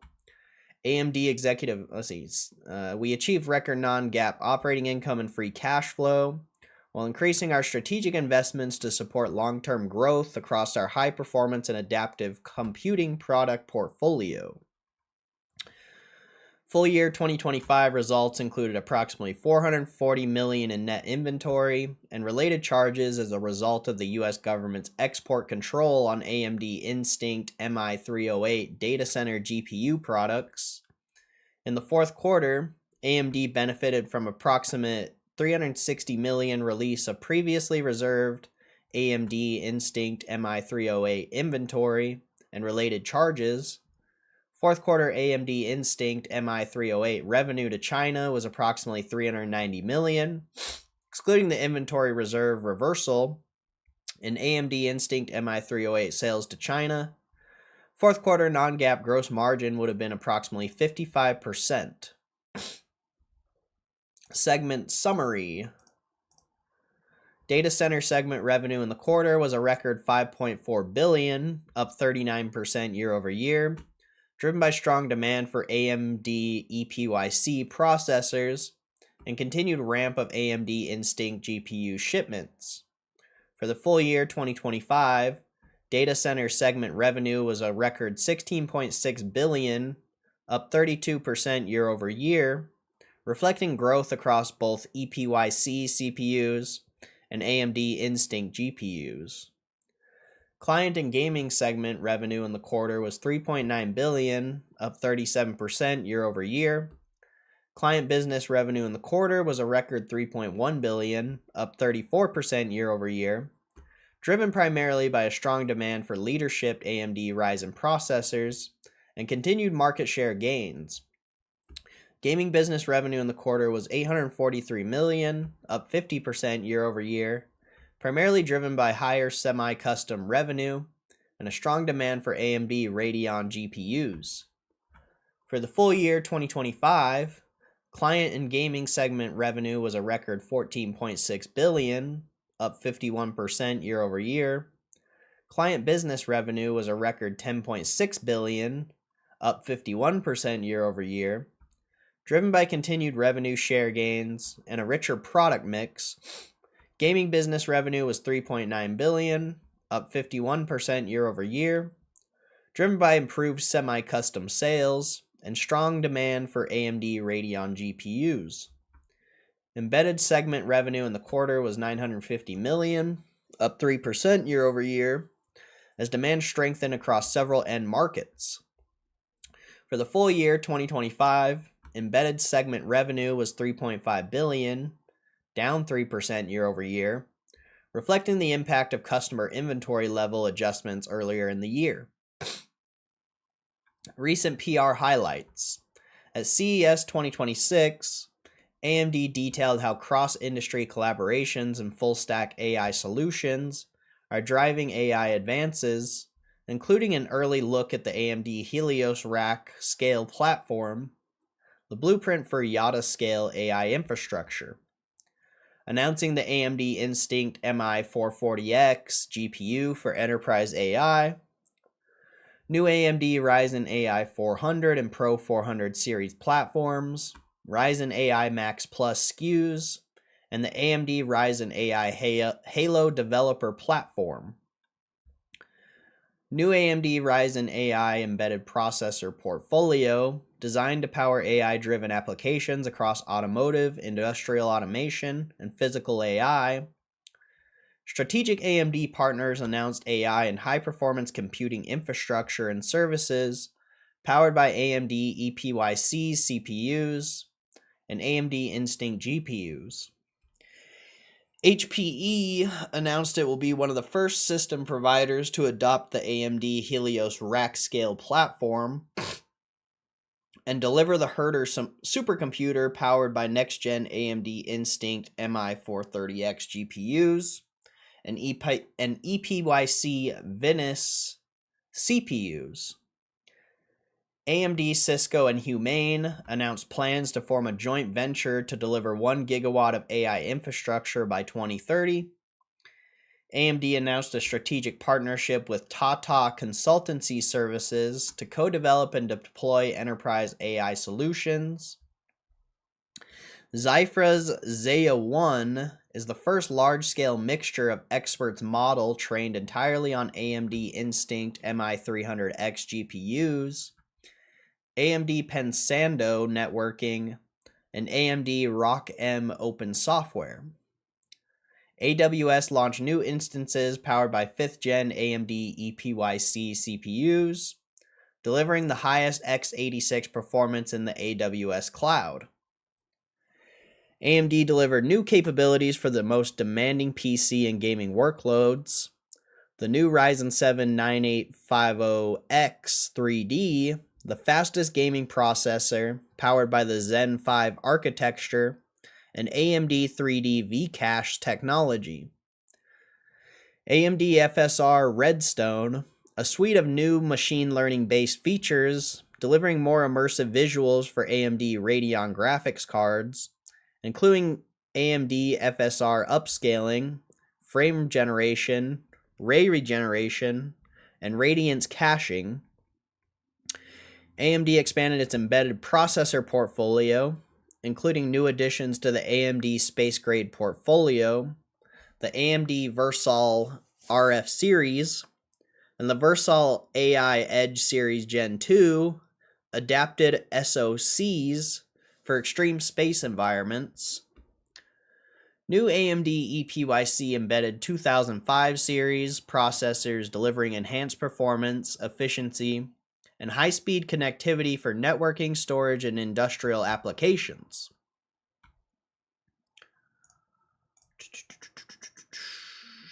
Let's see, current outlook. AMD's outlook statements are based on current expectations. The following statements are forward-looking. Actual results could differ. For the first quarter of 2026, AMD expects revenue to be approximately $9.8 billion, plus or minus $300 million, including approximately $100 million of AMD Instinct MI308 sales to China. The midpoint of the revenue range represents year-over-year growth of approximately 32% and a sequential decline of approximately 5%. Non-GAAP gross margin is expected to be approximately 55%. Okay. Okay.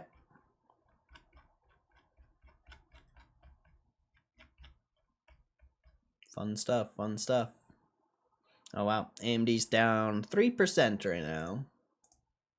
Down 3%.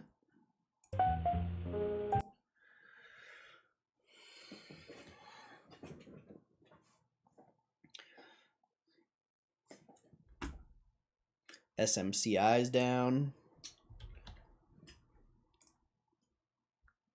It's flat. Is Chipotle still down like 7% or 10%? No. Bounced a little bit, but Chipotle's still down quite a bit.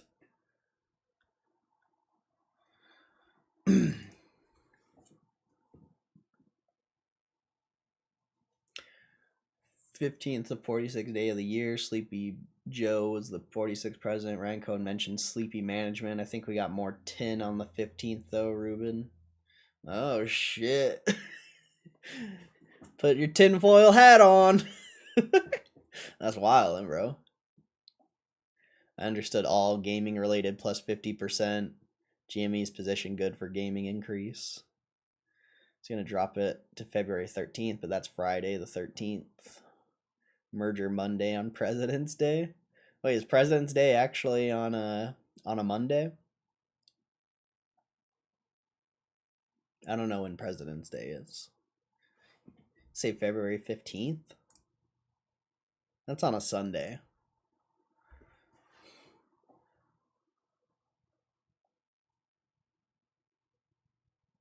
Beating every expectation and down 3%. Yeah. It could have rallied into the earnings though, so.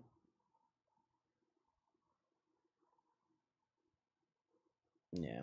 I mean, I don't know. AMD's up a lot, so.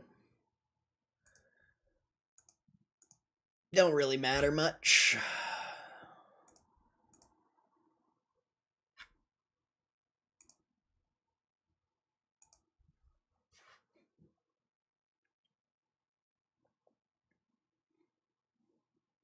You would expect something up as much as AMD to sell off at some point. And also, like, that's nothing. You're still basically at all-time highs.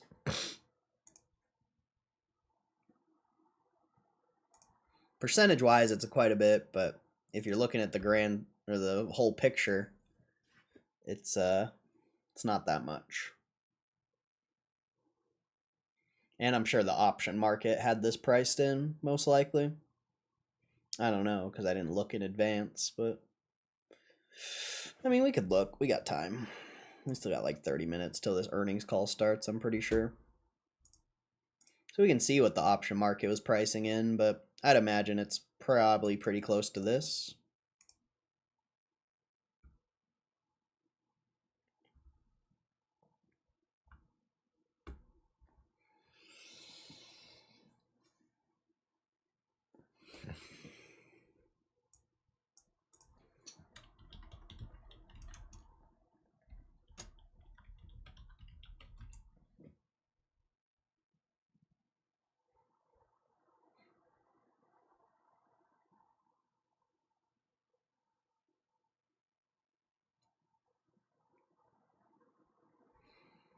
Let's see.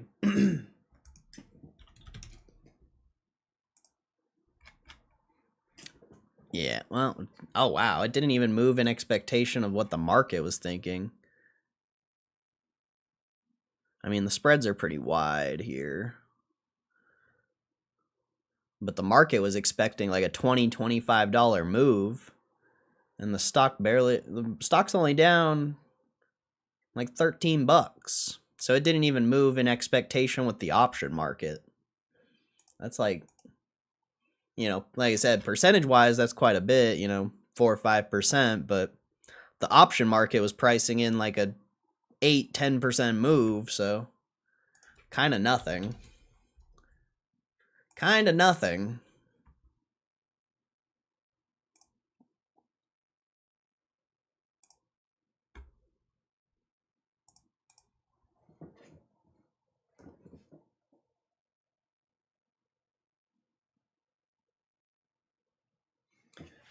Guess right again.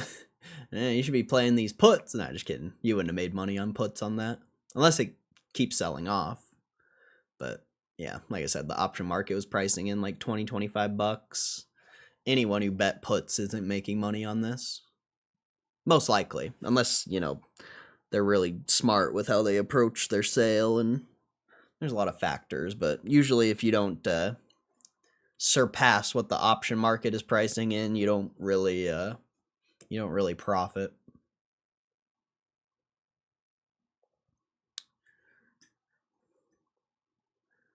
Here's my hyper tin, the sleepy management. Roaring Kitty wakes up 2:15, 2:16 President's Day. Ryan Cohen unveils merger. JK would be funny though. That's some fire tin, bro. Oh, give me a hit of that tin, bro. That's some gas. That's some gas tin right there. February 16th is President's Day. Damn, you guys are over there huffing tin, bro. You guys aren't just smoking tin, you guys are huffing tin. That's crazy. That's crazy. You guys are straight injecting tin straight into the veins.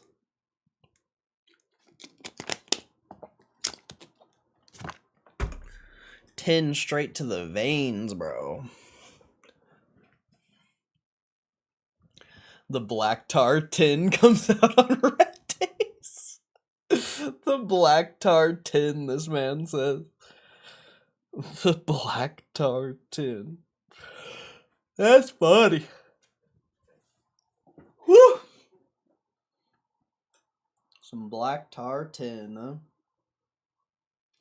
Some black tar tin. There's not that many people here for AMD earnings. Kind of surprising. Is there a lot of streams or something? It's kind of weird. I felt like AMD was going to be a big stream. Oh. Everyone's copying me, bro. Everyone's copying me, bro. God damn, none of these streams were up like an hour ago. copying me, bro. See, now it's starting to get closer to what the option market was pricing in. Now it's starting to sell off a little bit.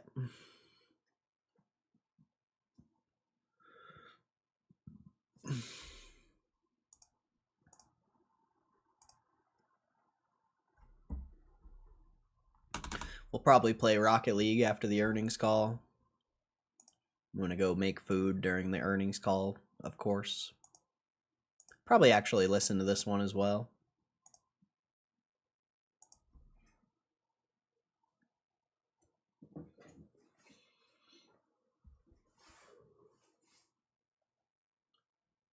Oh my god, dude, I'm so tired.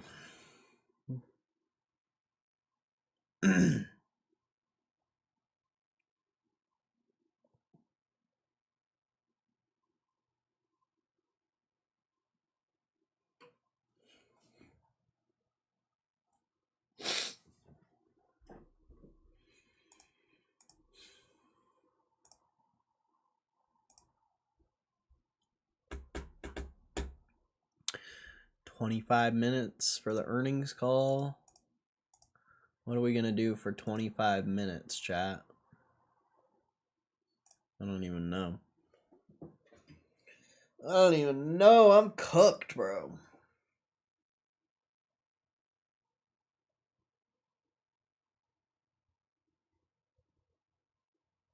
I'm absolutely cooked.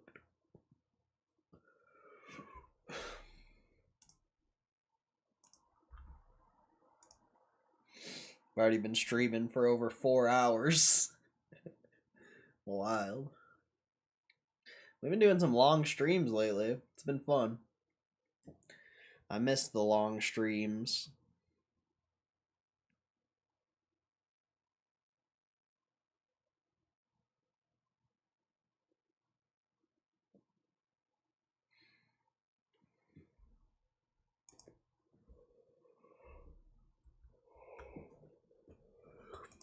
What did they do wrong though? It's just stocks, bro. Just because they posted good earnings doesn't mean anything.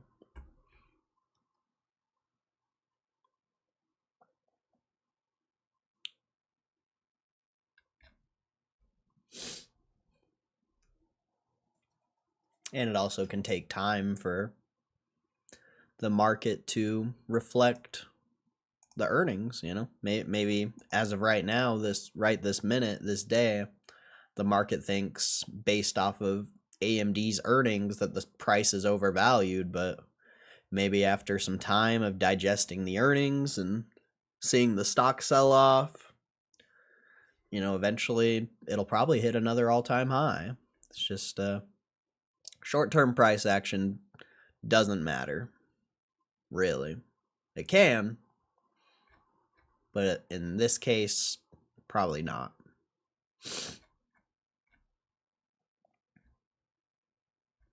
I wouldn't base an opinion or a decision off of 20 minutes of the stock price being down on earnings. I don't know if that's the best way to view the market.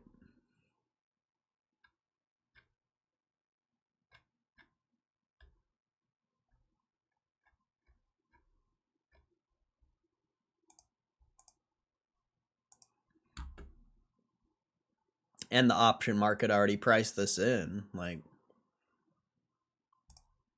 if the option market's saying the stock's going to move $20, it could be $20 up or $20 down. And the option market already predicted this. Especially if you're, basing your opinion off of the whole day. Actually, the whole week. The whole week, the stock's been trading at $250. And then today you sold off like $13, and now the earnings sold you off another like, oh wow, that's actually, yeah, that's about right. Yeah, the option market predicted this move realistically. So Not very surprising.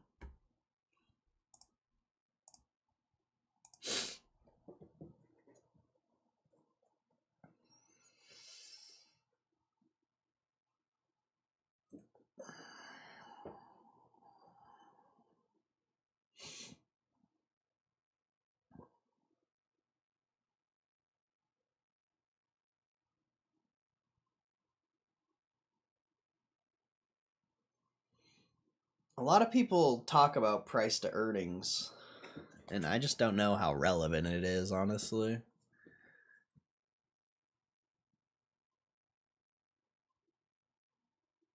Market is forward looking, so it was already priced in. AMD triple B, I wouldn't sell a single share. Instead, I would DCA.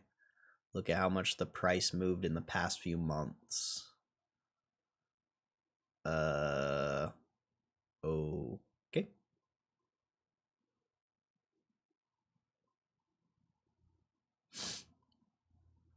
The past few months don't reflect what's going to happen the next few months. I don't know if you're aware of that, but we'll see.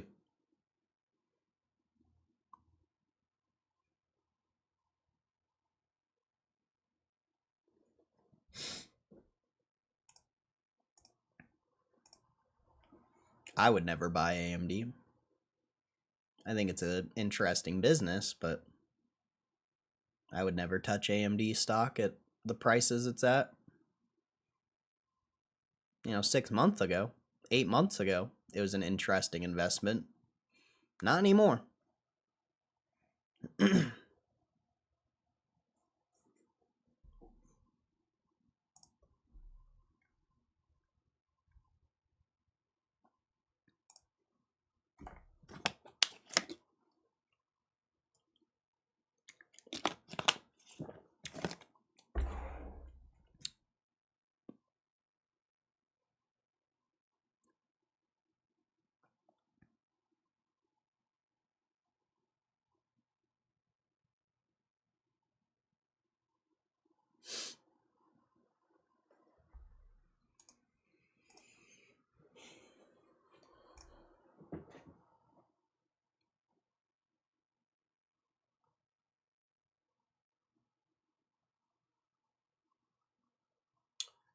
You want more tin? Bury Road on Wayfair. W, the real focus. Patrick Starr highlighted in a meme earlier, told me about Oneology, which leads me to believe the real target's M.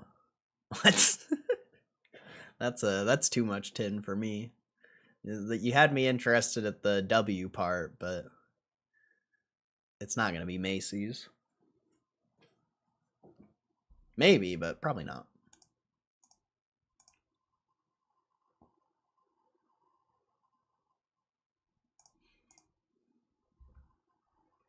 I'm just memeing with the tin talk. I mean, it would just be nice, like, for someone to bring like a real potential acquisition and give like reasons why they think that, like the tin is funny and the memes are funny, but reality's cool.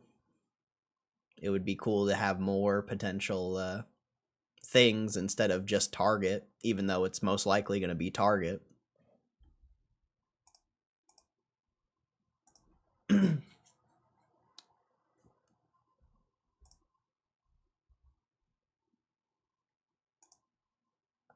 But you had me at the W part. The W part was funny. But I just don't see Macy's being it. I just don't see it. Ryan Cohen selling clothes and perfume. Isn't that all Macy's sells is like fashion? I just don't see it. I just don't see it. Why would you restrict yourself to, if you're going to expand into this so-called several $100 billion business, why would you restrict yourself to like a couple categories? Wouldn't you want to acquire something where you can literally sell everything?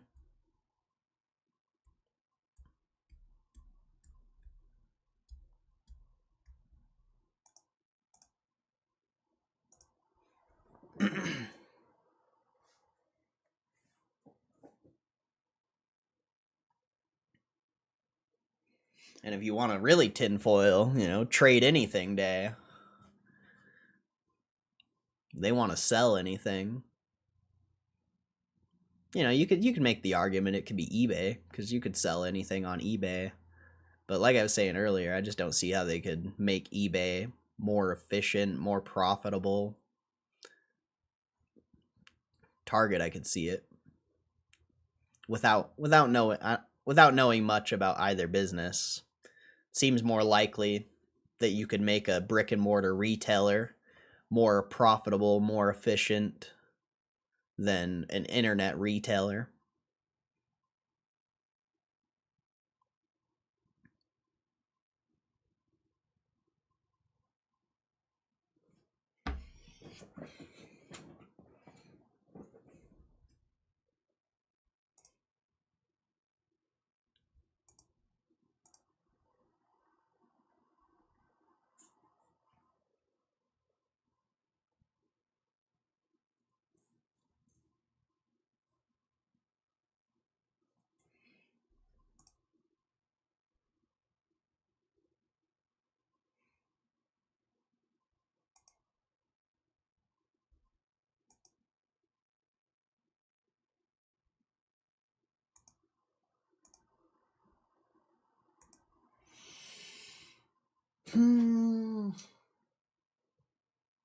Wombology?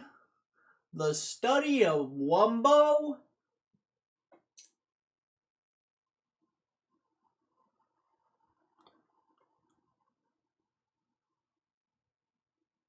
It's first grade, SpongeBob.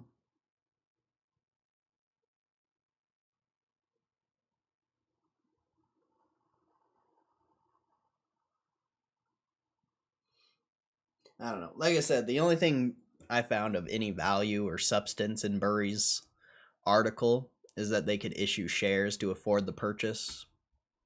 That's the only thing valuable I found from that, personally.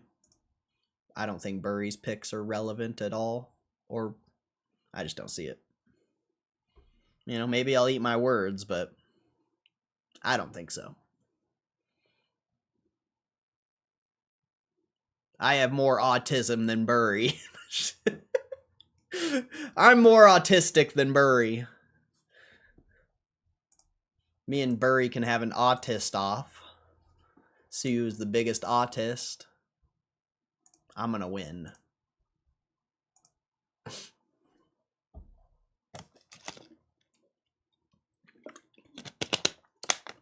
If my tin comes true, I'll be the biggest autist.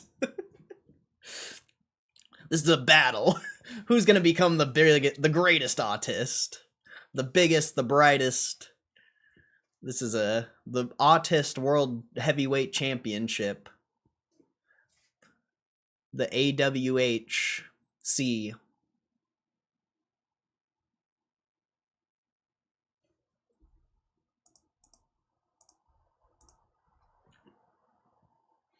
In this corner, weighing in at 185 pounds, Muma the Bird.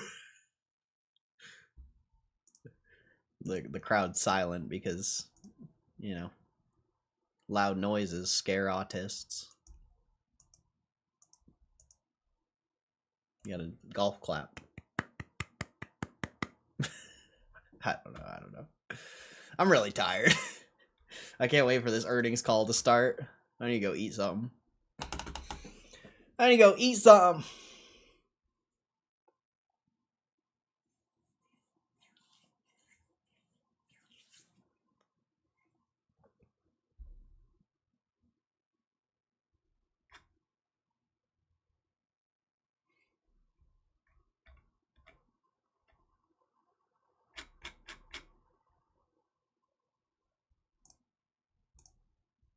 I've taken more Tylenol than Burry. I believe it really could be PayPal. He states potential to make several $100 billion possible with current downtrend. He could turn it around. He could make it a bank, transformational for capital markets. PayPal's not a consumer company. PayPal's a financial credit service that's not even in the category of what Ryan Cohen is saying he wants to acquire. So, no, I disagree. And PayPal is, from what I haven't looked at PayPal in a long time, but PayPal's company is dog shit from what I remember.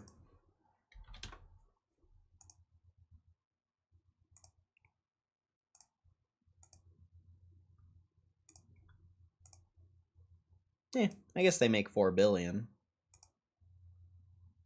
81 billion, 61 billion liabilities. I mean, I don't know.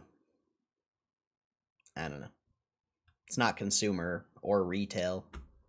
So I guess it's kind of interesting, but it's not consumer or retail, so it doesn't make any sense. And how can they scale PayPal? How can you cut costs at PayPal? Like, I don't see it. I don't see it. He specifically says consumer. PayPal's not a consumer company. It's financial. So, sure, PayPal makes a lot of money, has a lot of assets, has a fuck ton of liabilities too, but it's not a consumer company.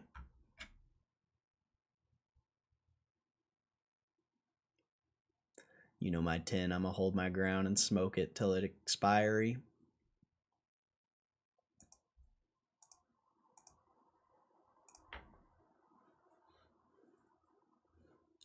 Like the articles specifically say consumer company, retail or consumer company.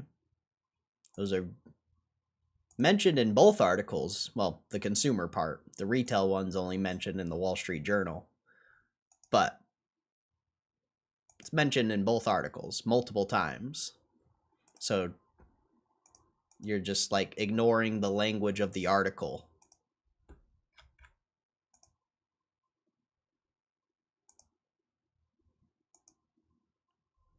Who knows? Maybe it will be PayPal, but I feel like you're ignoring the language of the article. So it just doesn't make sense.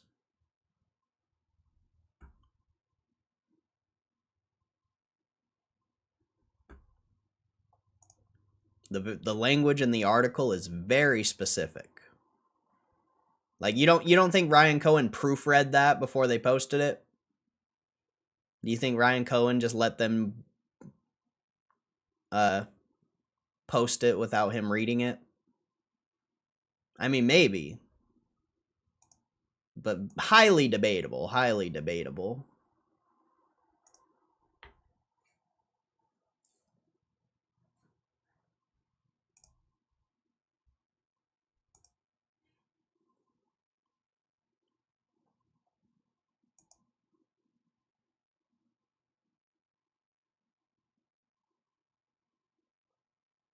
Makes sense. Their cash stack and synergistic. Goose. What the hell's Goose? Canada Goose. What the fuck is that? Manufacturing? I mean, it is consumer, but I just don't know that Ryan wants to be a manufacturer. Like I said, someone said Lululemon. Like, Ryan Cohen doesn't want to make Lululemon or Canada jackets. He wants to be the store that sells the Lululemon and the jackets. I don't think Ryan Cohen wants to be a manufacturer of goods. He wants to sell goods. So I don't know about the Goose one. Macy's is a much more likely than Goose, but Macy's restricts what they could sell. Like, Macy's is a very specific store selling very specific things. I just don't think they want to do that. If you want to become the competitor of Walmart and Amazon, you want to sell everything.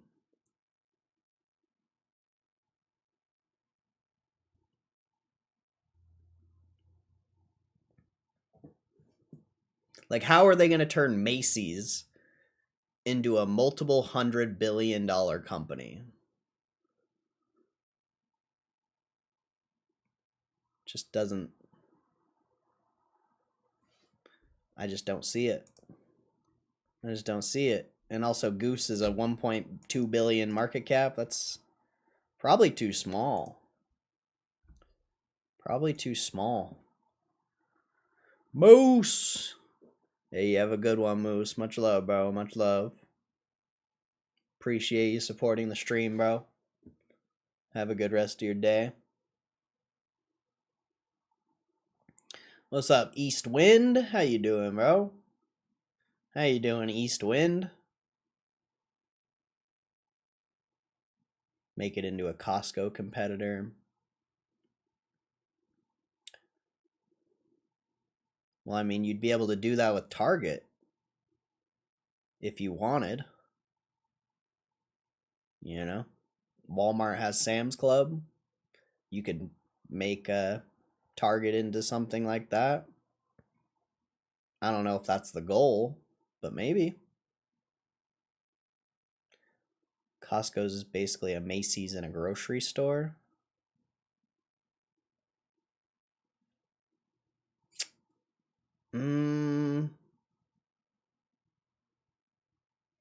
I mean, not really. Not really. How's Costco like a Macy's?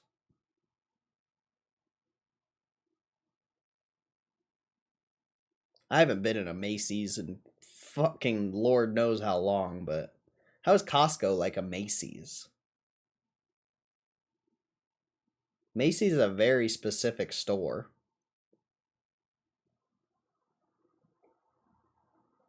Clothing, toys, furniture, electronics. Does Macy's sell that stuff? I thought Macy's was just fashion products.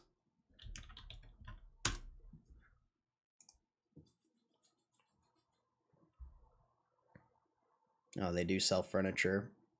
Oh, Macy's owns Toys R Us?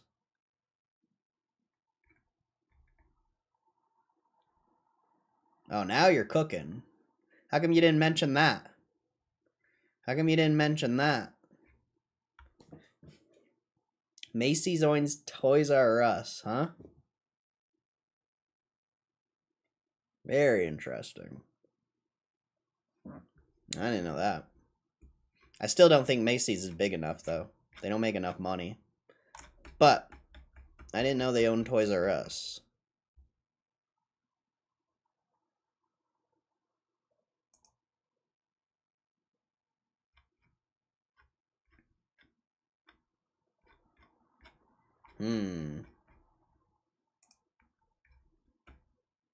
I thought Macy's was just like clothing and shit. But like, look at all these sales, though.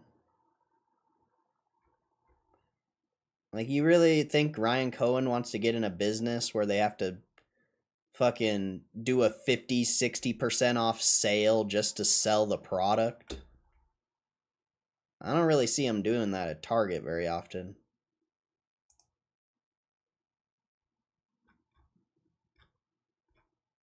That's just the jewelry, though, it looks like.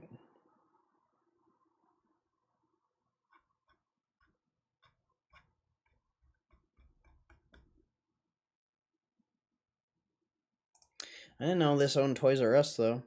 That's kind of interesting.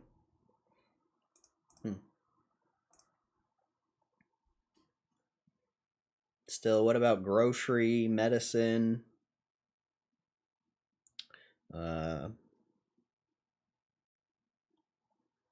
Pokemon. They don't sell Pokemon at Macy's. Well, they do have Toys R Us, so maybe they do.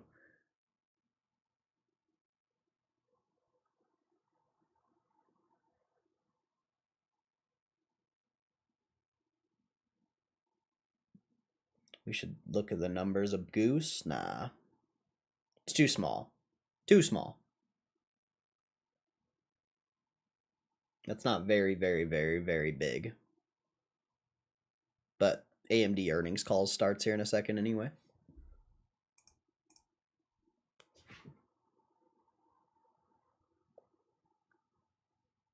Target seems more Chewy-esque. I mean, Target's just a store like Walmart. Target has everything.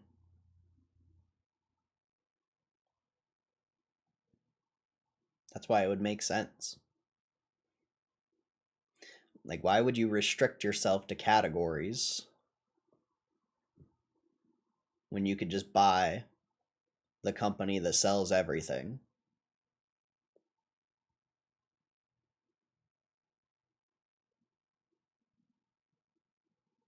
And also, if you're going to make this, if you're going to buy a bunch of businesses just to sell everything, Target's a competitor. Why would you, that's just another competitor you have to deal with. Why wouldn't you just buy out the competitor you could just buy out? And then you only have two competitors, or, you have one less competitor.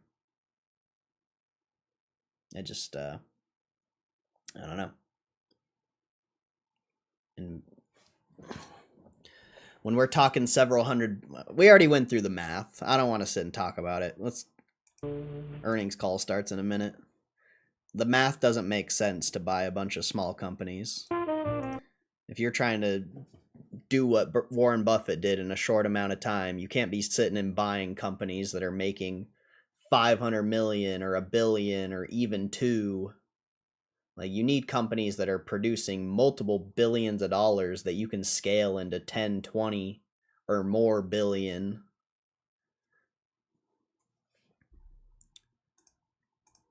We'll see, though. We'll see. But, like, I appreciate the suggestions, but it just doesn't, mathematically, it makes no sense. Greetings and welcome to the AMD fourth quarter and full year 2025 conference call. At this time, all participants are in a listen-only mode. A question and answer session will follow the formal presentation. If anyone should require operator assistance during the conference, please press star 0 on your telephone keypad. And please note that this conference is being recorded. I will now turn the conference over to Matt Ramsey, VP of Financial Strategy and IR. Thank you. You may begin. Thank you, and welcome to AMD's fourth quarter and 2025 full year financial results conference call. By now, you should have had the opportunity to review a copy of our earnings press release and accompanying slides. If you have not had the opportunity to review these materials, they can be found on the investor relations page of amd.com. Today, we will refer primarily to non-GAAP financial measures on the call. The full non-GAAP to GAAP reconciliations are available in today's press release and in the slides posted on our website. Participants in today's conference call are Dr. Lisa Su, our Chair and CEO, and Jean Hu, our Executive Vice President, CFO, and Treasurer. This is a live call and will be replayed via webcast on our website. Before we begin, I would like to note that Mark Papermaster, Executive Vice President and CTO, will present at Morgan Stanley's TMT conference on Tuesday, March 3rd. Today's discussions contain forward-looking statements based on our current beliefs, assumptions, and expectations, speak only as of today, and as such involve risks and uncertainties that could cause actual results to differ materially from our current expectations. Please refer to the cautionary statement in our press release for more information on factors that could cause actual results to differ materially. With that, I will hand the call to Lisa. Thank you, Matt, and good afternoon to all those listening today.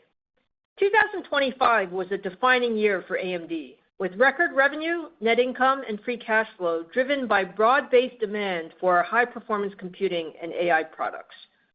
We ended the year with significant momentum, with every part of our business performing very well. We saw demand accelerate across the data center, PC, gaming, and embedded markets, launched the broadest set of leadership products in our history, gained significant server and PC processor share, and rapidly scaled our data center AI business as Instinct and ROCm adoption increased with cloud, enterprise, and AI customers. Looking at our fourth quarter revenue grew 34% year over year to $10.3 billion, led by record EPYC, Ryzen, and Instinct processor sales. Net income increased 42% to a record $2.5 billion, and free cash flow nearly doubled year-over-year to a record $2.1 billion. For the full year, revenue grew 34% to $34.6 billion, and we added more than $7.6 billion of data center segment and client revenue. Turning to our fourth quarter segment results, data center segment revenue increased 39% year-over-year to a record $5.4 billion, led by accelerating Instinct MI350 series GPU deployments and server share gains. In server, adoption of 5th-gen EPYC Turin CPUs accelerated in the quarter, accounting for more than half of the total server revenue. 4th-gen EPYC sales were also robust as our prior generation CPUs continued to deliver superior performance and TCO compared to competitive offerings across a wide range of workloads. As a result, we had record server CPU sales to both cloud and enterprise customers in the quarter and exited the year with record share.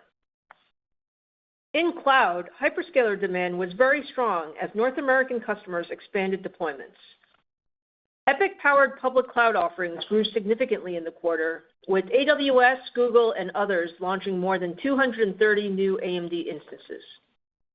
Hyperscalers launched more than 500 AMD-based instances in 2025, increasing the number of EPYC cloud instances more than 50% year-over-year to nearly 1,600. In the enterprise, we are seeing a meaningful shift in EPYC adoption driven by our leadership performance, expanded platform availability, broad software enablement, and increased go-to-market programs. The leading server providers now offer more than 3,000 solutions powered by 4th and 5th-gen EPYC CPUs that are optimized for all major enterprise workloads. As a result, the number of large businesses deploying EPYC on-prem more than doubled in 2025, and we exited the year with record server sell-through. Looking ahead, server CPU demand remains very strong. Hyperscalers are expanding their infrastructure to meet growing demand for cloud services and AI, while enterprises are modernizing their data centers to ensure they have the right compute required to enable new AI workflows. Against this backdrop, EPYC has become the processor of choice for the modern data center, delivering leadership performance, efficiency, and TCO. Our next-generation Venice CPU extends our leadership across each of these metrics. Customer pull for Venice is very high, with engagements underway to support large-scale cloud deployments and broad OEM platform availability when Venice launches later this year. Turning to our data center AI business, we delivered record Instinct GPU revenue in the fourth quarter, led by the ramp of MI350 series shipments. We also had some revenue from MI308 sales to customers in China. Instinct adoption broadened in the quarter. Today, 8 of the top 10 AI companies use Instinct to power production workloads across a growing range of use cases. With the MI350 series, we are entering the next phase of Instinct adoption, expanding our footprint with existing partners and adding new customers. In the fourth quarter, hyperscalers expanded MI350 series availability. Leading AI companies scaled their deployments to support additional workloads, and multiple neocloud providers launched MI350 series offerings that deliver on-demand access to Instinct infrastructure in the cloud. Turning to our AI software stack, we expanded the ROCm ecosystem in the fourth quarter, enabling customers to deploy Instinct faster and with higher performance across a broader range of workloads. Millions of large language and multimodal models run out of the box on AMD, with the leading models launching with day zero support for Instinct GPUs. This capability highlights our rapidly expanding open-source community enablement, including new upstream integration of AMD GPUs in VLLM, one of the most widely used inference engines. To drive Instinct adoption with industry-specific use cases, we're also adding support for domain-specific models in key verticals. As one example, in healthcare, we added ROCm support for the leading medical imaging framework to enable developers to train and deploy highly performant deep learning models on Instinct GPUs. For large businesses, we introduced our Enterprise AI Suite, a full-stack software platform with enterprise-grade tools inference microservices, and solutions blueprints designed to simplify and accelerate production deployments at scale. We also announced a strategic partnership with Tata Consultancy Services to co-develop industry-specific AI solutions and help customers deploy AI across their operations. Looking ahead, customer engagements for our next-gen MI400 series and Helios platform continue expanding. In addition to our multi-generation partnership with OpenAI to deploy 6 gigawatts of Instinct GPUs, we are in active discussions with other customers on at-scale multi-year deployments, starting with Helios and MI450 later this year. With the MI400 series, we are also expanding our portfolio to address the full range of cloud, HPC, and enterprise AI workloads. This includes MI455X and Helios for AI superclusters, MI430X for HPC and sovereign AI, and MI440X servers for enterprise customers requiring leadership training and inference performance in a compact 8-GPU solution that integrates easily into existing infrastructure. Multiple OEMs publicly announced plans to launch Helios systems in 2026, with deep engineering engagement underway to support smooth production ramps. In December, HPE announced that they will offer Helios racks with purpose-built HPE Juniper Ethernet switches and optimized software for high-bandwidth scale-up networking. And in January, Lenovo announced plans to offer Helios racks. MI430X adoption also grew in the quarter, with new exascale-class supercomputers announced by Gency in France and HLRS in Germany. Looking further ahead, development of our next-generation MI500 series is well underway. MI500 is powered by our CDNA 6 architecture, built on advanced 2-nanometer process technology, and features high-speed HBM4E memory. We are on track to launch MI500 in 2027 and expect MI500 to deliver another major leap in AI performance to power the next wave of large-scale multimodal models. In summary, our AI business is accelerating, with the launch of MI400 series and Helios representing a major inflection point for the business as we deliver leadership performance and TCO at the chip, compute tray, and rack level. Based on the strength of our EPYC and Instinct roadmaps, we are well positioned to grow data center segment revenue by more than 60% annually over the next 3 to 5 years and scale our AI business to tens of billions in annual revenue in 2027.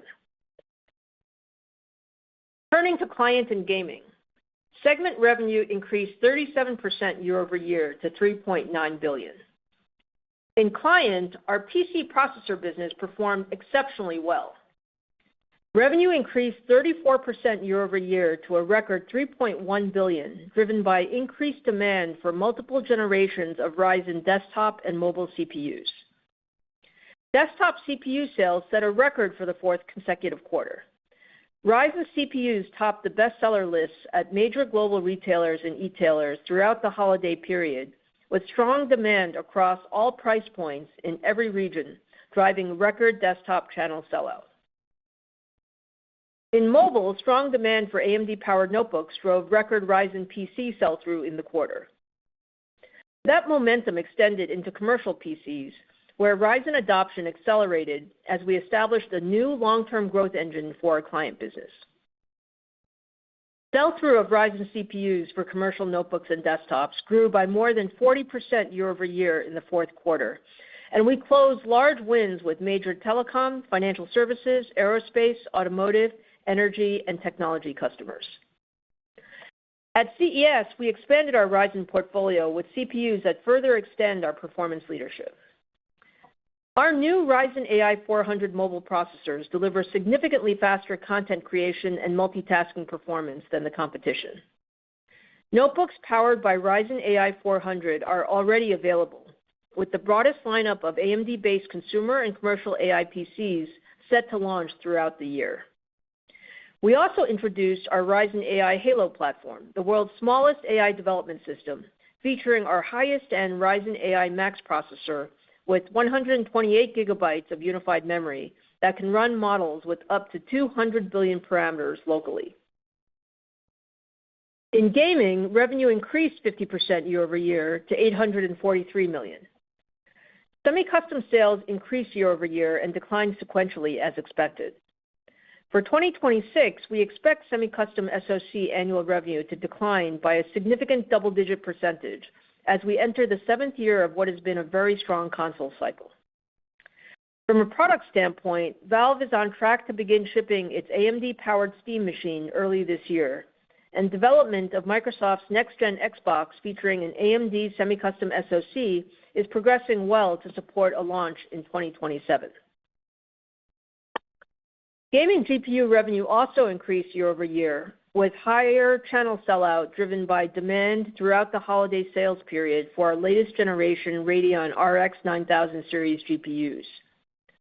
We also launched FSR4 Redstone in the quarter, our most advanced AI-powered upscaling technology, delivering higher image quality and smoother frame rates for gamers. Turning to our embedded segment, revenue increased 3% year-over-year to $950 million, led by strength with test and measurement and aerospace customers, and growing adoption of our embedded x86 CPUs. Channel sell-through accelerated in the quarter as end customer demand improved across several end markets, led by test, measurement, and emulation. Design win momentum remains one of the clearest indicators of long-term growth for our embedded business, and we delivered another record year. We closed $17 billion in design wins in 2025, up nearly 20% year-over-year, as we've now won more than $50 billion of embedded designs since acquiring Xilinx. We also strengthened our embedded portfolio in the quarter. We began production of our Versal AI Edge Gen 2 SoCs for low-latency inference workloads and started shipping our highest-end Spartan UltraScale Plus devices for cost-optimized application. We also launched new embedded CPUs, including our EPYC 2005 series for network security and industrial edge applications, Ryzen P100 series for in-vehicle infotainment and industrial systems, and Ryzen X100 series for physical AI and autonomous platforms. In summary, 2025 was an excellent year for AMD, marking the start of a new growth trajectory for the company. We are entering a multi-year demand supercycle for high performance and AI computing that is creating significant growth opportunities across each of our businesses. AMD is well positioned to capture that growth with highly differentiated products, a proven execution engine, deep customer partnerships, and significant operational scale. And as AI reshapes the compute landscape, we have the breadth of solutions and partnerships required for end-to-end leadership. From Helios in the cloud for at-scale training and inference, to an expanded Instinct portfolio for sovereign supercomputing and enterprise AI deployment. At the same time, demand for EPYC CPUs is surging as agentic and emerging AI workloads require high-performance CPUs to power head nodes and run parallel tasks alongside GPUs. And at the edge and in PCs, where AI adoption is just beginning, our industry-leading Ryzen and embedded processors are powering real-time on-device AI. As a result, we expect significant top-line and bottom-line growth in 2026, led by increased adoption of EPYC and Instinct, continued client share gains, and a return to growth in our embedded segment. Looking further ahead, we see a clear path to achieve the ambitious targets we laid out at our Financial Analyst Day last November, including growing revenue at greater than 35% CAGR over the next 3 to 5 years, significantly expanding operating margins, and generating annual EPS of more than $20 in the strategic timeframe, driven by growth in all of our segments and the rapid scaling of our data center AI business. Now I'll turn the call over to Jean to provide additional color on our fourth quarter results and full year results. Jean? Thank you, Lisa, and good afternoon, everyone. I'll start with a review for our financial results and then provide our current outlook for the first quarter of fiscal 2026.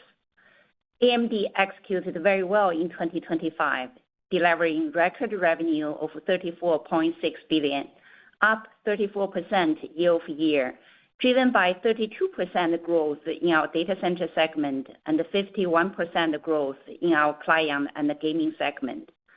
Gross margin was 52%, and we delivered record earnings per share of $4.17, up 26% year-over-year, while continuing to invest aggressively in AI and the data center to support our long-term growth.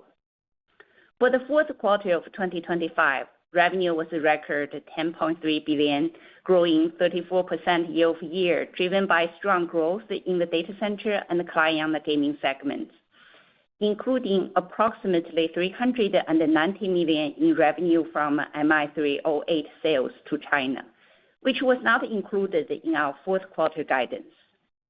Revenue was up 11% sequentially, primarily driven by continued strong growth in data center from both server and data center AI business, as well as a return to year-over-year growth in the embedded segment. Gross margin was 57%, up 290 basis points year-over-year. We benefited from the release of $360 million in previously written down MI308 inventory reserves. Excluding the inventory reserve release and the MI308 revenue from China, gross margin would have been approximately 55%, up 80 basis points year-over-year, driven by favorable product mix. Operating expenses were $3 billion, an increase of 42% year-over-year as we continue to invest in R&D go-to-market activities to support our AI roadmap and the long-term growth opportunities, as well as higher employee performance-based incentives. Operating income was a record $2.9 billion, representing a 28% operating margin. Tax, interest, and other resulting in a net expense of approximately $335 million. For the fourth quarter, diluted earnings per share was a record $1.53, an increase of 40% year-over-year, reflecting strong execution and operating leverage in our business model. Now turning to our reportable segment. Starting with the data center segment, revenue was a record $5.4 billion, up 39% year-over-year and 24% sequentially, driven by strong demand for EPYC processors and the continued ramp of MI350 products. Data center segment operating income was $1.8 billion, or 33% of revenue, compared to $1.2 billion, or 30% a year ago, reflecting higher revenue and the inventory reserve release, partially offset by continued investment to support our AI hardware and software roadmaps. Client and gaming segment revenue was $3.9 billion, up 37% year-over-year, driven primarily by strong demand for our leadership AMD Ryzen processors. On a sequential basis, revenue was down 3% due to lower semi-customer revenue. The client business revenue was a record $3.1 billion, up 34% year-over-year and 13% sequentially, led by strong demand from both the channel and the PC OEMs and the continued market share gains. The gaming business revenue was $843 million, up 50% year-over-year, primarily driven by higher semi-customer revenue and strong demand for AMD Radeon GPUs. Sequentially, gaming revenue was down 35% due to lower semi-customer sales. Client and gaming segment operating income was $725 million, or 18% of revenue, compared to $496 million, or 17% a year ago. Embedded segment revenue was $950 million, up 3% year-over-year and 11% sequentially as demand strengthened across several end markets.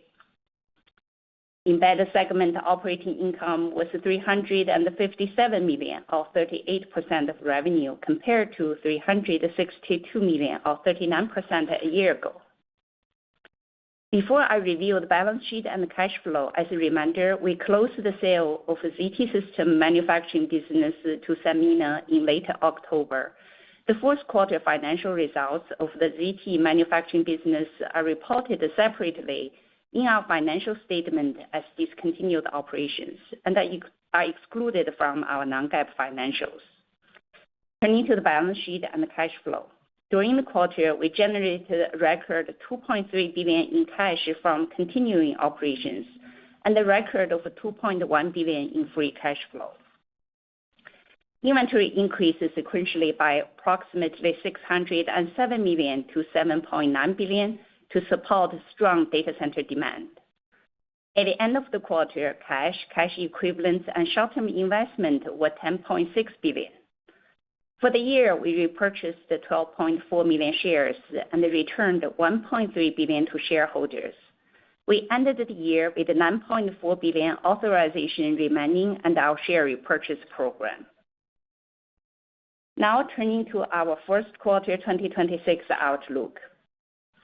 We expect revenue to be approximately $9.8 billion ±$300 million, including approximately $100 million of MI308 sales to China. At the middle point of our guidance, revenue is expected to be up 32% year-over-year, driven by strong growth in our data center and the client and the gaming segments, and a modest growth in our embedded segment. Sequentially, we expect revenue to be down approximately 5%, driven by seasonal decline in our client gaming and embedded segment, partially offset by growth in our data center segment. In addition, we expect fourth quarter non-GAAP gross margin to be approximately 55%, non-GAAP operating expense to be approximately $3.05 billion, non-GAAP other net income to be approximately $35 million, non-GAAP effective tax rate to be 13%, and diluted share count is expected to be approximately 1.65 billion shares. In closing, 2025 was an outstanding year for AMD, reflecting disciplined execution across the business to deliver strong revenue growth, increase profitability and cash generation, while investing aggressively in AI and innovation to support our long-term growth strategy. Looking ahead, we are very well positioned for continued strong top-line revenue growth and earnings expansion in 2026, with a focus on driving data center AI growth, operating leverage, and delivering long-term value to shareholders. With that, I'll turn it back to Matt for the Q&A session. Yes, thank you very much, Jean. Operator, please go ahead and open the Q&A session. Thank you. Thank you, Matt. We will now be conducting the question and answer session. If you would like to ask a question, please press star one on your telephone keypad. A confirmation tone will indicate that your line is in the queue. You may press star two to remove yourself from the queue. For participants using speaker equipment, it may be necessary to pick up your handset before pressing the star keys. One moment, please, while we poll for questions.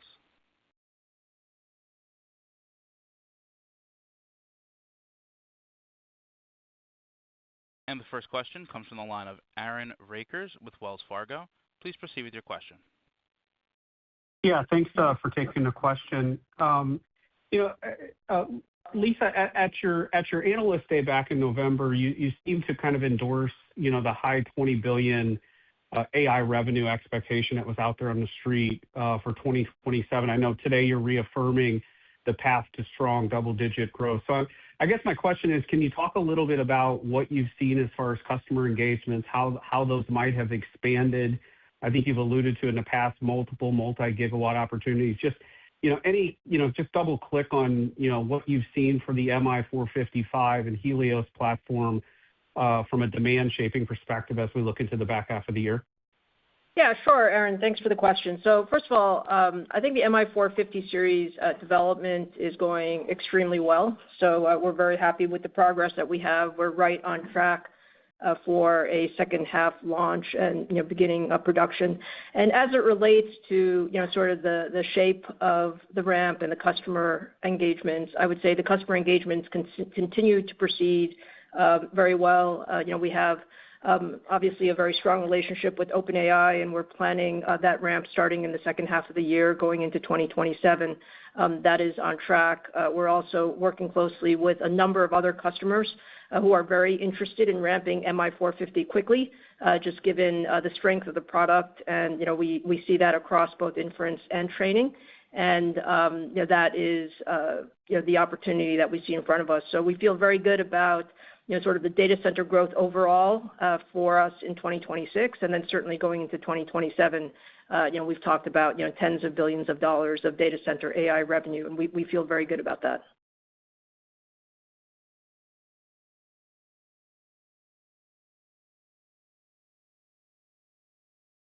Thank you. The next question comes from the line of Tim Arcuri with UBS.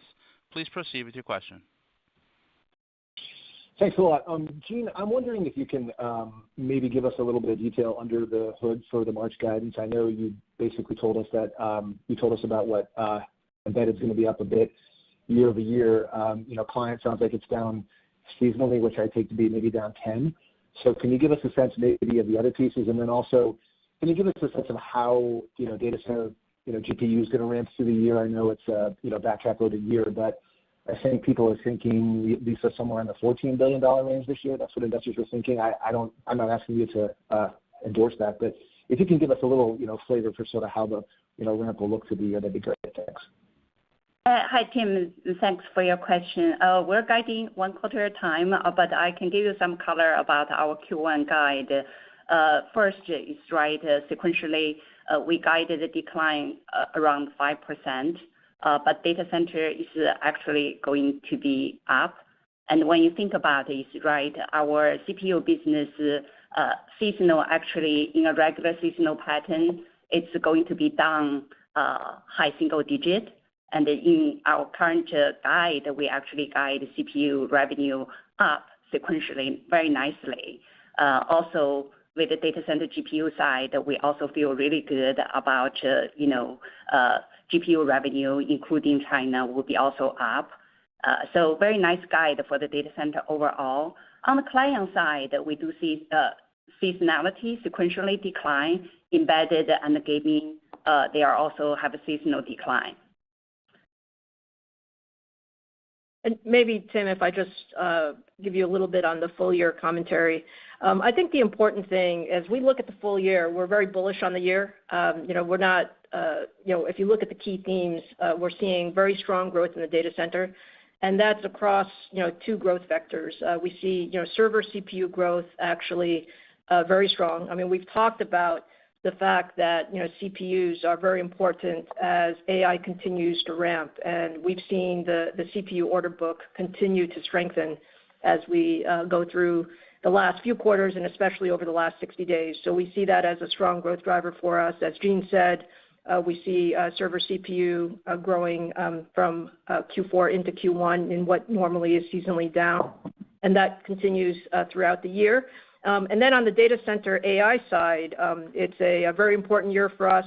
It's really an inflection point. MI355 has done well, and we were pleased with the performance in Q4, and we continue to ramp that in the first half of the year. But as we get into the second half of the year, the MI450 is really a inflection point for us. So that revenue will start in the third quarter, but it will ramp significant volume in the fourth quarter as we get into 2027. So that gives you a little bit of sort of what the data center ramp looks like throughout the year.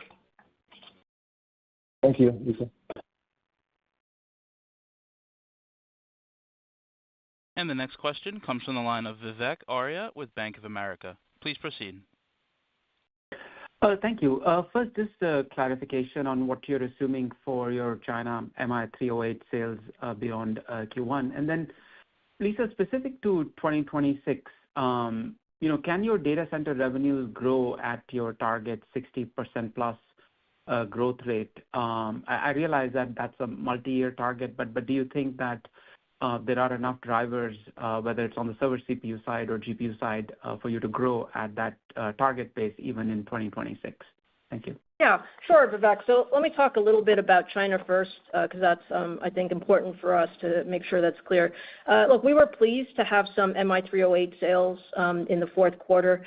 They were actually, a license that was approved through, work with the administration, and those orders were actually from very early in 2025.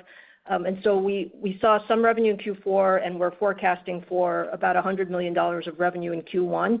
We are not forecasting any additional revenue from China just because it's a very dynamic situation. So given that it's a dynamic situation, we're still waiting for, we've submitted licenses for the MI325, and we're continuing to work with customers and understanding, sort of their customer demand. We thought it prudent not to forecast any additional revenue other than the $100 million that we called out in the Q1 guide. Now, as it relates to overall data center, as I mentioned in the question to Tim, we're very bullish about data center. I think the combination of drivers that we have across our CPU franchise, I mean the EPYC product line, both Turin and Genoa continue to ramp well, and in the second half of the year we will be launching Venice, which we believe actually extends our leadership, and the MI450 ramp, which is also very significant in the second half of 2026.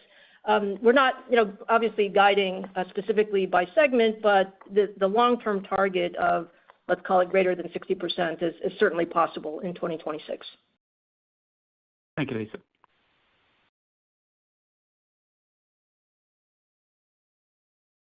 Thank you. And as a reminder, if you would like to ask a question, please press star one. We ask that you limit yourself to one question and one follow-up. Thank you. The next question comes from the line of C.J. Muse with Cantor. Please proceed. Yeah, good afternoon. Thanks for taking the question. I'm curious on the server CPU side of the house, and given the dramatic tightness, curious, your ability to source incremental capacity from TSMC and elsewhere, and I guess how long will it take for that to see wafers out, and how should we think about the implications for kind of the growth trajectory throughout all of calendar 26? And I guess as part of that, if you could speak to how we should be thinking about inflection in pricing as well, that would be very helpful. Sure, CJ. So a couple of points about the server CPU market. First of all, we think the overall server CPU TAM is going to grow, let's call it strong double digits in 2026, just given as we said, the relationship between CPU demand and overall AI ramp. So I think that's a positive. Relative to our ability to support that, we've been seeing this trend for the last couple of quarters. So we have increased our supply capacity capability for server CPUs, and that's one of the reasons we're able to increase our Q1 guide as it relates to the server business, and we see the ability to continue to grow that throughout the year. There's no question that the demand continues to be strong, and so we're working with our supply chain partners to increase supply as well. But from what we see today, I think the overall server situation is strong, and we are increasing supply to address that. Hey, CJ, do you have a follow-up question? I do. Maybe for Jean, if you could kind of touch on gross margins through the year, and as you balance kind of strengthening server CPU with perhaps greater GPU accelerating in the second half, is there kind of a framework that we should be working off of? Thanks so much. Yeah, thank you for the question. We are very pleased with our gross margin Q4 performance and the Q1 guide at 55%, which actually is 130 basis point up year over year, while we continue to ramp our MI355 year over year very significantly. I think we are benefiting from a very favorable product mix across all our business. If you think about in data center, we're ramping our new generation product, Turin, and the MI355, which helps the gross margin in client. We continue to move up the stack and also gaining momentum in our commercial business. Our client business gross margin has been improving nicely. In addition, certainly we see the recovery of our embedded business, which is also margin accretive. So all those tailwinds we're seeing, we continue to see in next few quarters.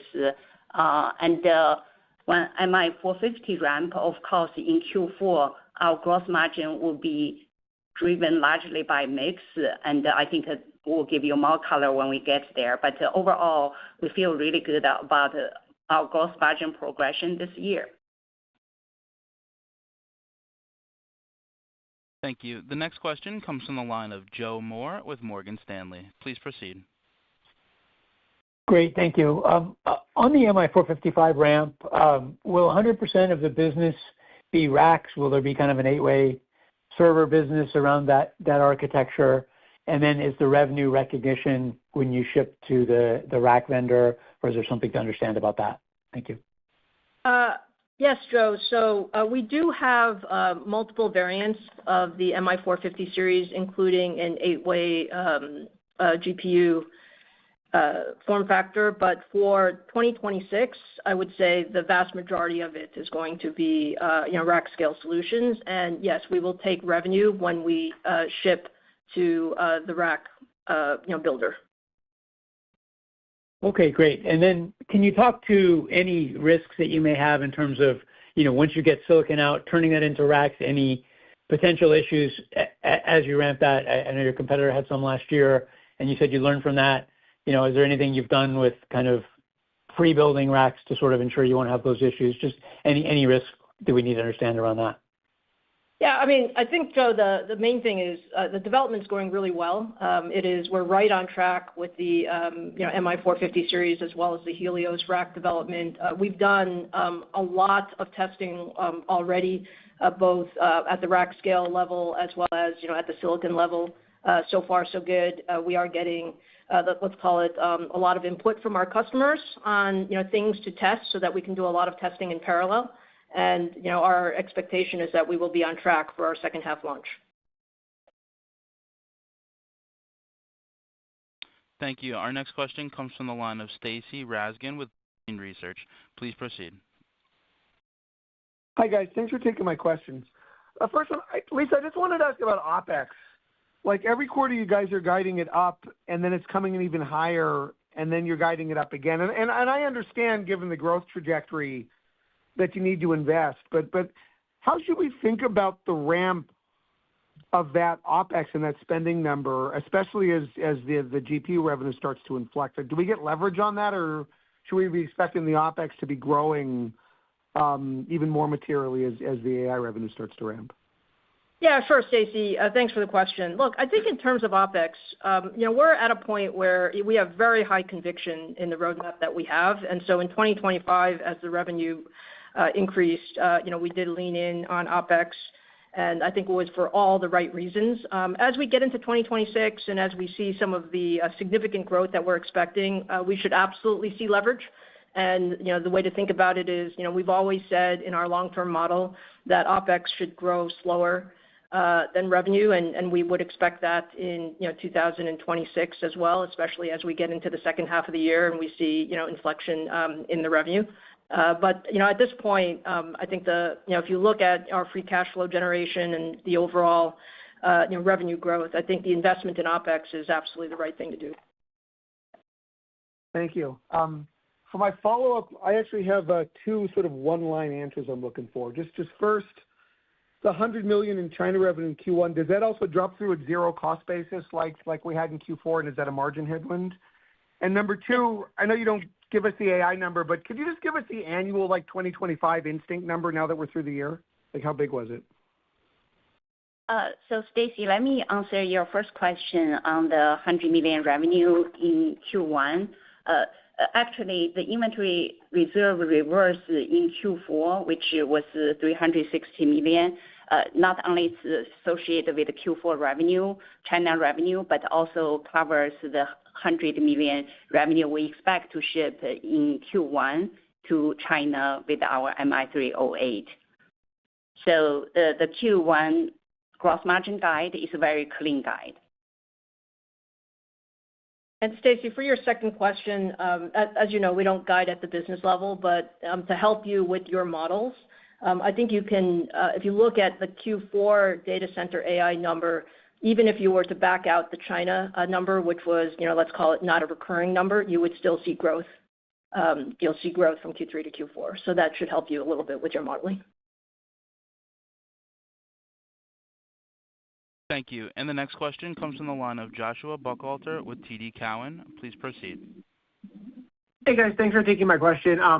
I wanted to ask about clients. So the segment beat, pretty handily in the fourth quarter, and recognize you guys have been gaining share with Ryzen. But I think given what we've been seeing in the memory market, there's a lot of concern about inflationary costs and the potential for pull-ins. Were there any changes in your order patterns during the quarter? And maybe bigger picture, how are you thinking about client growth and the health of that market into 2026? Yeah, thanks for the question, Josh. The client market has performed extremely well, for us throughout 2025. Very strong growth for us, both in terms of ASP mixing up the stack as well as just unit growth. Going into 2026, we are certainly watching the development of the business. I think the PC market is an important market. Based on everything that we see today, we're probably seeing the PC TAM down a bit, just given some of the inflationary pressures of the commodities pricing, including memory. The way we are modeling the year is, let's call it second half, a bit sub-seasonal to first half, just given everything that we see. Even in that environment with the PC market down, we believe we can grow the our PC business. And our focus areas are, enterprise. That's a place where we're making very nice progress in 2025, and we expect that into 2026, and just continuing to grow, sort of at the premium, higher end of the market. Thank you for the color there. Then I wanted to ask about the Instinct family. So we've seen your big GPU competitor make a deal with an SRAM-based spatial architecture provider, and then OpenAI has reportedly been linked to one as well. Could you speak to the competitive implications of that? You've done well in inferencing, I think, partly because of your leadership in HBM content. So I was wondering if you could maybe address the pull seemingly motivated by lower latency inference and how Instinct is positioned to service this if you're indeed seeing it as well. Thank you. Yeah, I think, Josh, it's really, I think, the evolution that you might expect as the AI market matures. What we're seeing is as inference ramps, really the tokens per dollar or the efficiency of the inference stack becomes more and more important.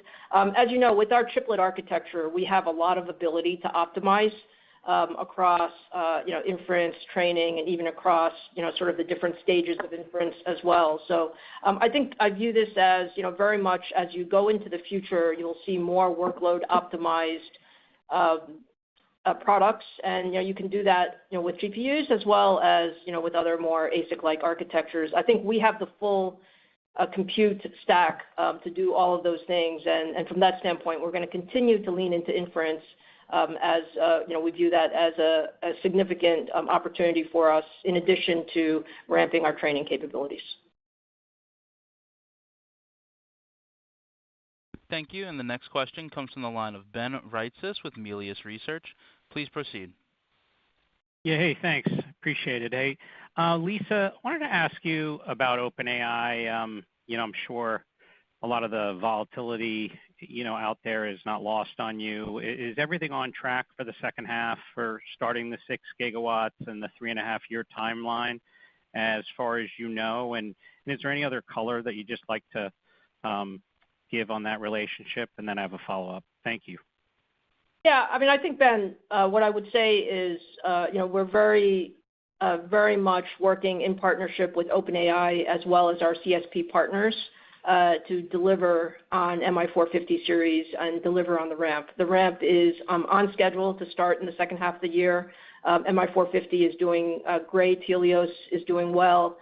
We are in, let's call it deep co-development across all of those parties. And, as we look forward, I think we are optimistic about the MI450 ramp for OpenAI. But I also want to, remind everyone that we have a broad set of customers that are, very excited about MI450 series. And so in addition to the work that we're doing with OpenAI, there are a number of customers that we're working to ramp in that timeframe as well. All right, I appreciate that. And I wanted to shift to the server CPU and just talk about x86 versus ARM. There's some view out there that x86 has particular edge in agents, big picture. Do you agree with that? And what are you seeing from customers? And in particular, obviously your big competitor is going to be selling an ARM CPU.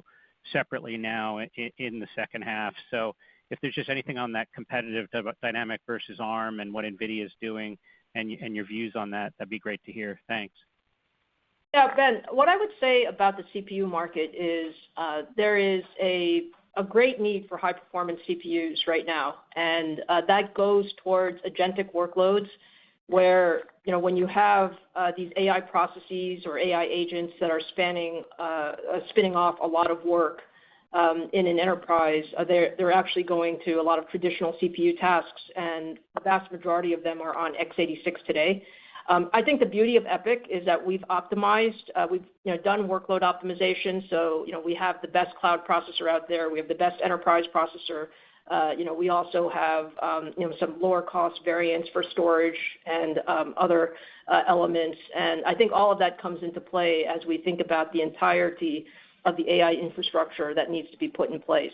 I think the CPUs are going to continue to be as important as a piece of the AI infrastructure ramp, and that's one of the things that we mentioned at our Analyst Day back in November.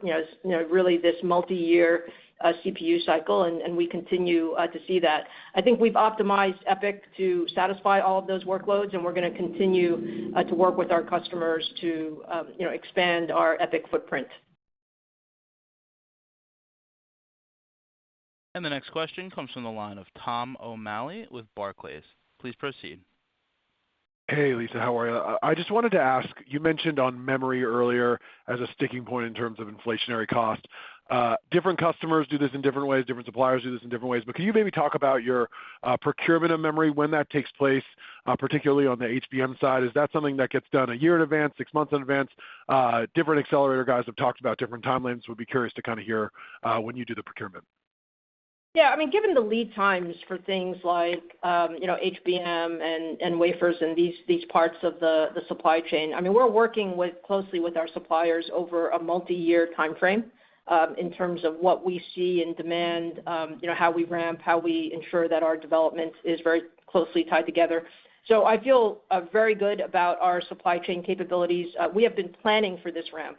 So independent of the current market conditions, we've been planning for a significant ramp in our both CPU as well as our GPU business over the past couple of years. And so from that standpoint, I think we're well positioned to grow substantially, extend beyond that, given the tightness of the supply chain. Thanks. And just as a follow-up, you've seen a variety of different things in the industry in terms of system accelerators, so KV cache offload, more discrete ASIC-style compute, CPX.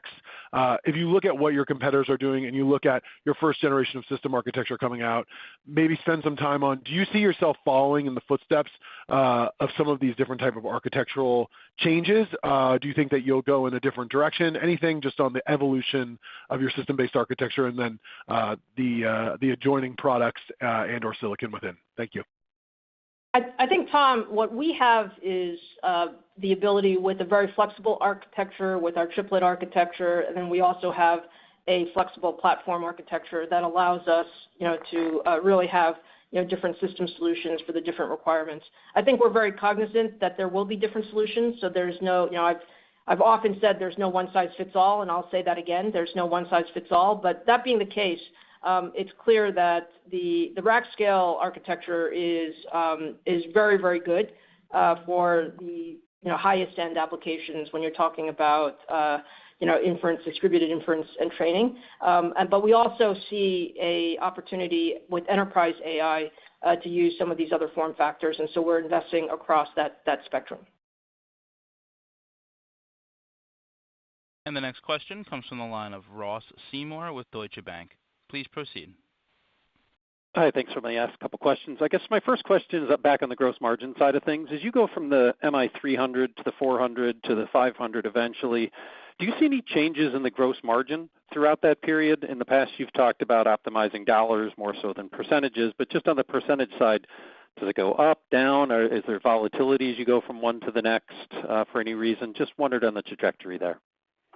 Ross, thank you for the question. At a very high level, each generation, we actually provide much more capabilities, more memory, help our customer more. So in general, the gross margin should progress each generation when you offer more capabilities to your customers. But typically, when you first ramp at the beginning of ramp of a generation, it tends to be lower.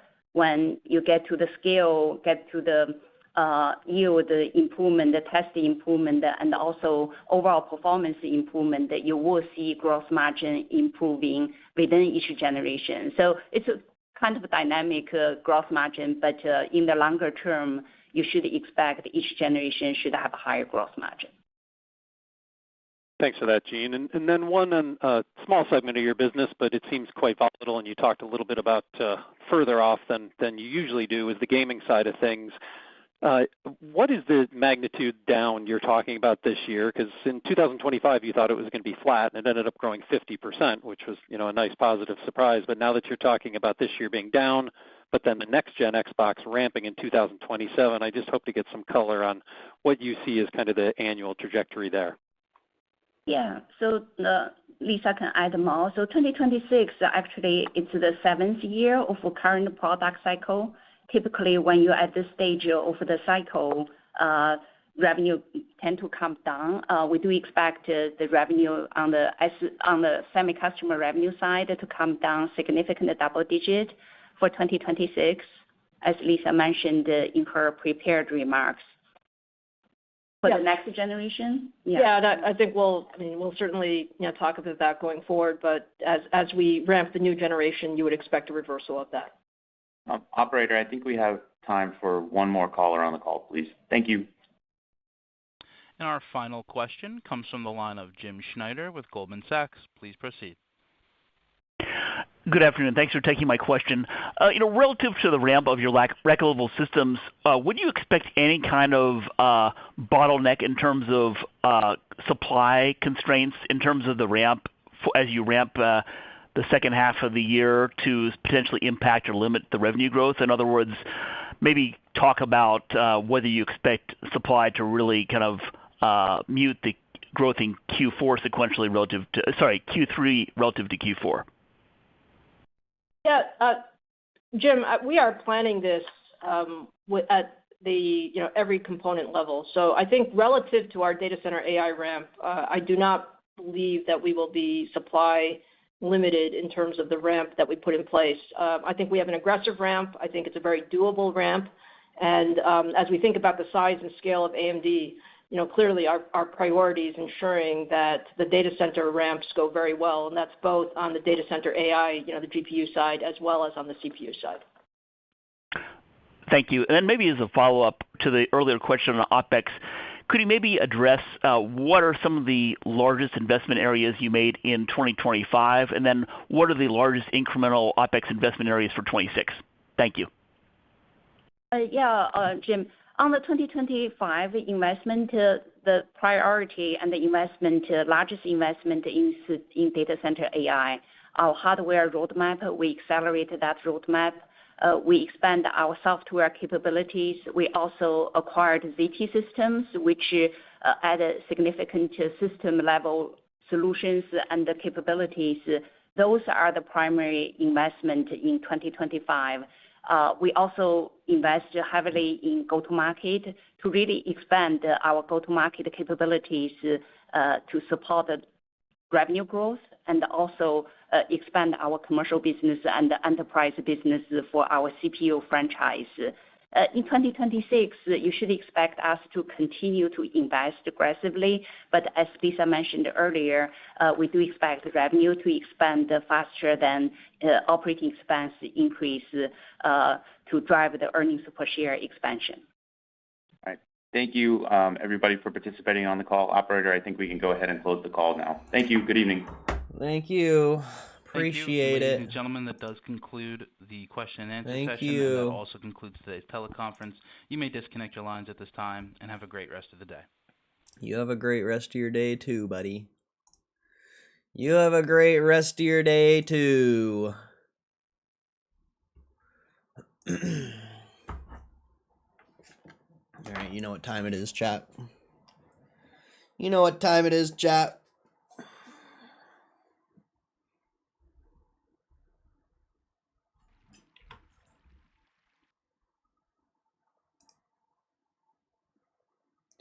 You know what time it is.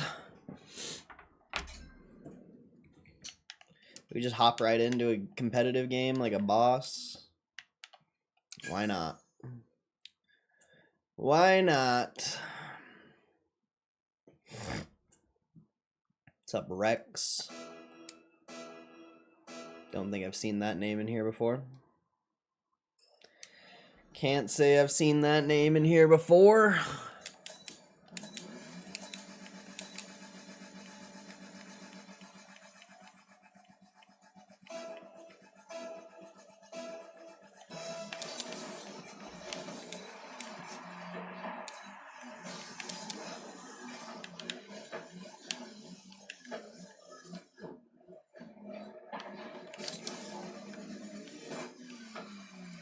Teammate, turn around for that. Okay. Oh, nice. That was really good.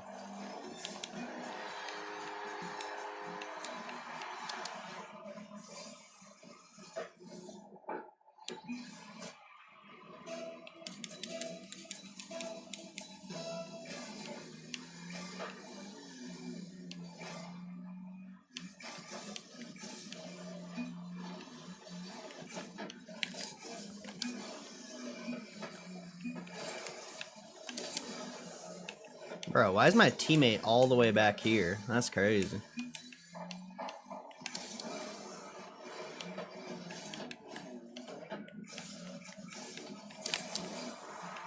What is my teammate doing, bro?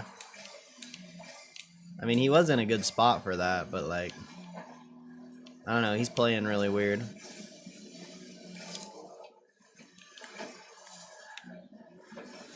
So's that guy.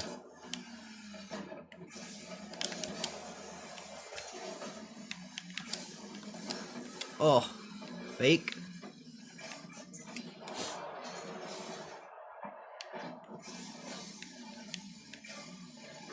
My teammate's just ball chasing. That should be in. Easy.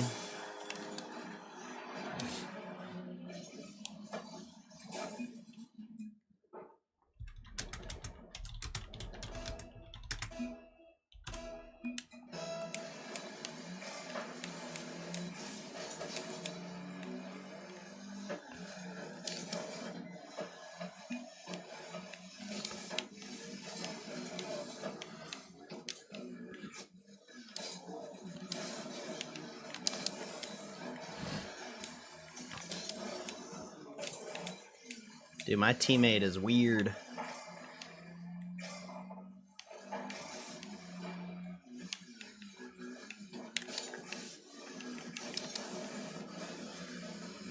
Bro, teammate.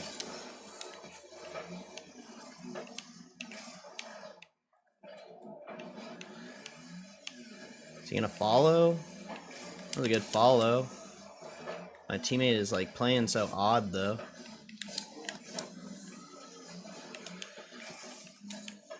He just keeps going for like plays that he can never hit. It's so annoying.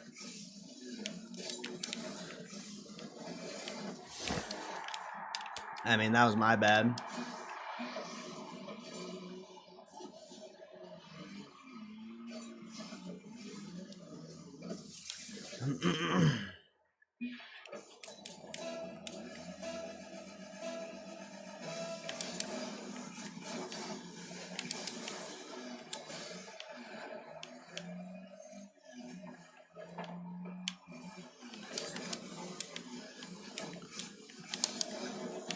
Dude, my teammate is so fucking garbage, bro. Give him a free net.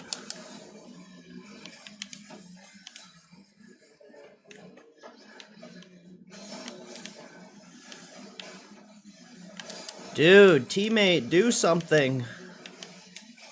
He's just going for fucking aerials that he can't even score. It's crazy.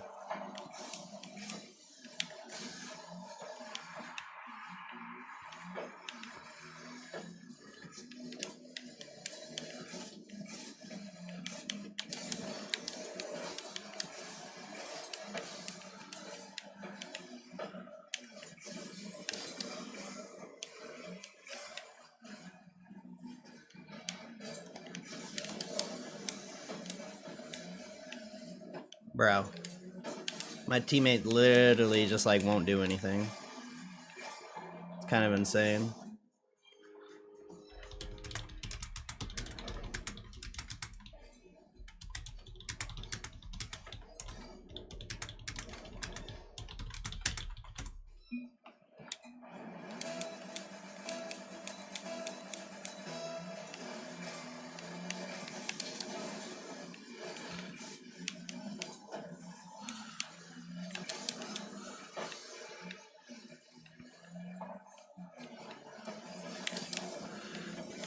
Damn, that was close.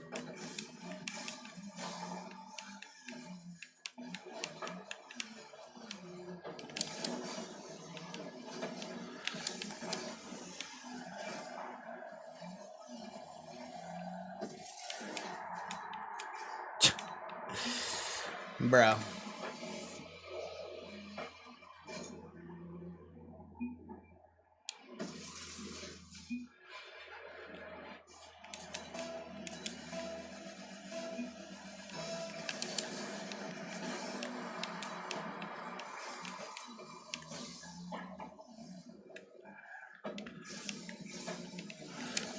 Dude.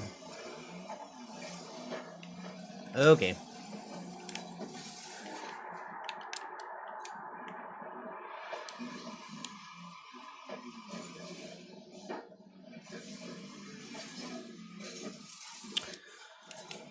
Oh, man.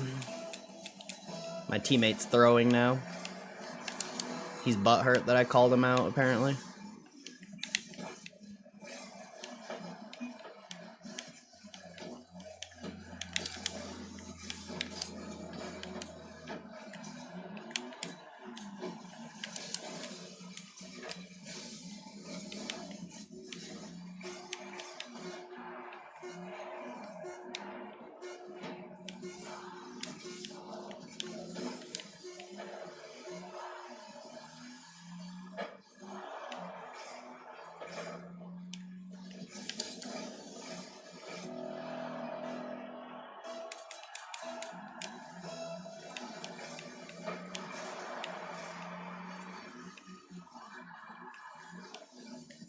I ain't going for that.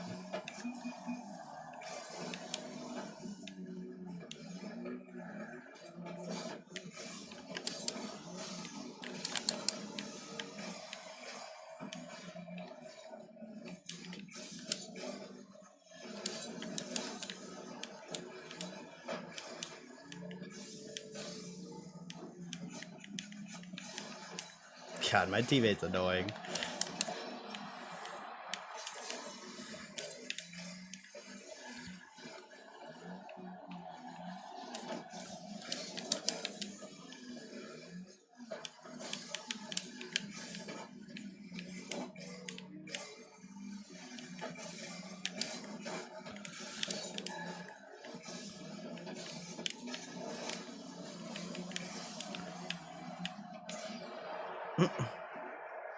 We're losing.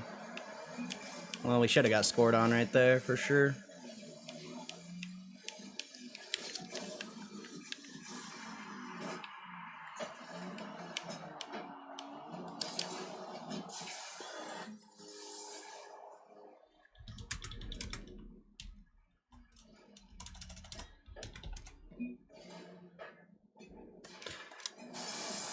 That kid, bro. That was wild.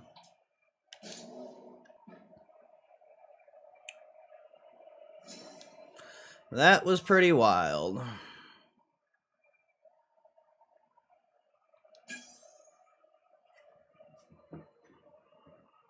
I don't know, like, I don't know, bro.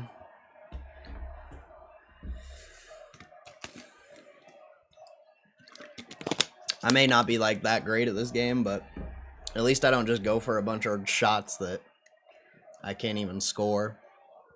Like, that shit's, like, actually pretty annoying.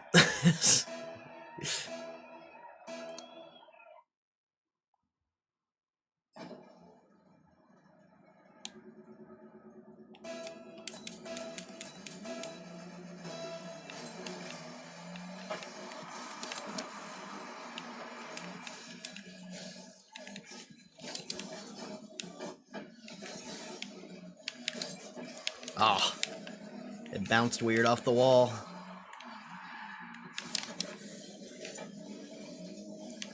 Oh, that's free. Oh, that's just in. Never mind. I forgot about that shot. I haven't hit that shot in a long time. You hit it like perfect in that corner, it'll just go in. Same with the sidewall on their half. You can hit it off the sidewall and sometimes it'll go in. Uh-oh. That's not good. Okay. He went for the bump instead of the ball. That's really smart.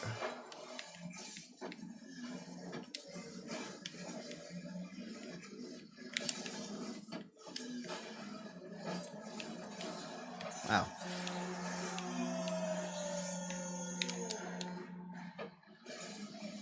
I keep forgetting my quick chats.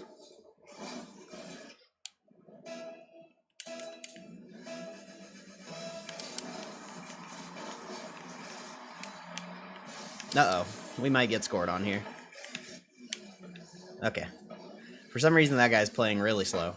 Or he's just, like, not going for the ball. I don't know why.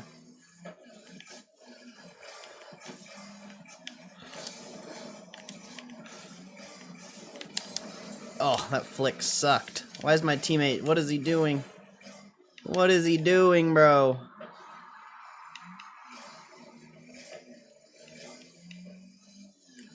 Do a barrel roll.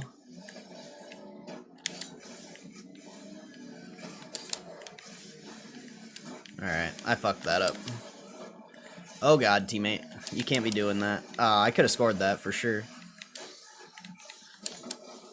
Oh, that was so close. I gotta jack the boost here. Hopefully my teammate challenges. Nice. They have no boost. All my teammate has to do is... Okay. Teammate, what are you doing? They have no boost! Oh my god, why would he back out, bro? That's actually insane.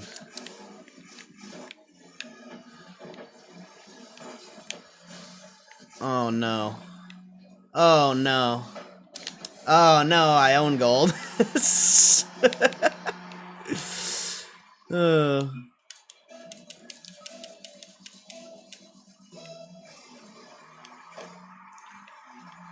Oh no. I do not have the boost for that. Hopefully my teammate goes for it.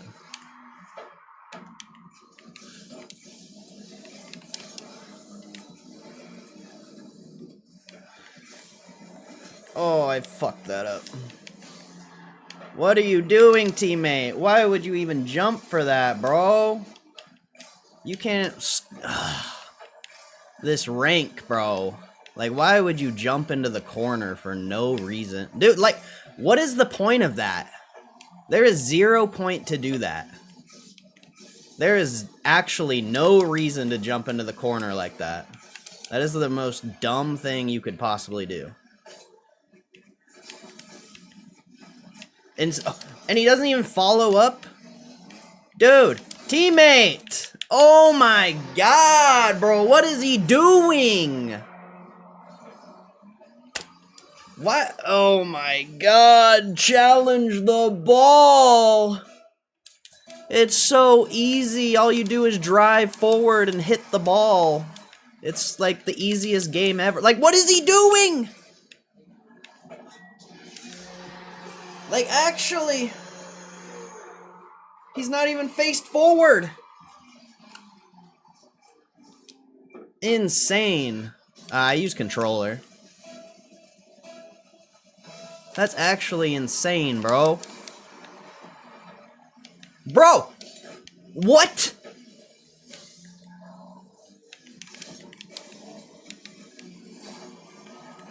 Fuck, dude. I could have got that, maybe. I just fucked my aerial up. Bro! My teammate is throwing so hard. Oh my god, bro. Challenge the ball! Holy fucking shit. I'm throwing. I'm throwing. Okay.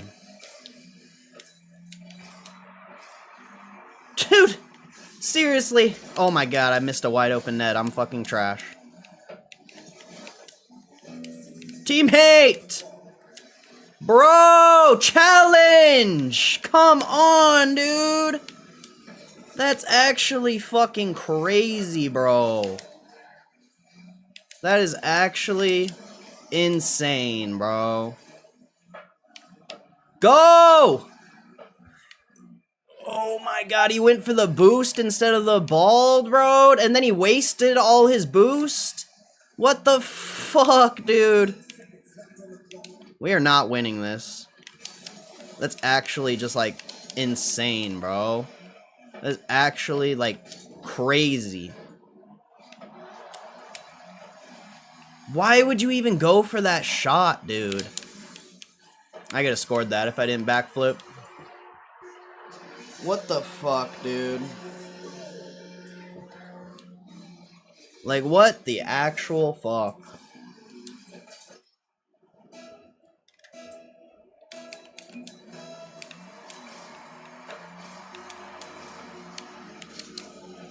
Okay.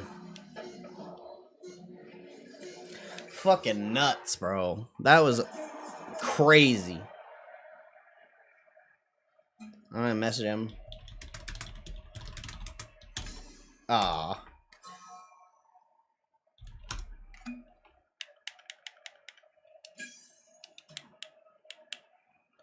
Crazy, bro. Keyboard's the only way? Pfft. Good luck playing this game on keyboard. Nah, it's a PC. Or wait, I think Rocket League is on Switch.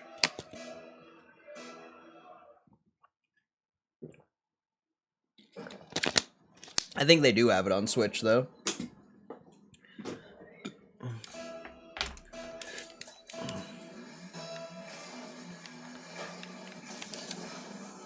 Any other teammate, I would have won that last game, I feel like. Like, you can't do shit when your teammate's not challenging the ball.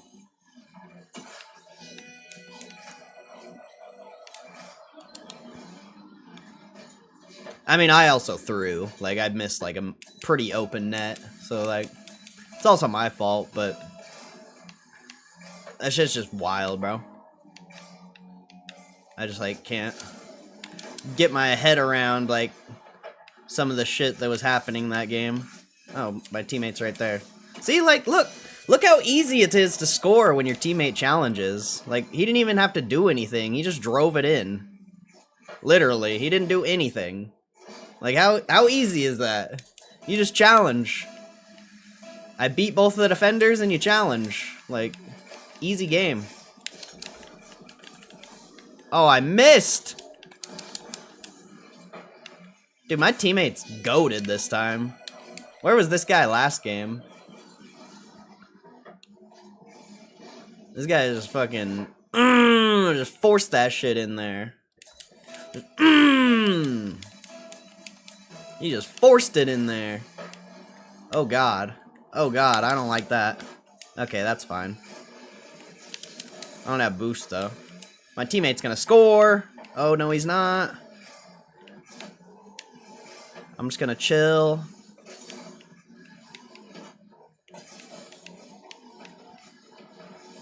Okay. My teammate was a little too on my ass that time.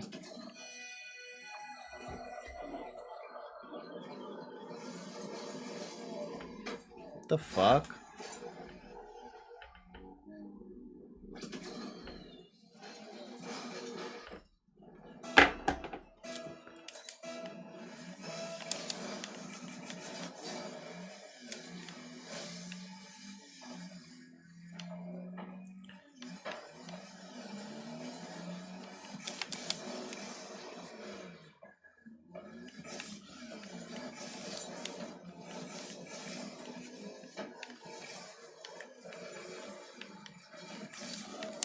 Dude, I'm so lucky I drove onto that wall.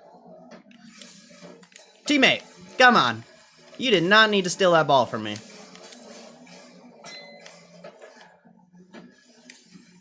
Dude! Fuck off, man. He actually forfeited. I was just doing it as a joke, but whatever.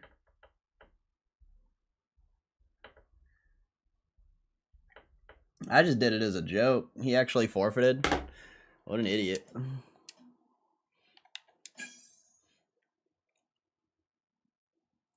What an idiot. Racing games and fighting games, I keep controller. Everything else, I use keyboard. I suck at keyboard, bro. Even like shooters and stuff. Even though it's optimal with the mouse aim, I'm not good at keyboard mouse. I haven't really played much. Like the only thing for me that would be better on like a shooter or something would be just the aim. But movement, I'm not good at movement on keyboard. Which is weird.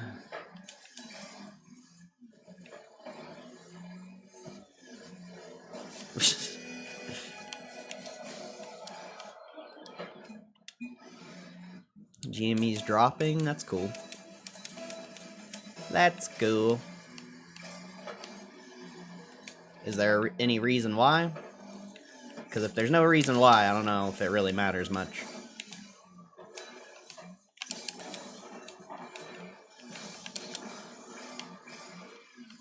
Okay.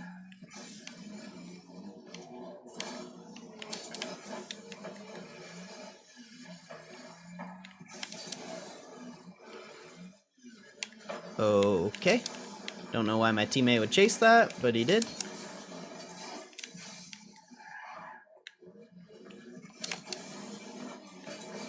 Well, I just gave them a pass. So, that's really cool.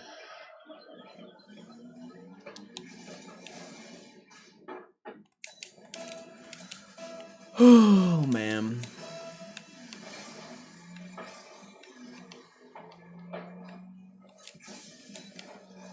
Bro.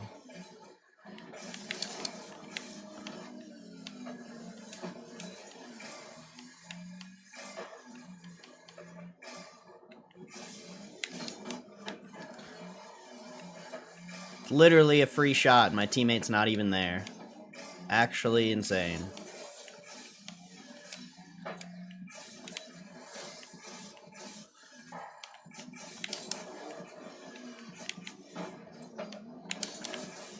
Dude, he went all the way back? Come on.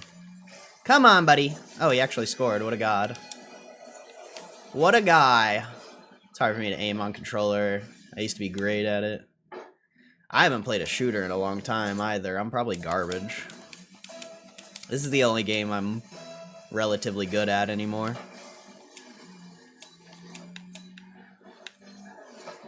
This is like one of the only, like, Call of Duty, I used to be able to be like confident and be like, yeah, I could probably win like anyone in a 1v1 in Call of Duty.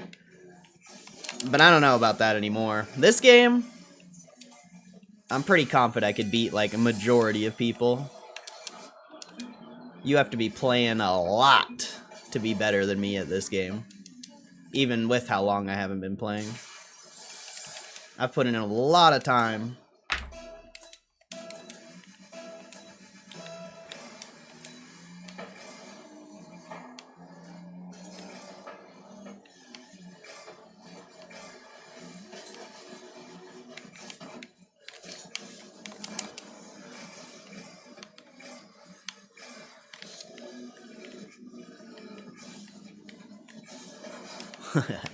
Almost. That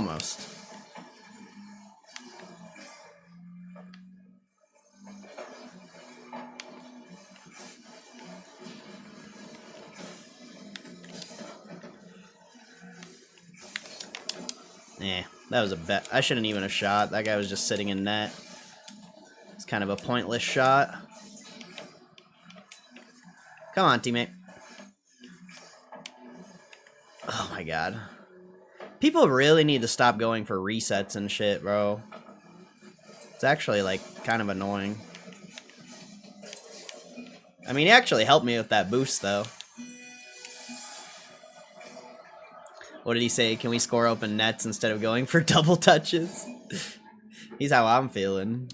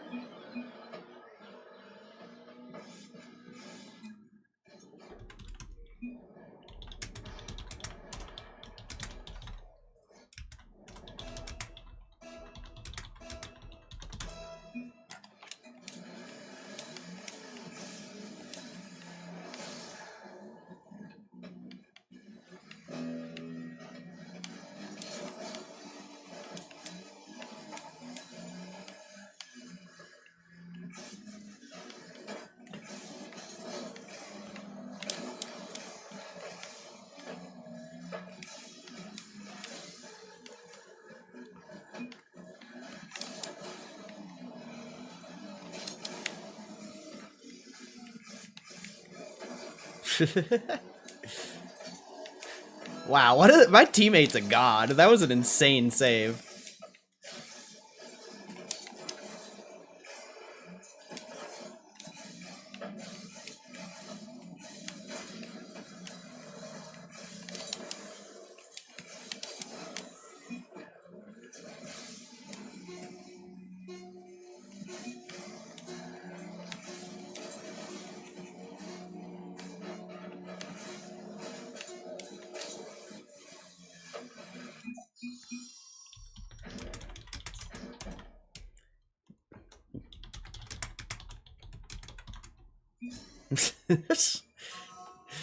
God, bro. Oh, I'm still champ? I thought I got D-ranked. I guess that was my D-rank game.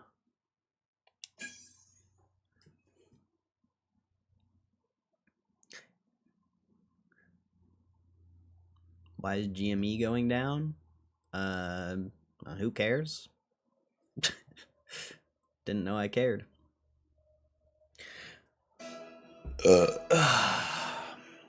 Maybe you shouldn't have YOLO'd into a trade that you weren't prepared to lose on. You wouldn't care about why GameStop is down.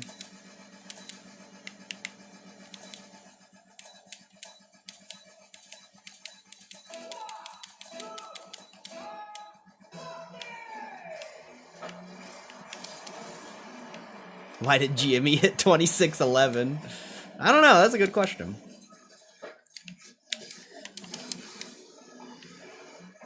That is a very good question. I wonder why it did that. Oh, that was an easy goal. I just wasn't in position to take advantage. Oh, is my teammate? Oh, my teammate was almost goated there. That was pretty quick, though. Look at this double fucking handicap. Okay. Okay, that was really bad by me. That was pretty bad by me. I'll say. I'll say so.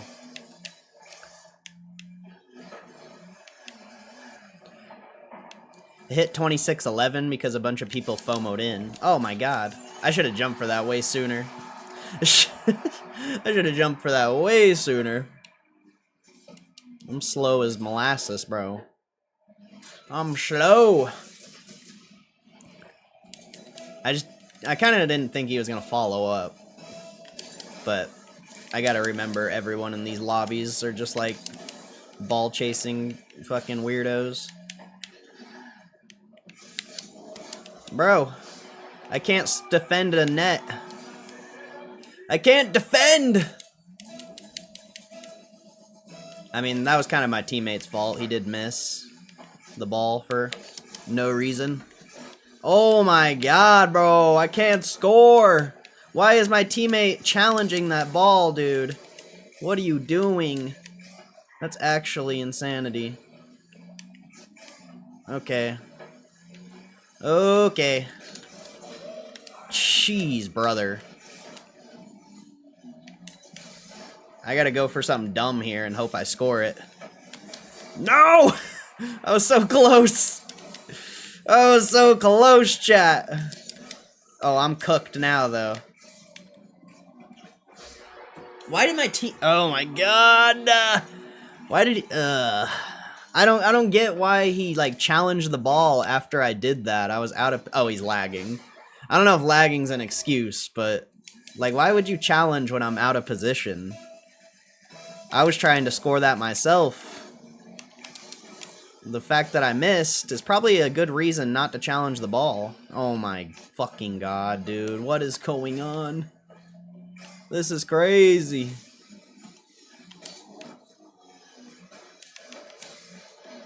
Oh, man. Oh, man. I'm cooked. Oh, I just own gold. Almost own gold. Teammate, jump! Okay. We might be able to do something with this, maybe? Maybe not.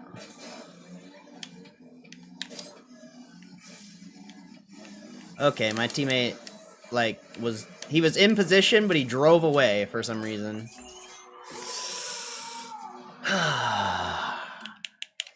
This game kind of pisses me off sometimes. If you couldn't tell. It's part of the reason why I quit playing it. Part of the reason why I quit playing. So is GameStop down for a reason, or is it just down? How much is it down? Like, there's a lot of details being missed here.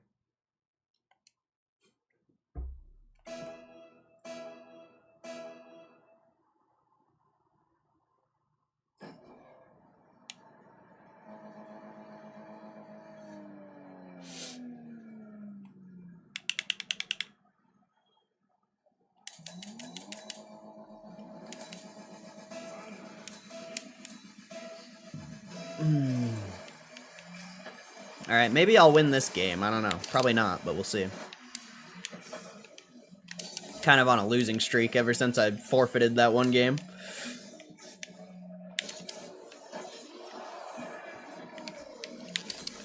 Okay. Oh, wow, what a nice reset. Too bad that shit doesn't work if you're bad.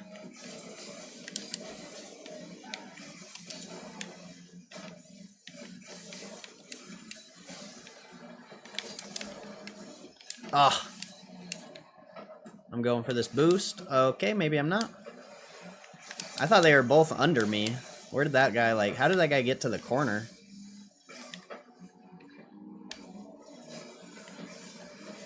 Teammates! The only reason I didn't go for that is because of my teammate. But I don't think I had the time to go for it either way. 24 now? Oh, that's not down. That's, I guess our definition of down is different.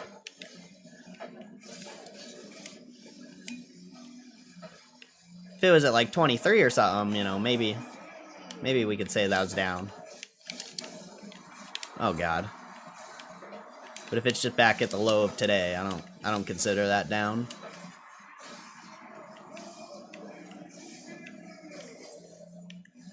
Okay, teammates. What is going on, bro? Why would he just drive away from the ball, bro? Like, maybe he thought I had it, but that's still just wild.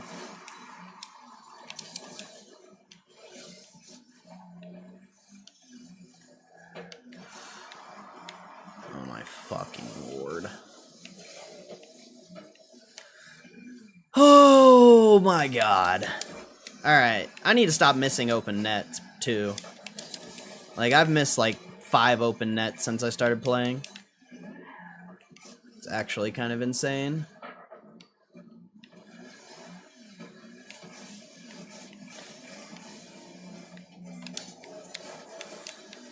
I mean, wasn't the stock up, like, 8% in after hours a few days ago? I don't know.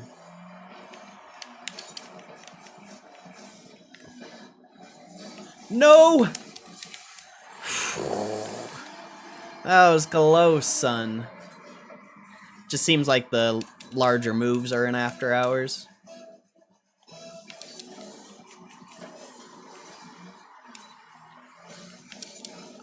Teammate. Oh my god, I'm nasty. Teammate, get off my fucking cock, dude. Oh my god. What is going on?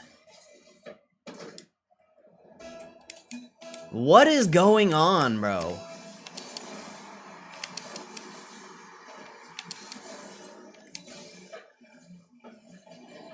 Oh, we better score that. Alright, good job. Actually fucking wild, bro.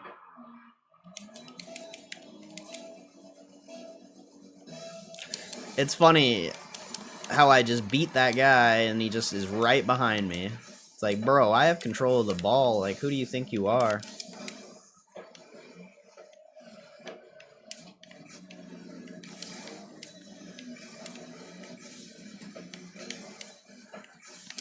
Okay.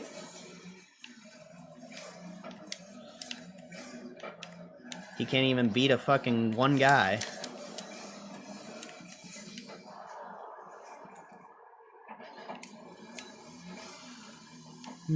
Like, my teammate had that nice little reset at the start that he almost hit, but other than that, he hasn't really done, like, anything.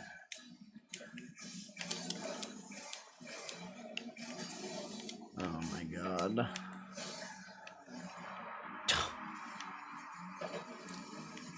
Alright, is he gonna score?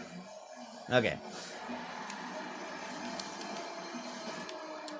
At least it's tied up now. But good lord. What is going on? I'm getting actually triggered at this game. Like... Oh. Nobody, like... See, the biggest issue with, like, diamonds is they don't control the ball. Like, see, that guy controlled the ball, and he was able to score. See, he's in front of the ball, kind of controlling it. Obviously, I missed my challenge because I'm trash. But, like, that's what you're supposed to do. Majority of these kids just, like, hit the ball. And then they lose control of it. And that's, like, the story of most low-ranked players. If they would just control the ball, they would be much, much better. See, like, I shouldn't even have hit the ball away like that, even though I was saving the ball. Like, there was no point for me to hit that ball like that. I should have just barely tapped it and took control of it.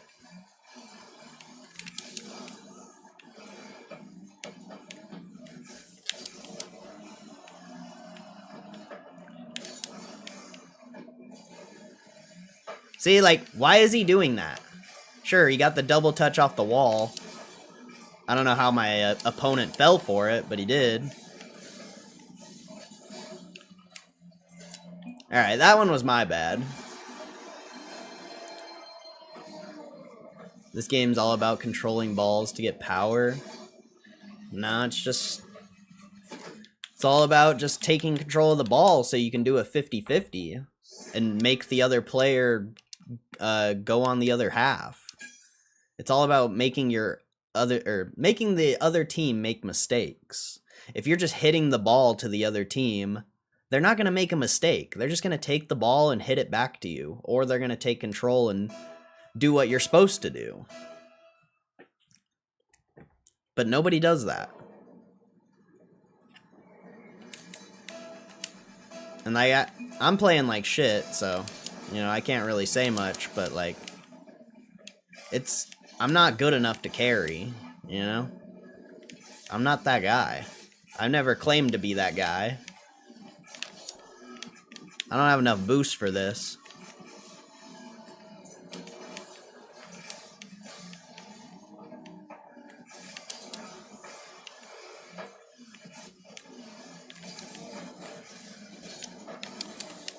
I kind of passed. See, like, right there, when I hit the wall, or the ball off that wall into the center, that was a mistake by me. Because I basically just passed it to the other team. See, like, this is what you want to do. You want to take the control of the ball like that. See, I 50'd that guy. Like, I would have been able to score that if my teammate didn't fucking get up on my nutsack so I couldn't turn. Ugh. Shit's so annoying, bro. Like, I probably would be able to carry a little more if my teammates weren't so, like, weird. They're just always on my nutsack when I'm trying to take control of the ball because they think they're gonna do some fucking stupid aerial like that and score. And it's like, sure, that guy did that aerial and got past that guy, but, like, what else did he do? He didn't do fucking anything. Like, Take the ball, idiot. If you're gonna act like you're gonna take it, just take it. I'm gonna fake. Oh, I almost scored that. I don't know. People just don't think when they play, or they just don't care, so they just do whatever. Which is fair, you know? If you just want to have fun, I get that, but I don't know. I don't know.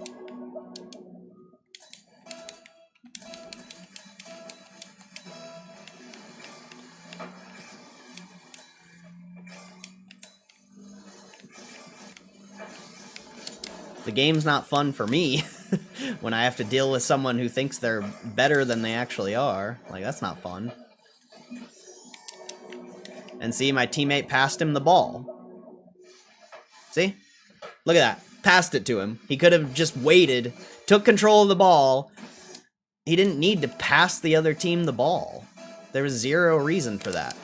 Oh my god, I just failed that kickoff. Dude, challenge.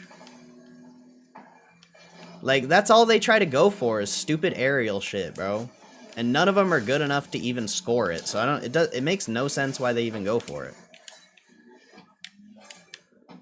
Like, if you actually had the ability to score it, you know, that's a totally different story. Alright, I just cucked my teammate right there, so that's my fault.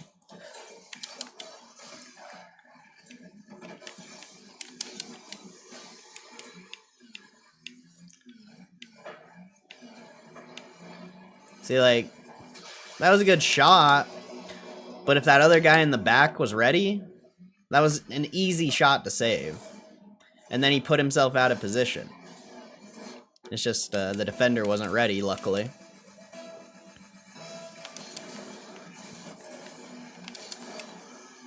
Sometimes going for certain shots isn't a good idea. See, like, that was good by him. That wasn't. I don't know what that was. Him waiting for the ball to come down off the wall, though, that was smart. What he did after, you know, I don't even know what he did. See, that was bad by me. I passed that guy the ball, but, like, not much I could do there.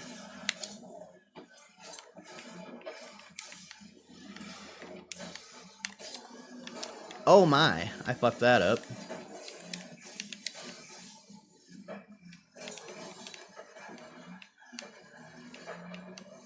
My teammates got that. See, like, that's exactly what you're supposed to do right there.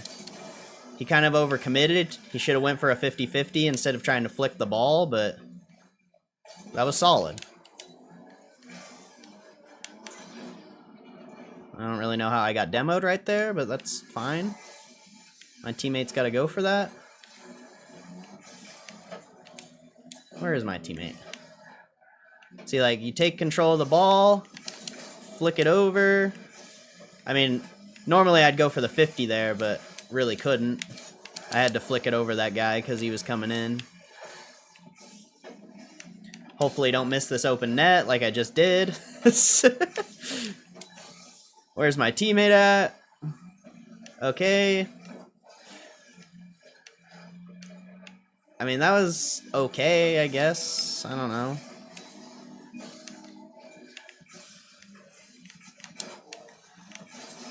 This should be a goal.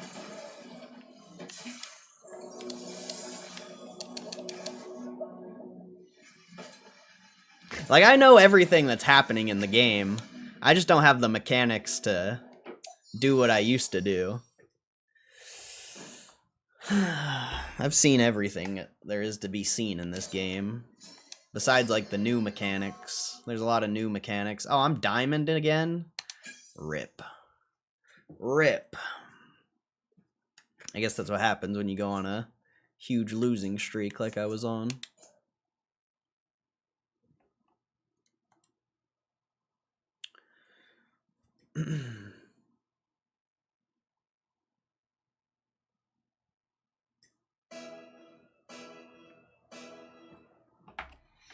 But I'm also playing bad. You know, I can talk all the shit, but I'm playing terribly, so.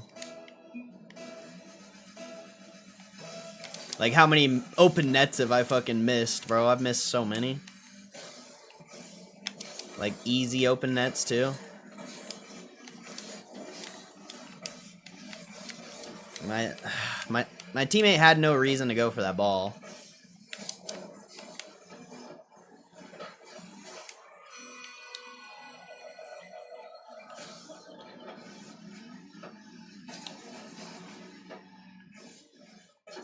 And we're facing Smurfs, I'm pretty sure, so that's pretty annoying.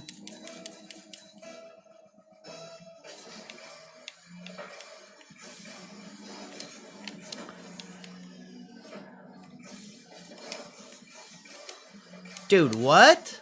Okay. I don't know what's going on. I thought my teammate overcommitted into the net. I'm just gonna let him do his thing. So, like, that was okay, but he put himself out of position, and now he's screwing me over.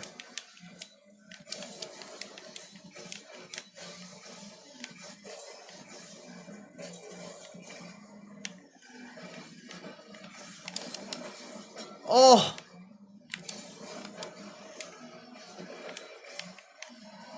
I don't have boost. I'm stealing this. That guy has no boost. Oh, if he would have hit that harder, that was a goal for sure. That's a goal for sure.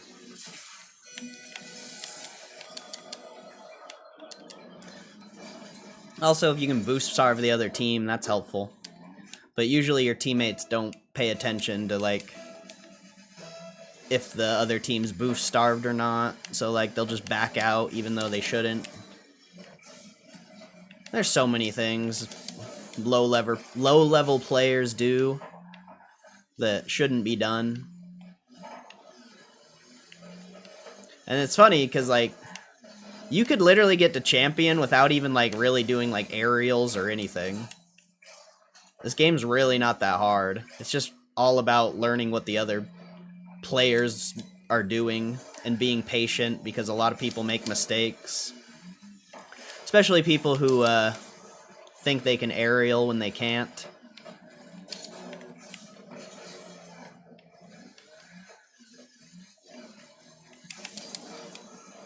It's like they're bound to make mistakes. Oh, that was almost good. No, teammate. Okay. See, that was risky by my teammate. If that guy Pluto, if Pluto would have saved that, that probably would have been a goal for them. So very risky by my teammate, but at least he scored it.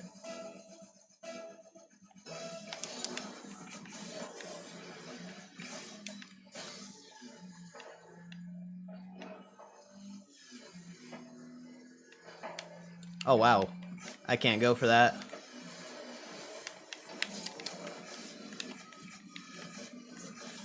Oh, I missed! Okay. I thought I had that. I thought I was scoring, and I missed right there. Ah, that was a decent goal, though. Decent, or good follow-up by my teammate. A little risky, but whatever. He did it again. He did it again. I can't complain when my teammate's doing it. See, I don't know why my teammate was up for a pass there. Like, I had the ball on my car. I can't really give a good pass when the ball's like that.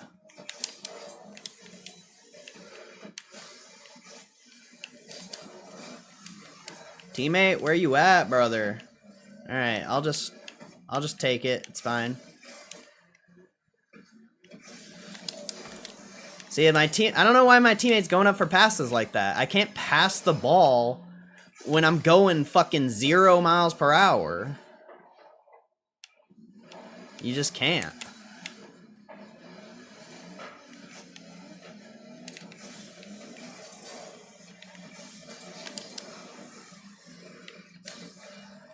Go, teammate.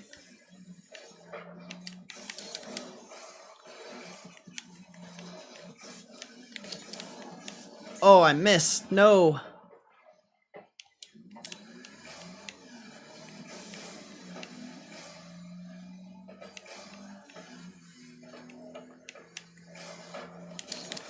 Oh, fuck. I accidentally hit my ball cam, and that fucked me up.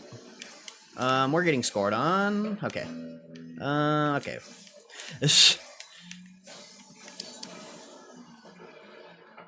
My teammate's goated. Almost goated. Okay. He's got it. Oh, I believed in my teammate.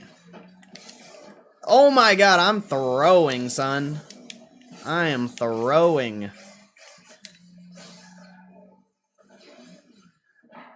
See, not very good clear by my teammate.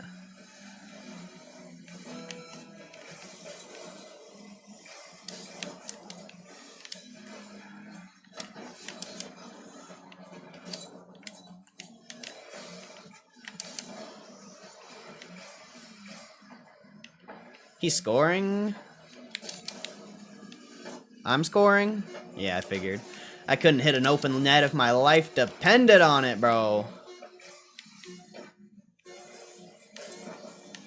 Okay. I couldn't hit an open net if my life depended on it, dude. It's like the Harry Potter game where they flew you... Wait, Harry Potter? Harry Potter! How am I not in champ again? We just beat Smurfs. Came in and slam dunked on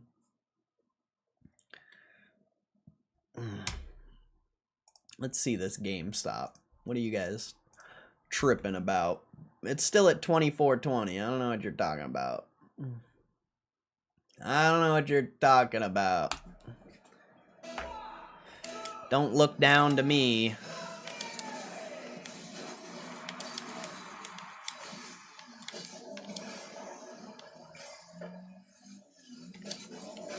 Dude, I am like playing so bad right now.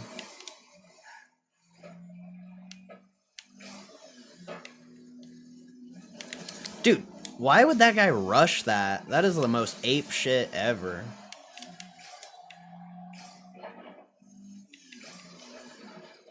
Rizzler, what are you doing, dude? Why are you leaving the ball? Alright, it ended up working out. I still don't know why he left the ball there. That was pretty not smart, in my opinion. Even though he didn't have boost, there's no point to leave the ball there.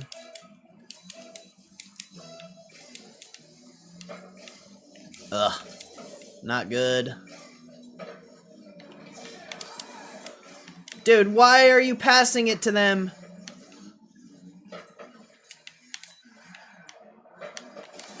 Fuck, dude. I almost missed that save.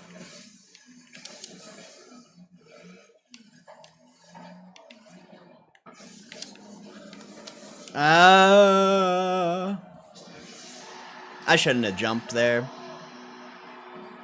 But my teammate had no reason to go for that ball again. Like, jumping into the other team's corner, that means that I don't know. That might be like one of the biggest mistakes low-level players make.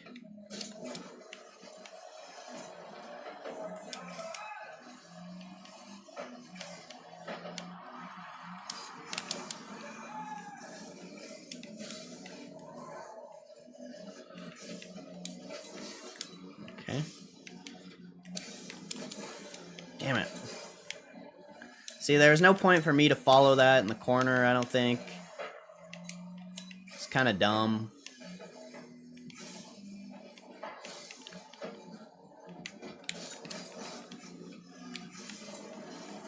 Why is my teammate jumping for that, dude?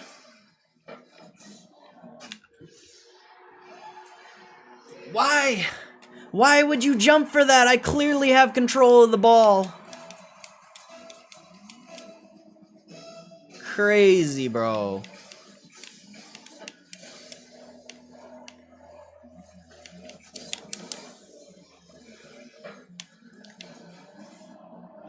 Dude.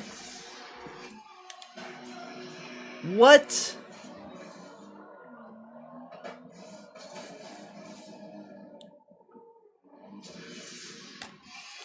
That was actually ridiculous, bro.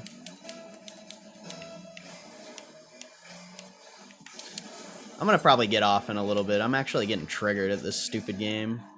Like, what is he doing? Why is he in my nutsack, bro? It's fucking a joke, man. It's actually a joke. Why would you jump for that? They have control of the ball. Oh my fucking god, bro.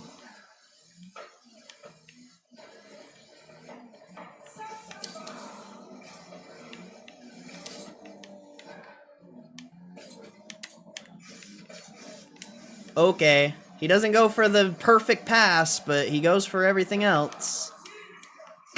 Like, what? Why wouldn't you go for literally the perfect pass? But you go for, like, the dumbest shit ever.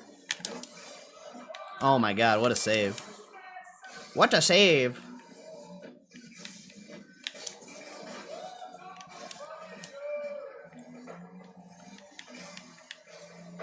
Bro.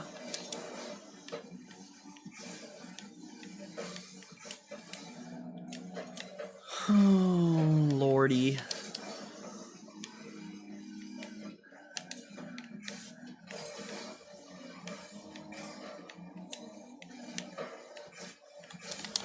No. No.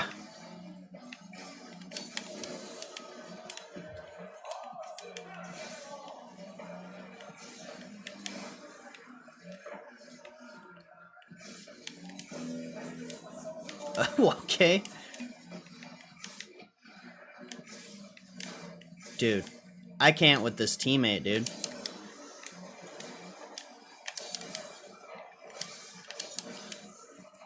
I need to get my mechanics back so I can just fucking carry, bro.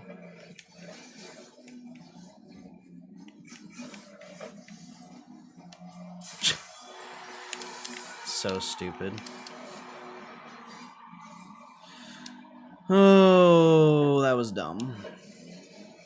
But, whatever. Maybe we can tie it up. I don't know. My teammate needs to, like, do literally anything.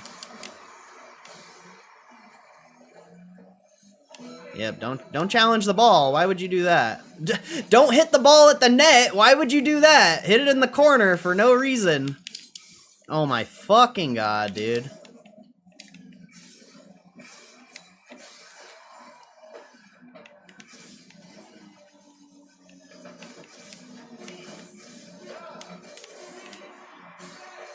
Okay.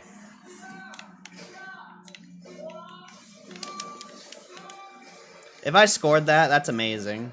Oh, that was pretty close.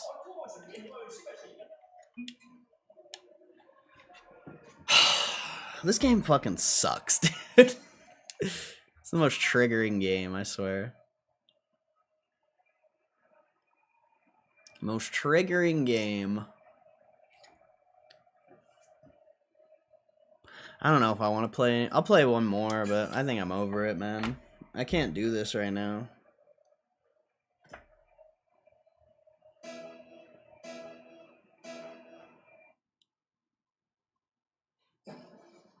I can't do this.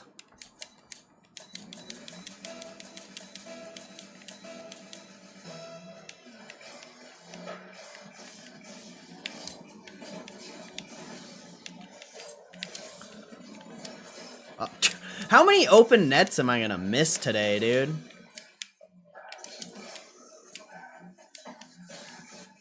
I've also missed like every single open net possible. So like, you know, it's also my fault. But good lord.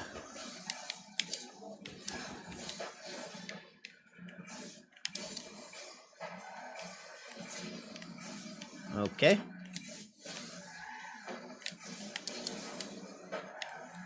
Okay.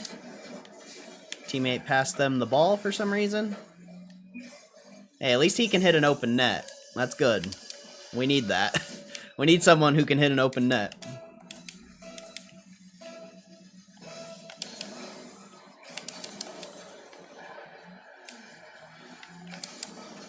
Because it's not me. Ugh. Nice backboard save. Good beat.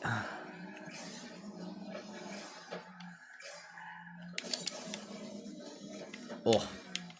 See, I was out of position in that little turnaround I did. The only reason I wasn't up for that. Hopefully my teammate takes control of the ball. Okay, he's trying to pass it for some reason, which makes no sense. And we're cucked. Makes no sense to pass the ball there. Makes no sense to pass the ball in, like, most cases. Unless you actually know what you're doing. Like, why is he doing that? That one was okay, because at least I can take control of it. See, like, at least I was in a good position to take advantage of that pass. But the last one, that was not great.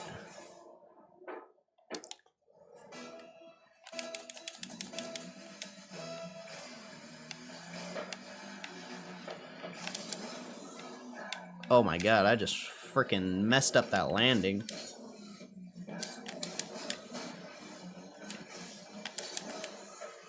Yeah, that flip kind of screwed me over. I should have just waited for them to challenge me.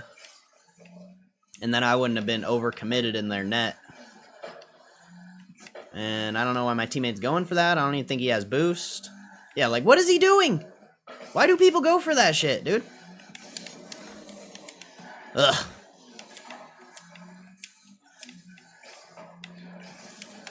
Is that just in? No, it's not. That could be in if he jumps for it. Nice shot.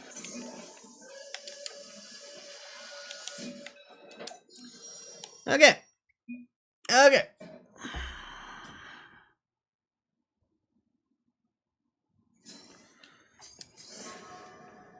I'll play until I lose, I guess.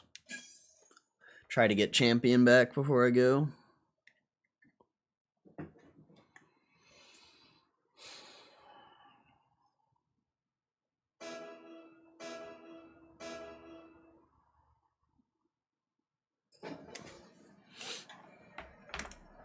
You guys should have saw me play last night, though. I was like, I don't know. I was like locked in last night. I didn't do anything like crazy, but some of my saves were fucking nuts.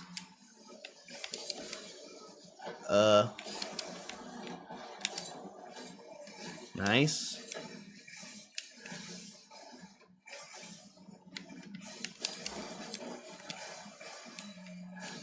Come on, teammate. You got a challenge. Okay.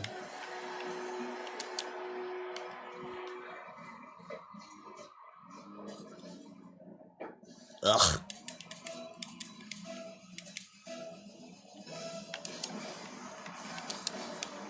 I mean, he did challenge.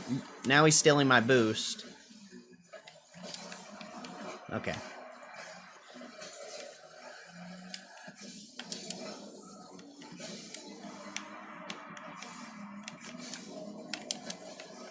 Okay. I mean, I probably should have gave that to him, but I don't trust my teammate.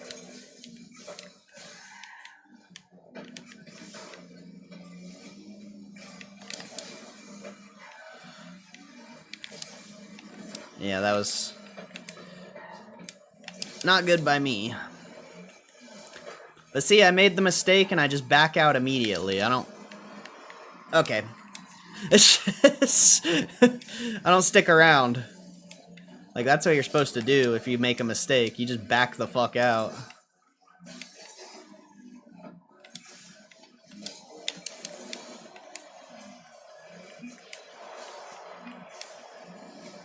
Oh, if my teammate would have took time with that, I would have been able to demo that guy. Actually, would have been a decent play. I don't think this guy has boost.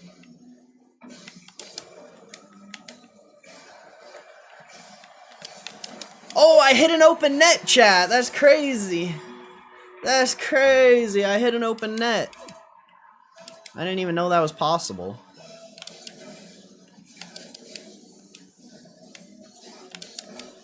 Okay. My teammate better score that after doing whatever the hell he just did. Oh, that guy faked the shit out of me. I thought he was actually good.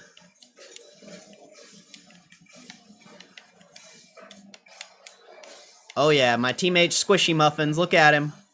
Look at him go. Squishy!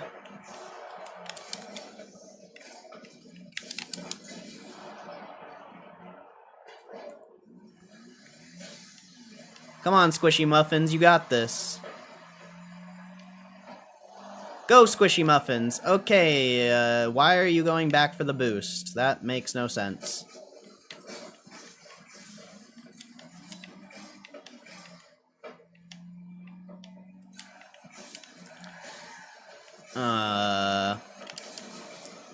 Teammate! I challenge the ball! What is going on right now? Hopefully my teammate is, like, up still. He's not. What am I? I don't even know why I passed that. I should have just took control of it. I don't know. I don't know. I don't know. I don't know what's going on. Teammate, that is an open net, bro.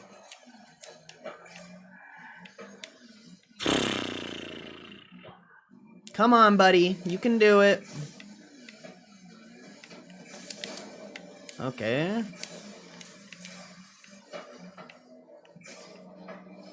Oh, wow. My teammate's a baller, son.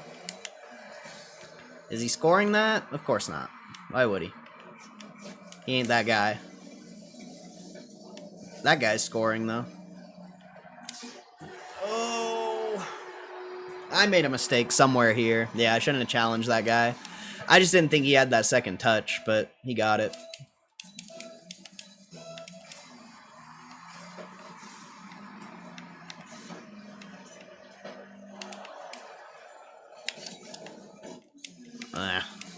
I didn't need to jump for that. That was pretty dumb. Go team... Bro, why did my teammate not follow up on that? That's crazy. That's actually insane. Teammate... What are you doing?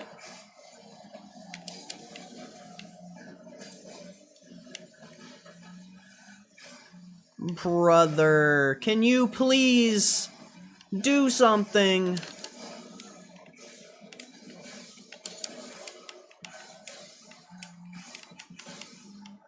Ball him up, son. Make him your bitch.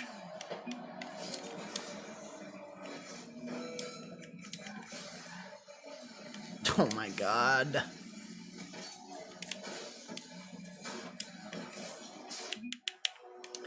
I can't do it with this game, bro. I can't do it, bro. I can't do it. This game pisses me off, bro. I can't do it, bro.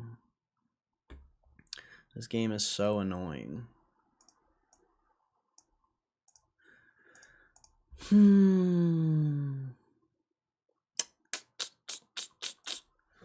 It's quite annoying. Those are some bad games. Some bad games. Can't believe Chewy's at $27. Like, how insane is that? That's wild to me.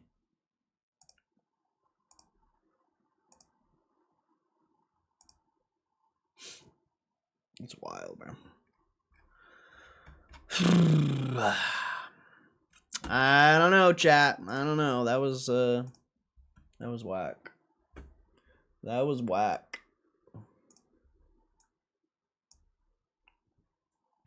I'm about to get out of here, though. Look at the chart real quick.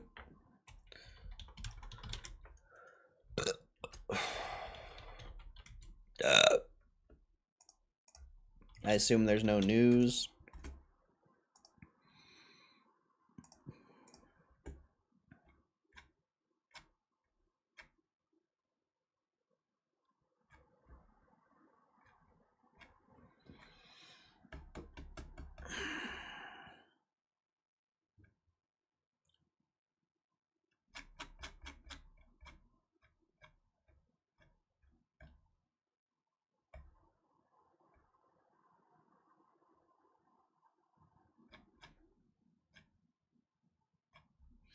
Yeah, nothing there.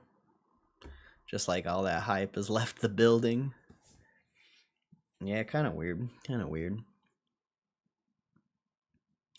I mean, not it's funny because $24 is where the institutions buy. So it's like, I don't know. Doesn't seem that big of a deal. Pretty big sell up or pretty big down day, I guess, though. But you made a higher high on the chart. Technically, this is just a breakout retrace in a lot of ways. I don't know. We'll see. We'll see. I mean, last time. I mean, this is because of the warrants, or that was the first bond offering, I believe, here. So last time you gapped up to 30, but last time you hit 26, you sold off. Just another pivot point, I suppose. Very similar to like 2120 and 2080, whatever. I don't know.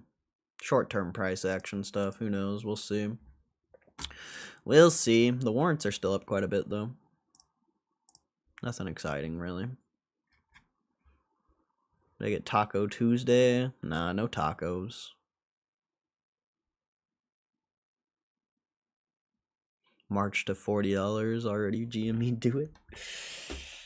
Nah.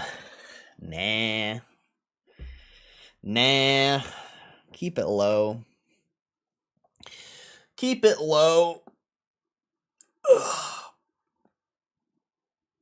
Alright, chat.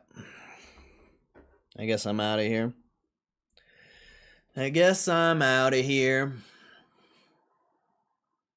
$40 and dilute me. That'd be sick. From what it seems like, though, they're going to do the rest of the stock issuance to acquire whatever they're going to acquire. That's what it seems like. It's definitely what it seems like. Because what's the dilutive? The dilutive value is like 592, I think.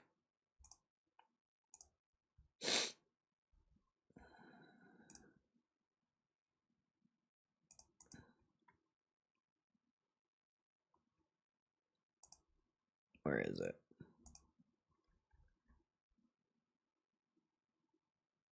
Maybe it's in the actual filing. I don't know if you can look it up on this.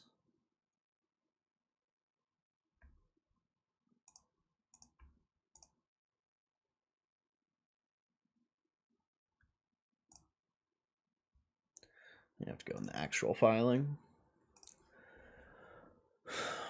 I think it's 592, isn't it? 591. Well, 591.7, so basically 592. So billion minus 592, basically. So you can dilute up to 408 million more shares. Bro, I know we've been talking about it all day, but it's got to be Target, bro. They're gonna fucking dilute the rest of the shares, and they're gonna get a 40-50 billion-dollar business with like 10 billion in finance, if maybe even 5. Hey, peace out, Aaron. What's their leverage if you use shares to buy something? You don't have to use cash or go into debt. That's the leverage. The shares are worth more market value than they are on the stock chart, so they're more, If you were to do an at the money right now at $25, you wouldn't get that much value. But if you put up the shares as to purchase whatever they're going to purchase, they're potentially worth more than $25. Maybe even the market would value the shares at like $40. So you could potentially get more value using the shares to purchase whatever they're going to purchase. I'm saying, what's that? Bring their available cash stack. Would it be 4 million shares X what the current share price is? It wouldn't change their cash stack because they would be using the shares to buy whatever they're going to buy. So it wouldn't do anything to their cash stack.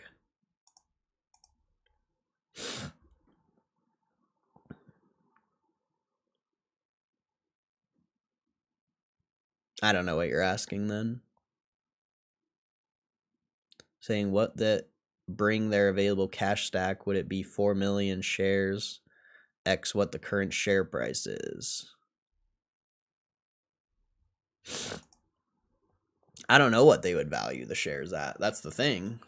I don't know if they would value it at the current share price, or would they value it at $32, 30, 35, 40? That's the whole thing. The public share price on the market isn't necessarily how much GameStop shares are worth. Like, if you really think about it, if a bank is willing to give GameStop 0% debt at $32, I would say the market values GameStop shares at $32. Say GME does go to 40, they would have more capital than doing it at 24. That's debatable. I think that's debatable. I think that's extremely debatable.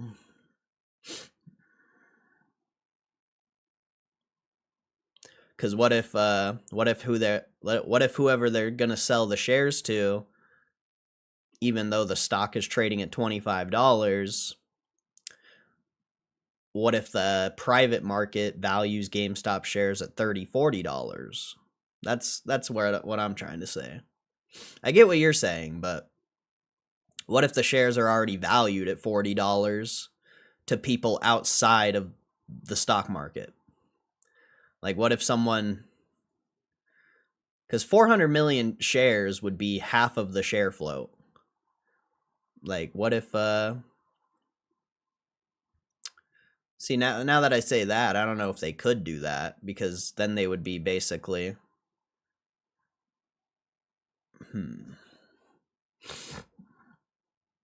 Yeah, I don't know if they could give 400 million shares to one buyer.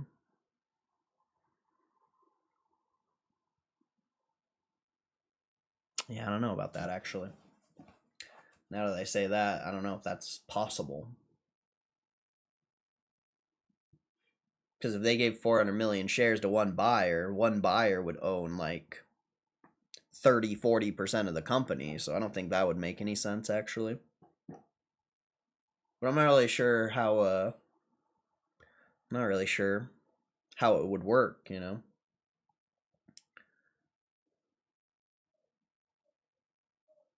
Maybe they pay out all parties involved with the shares, so not one person is getting 400 million shares. It could be a bunch of people, but I don't know, man. I need to go.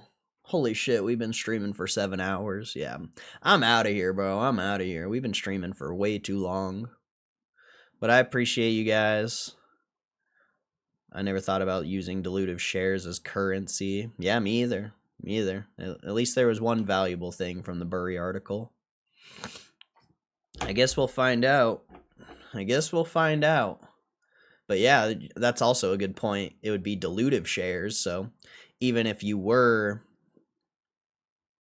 even if the shares are trading at $25 on the market, if they're issuing brand new shares to make this purchase, it's very debatable whether the shares are worth $25 or not. So that's what makes me think that the shares off the public market are worth more than, what you see on the screen.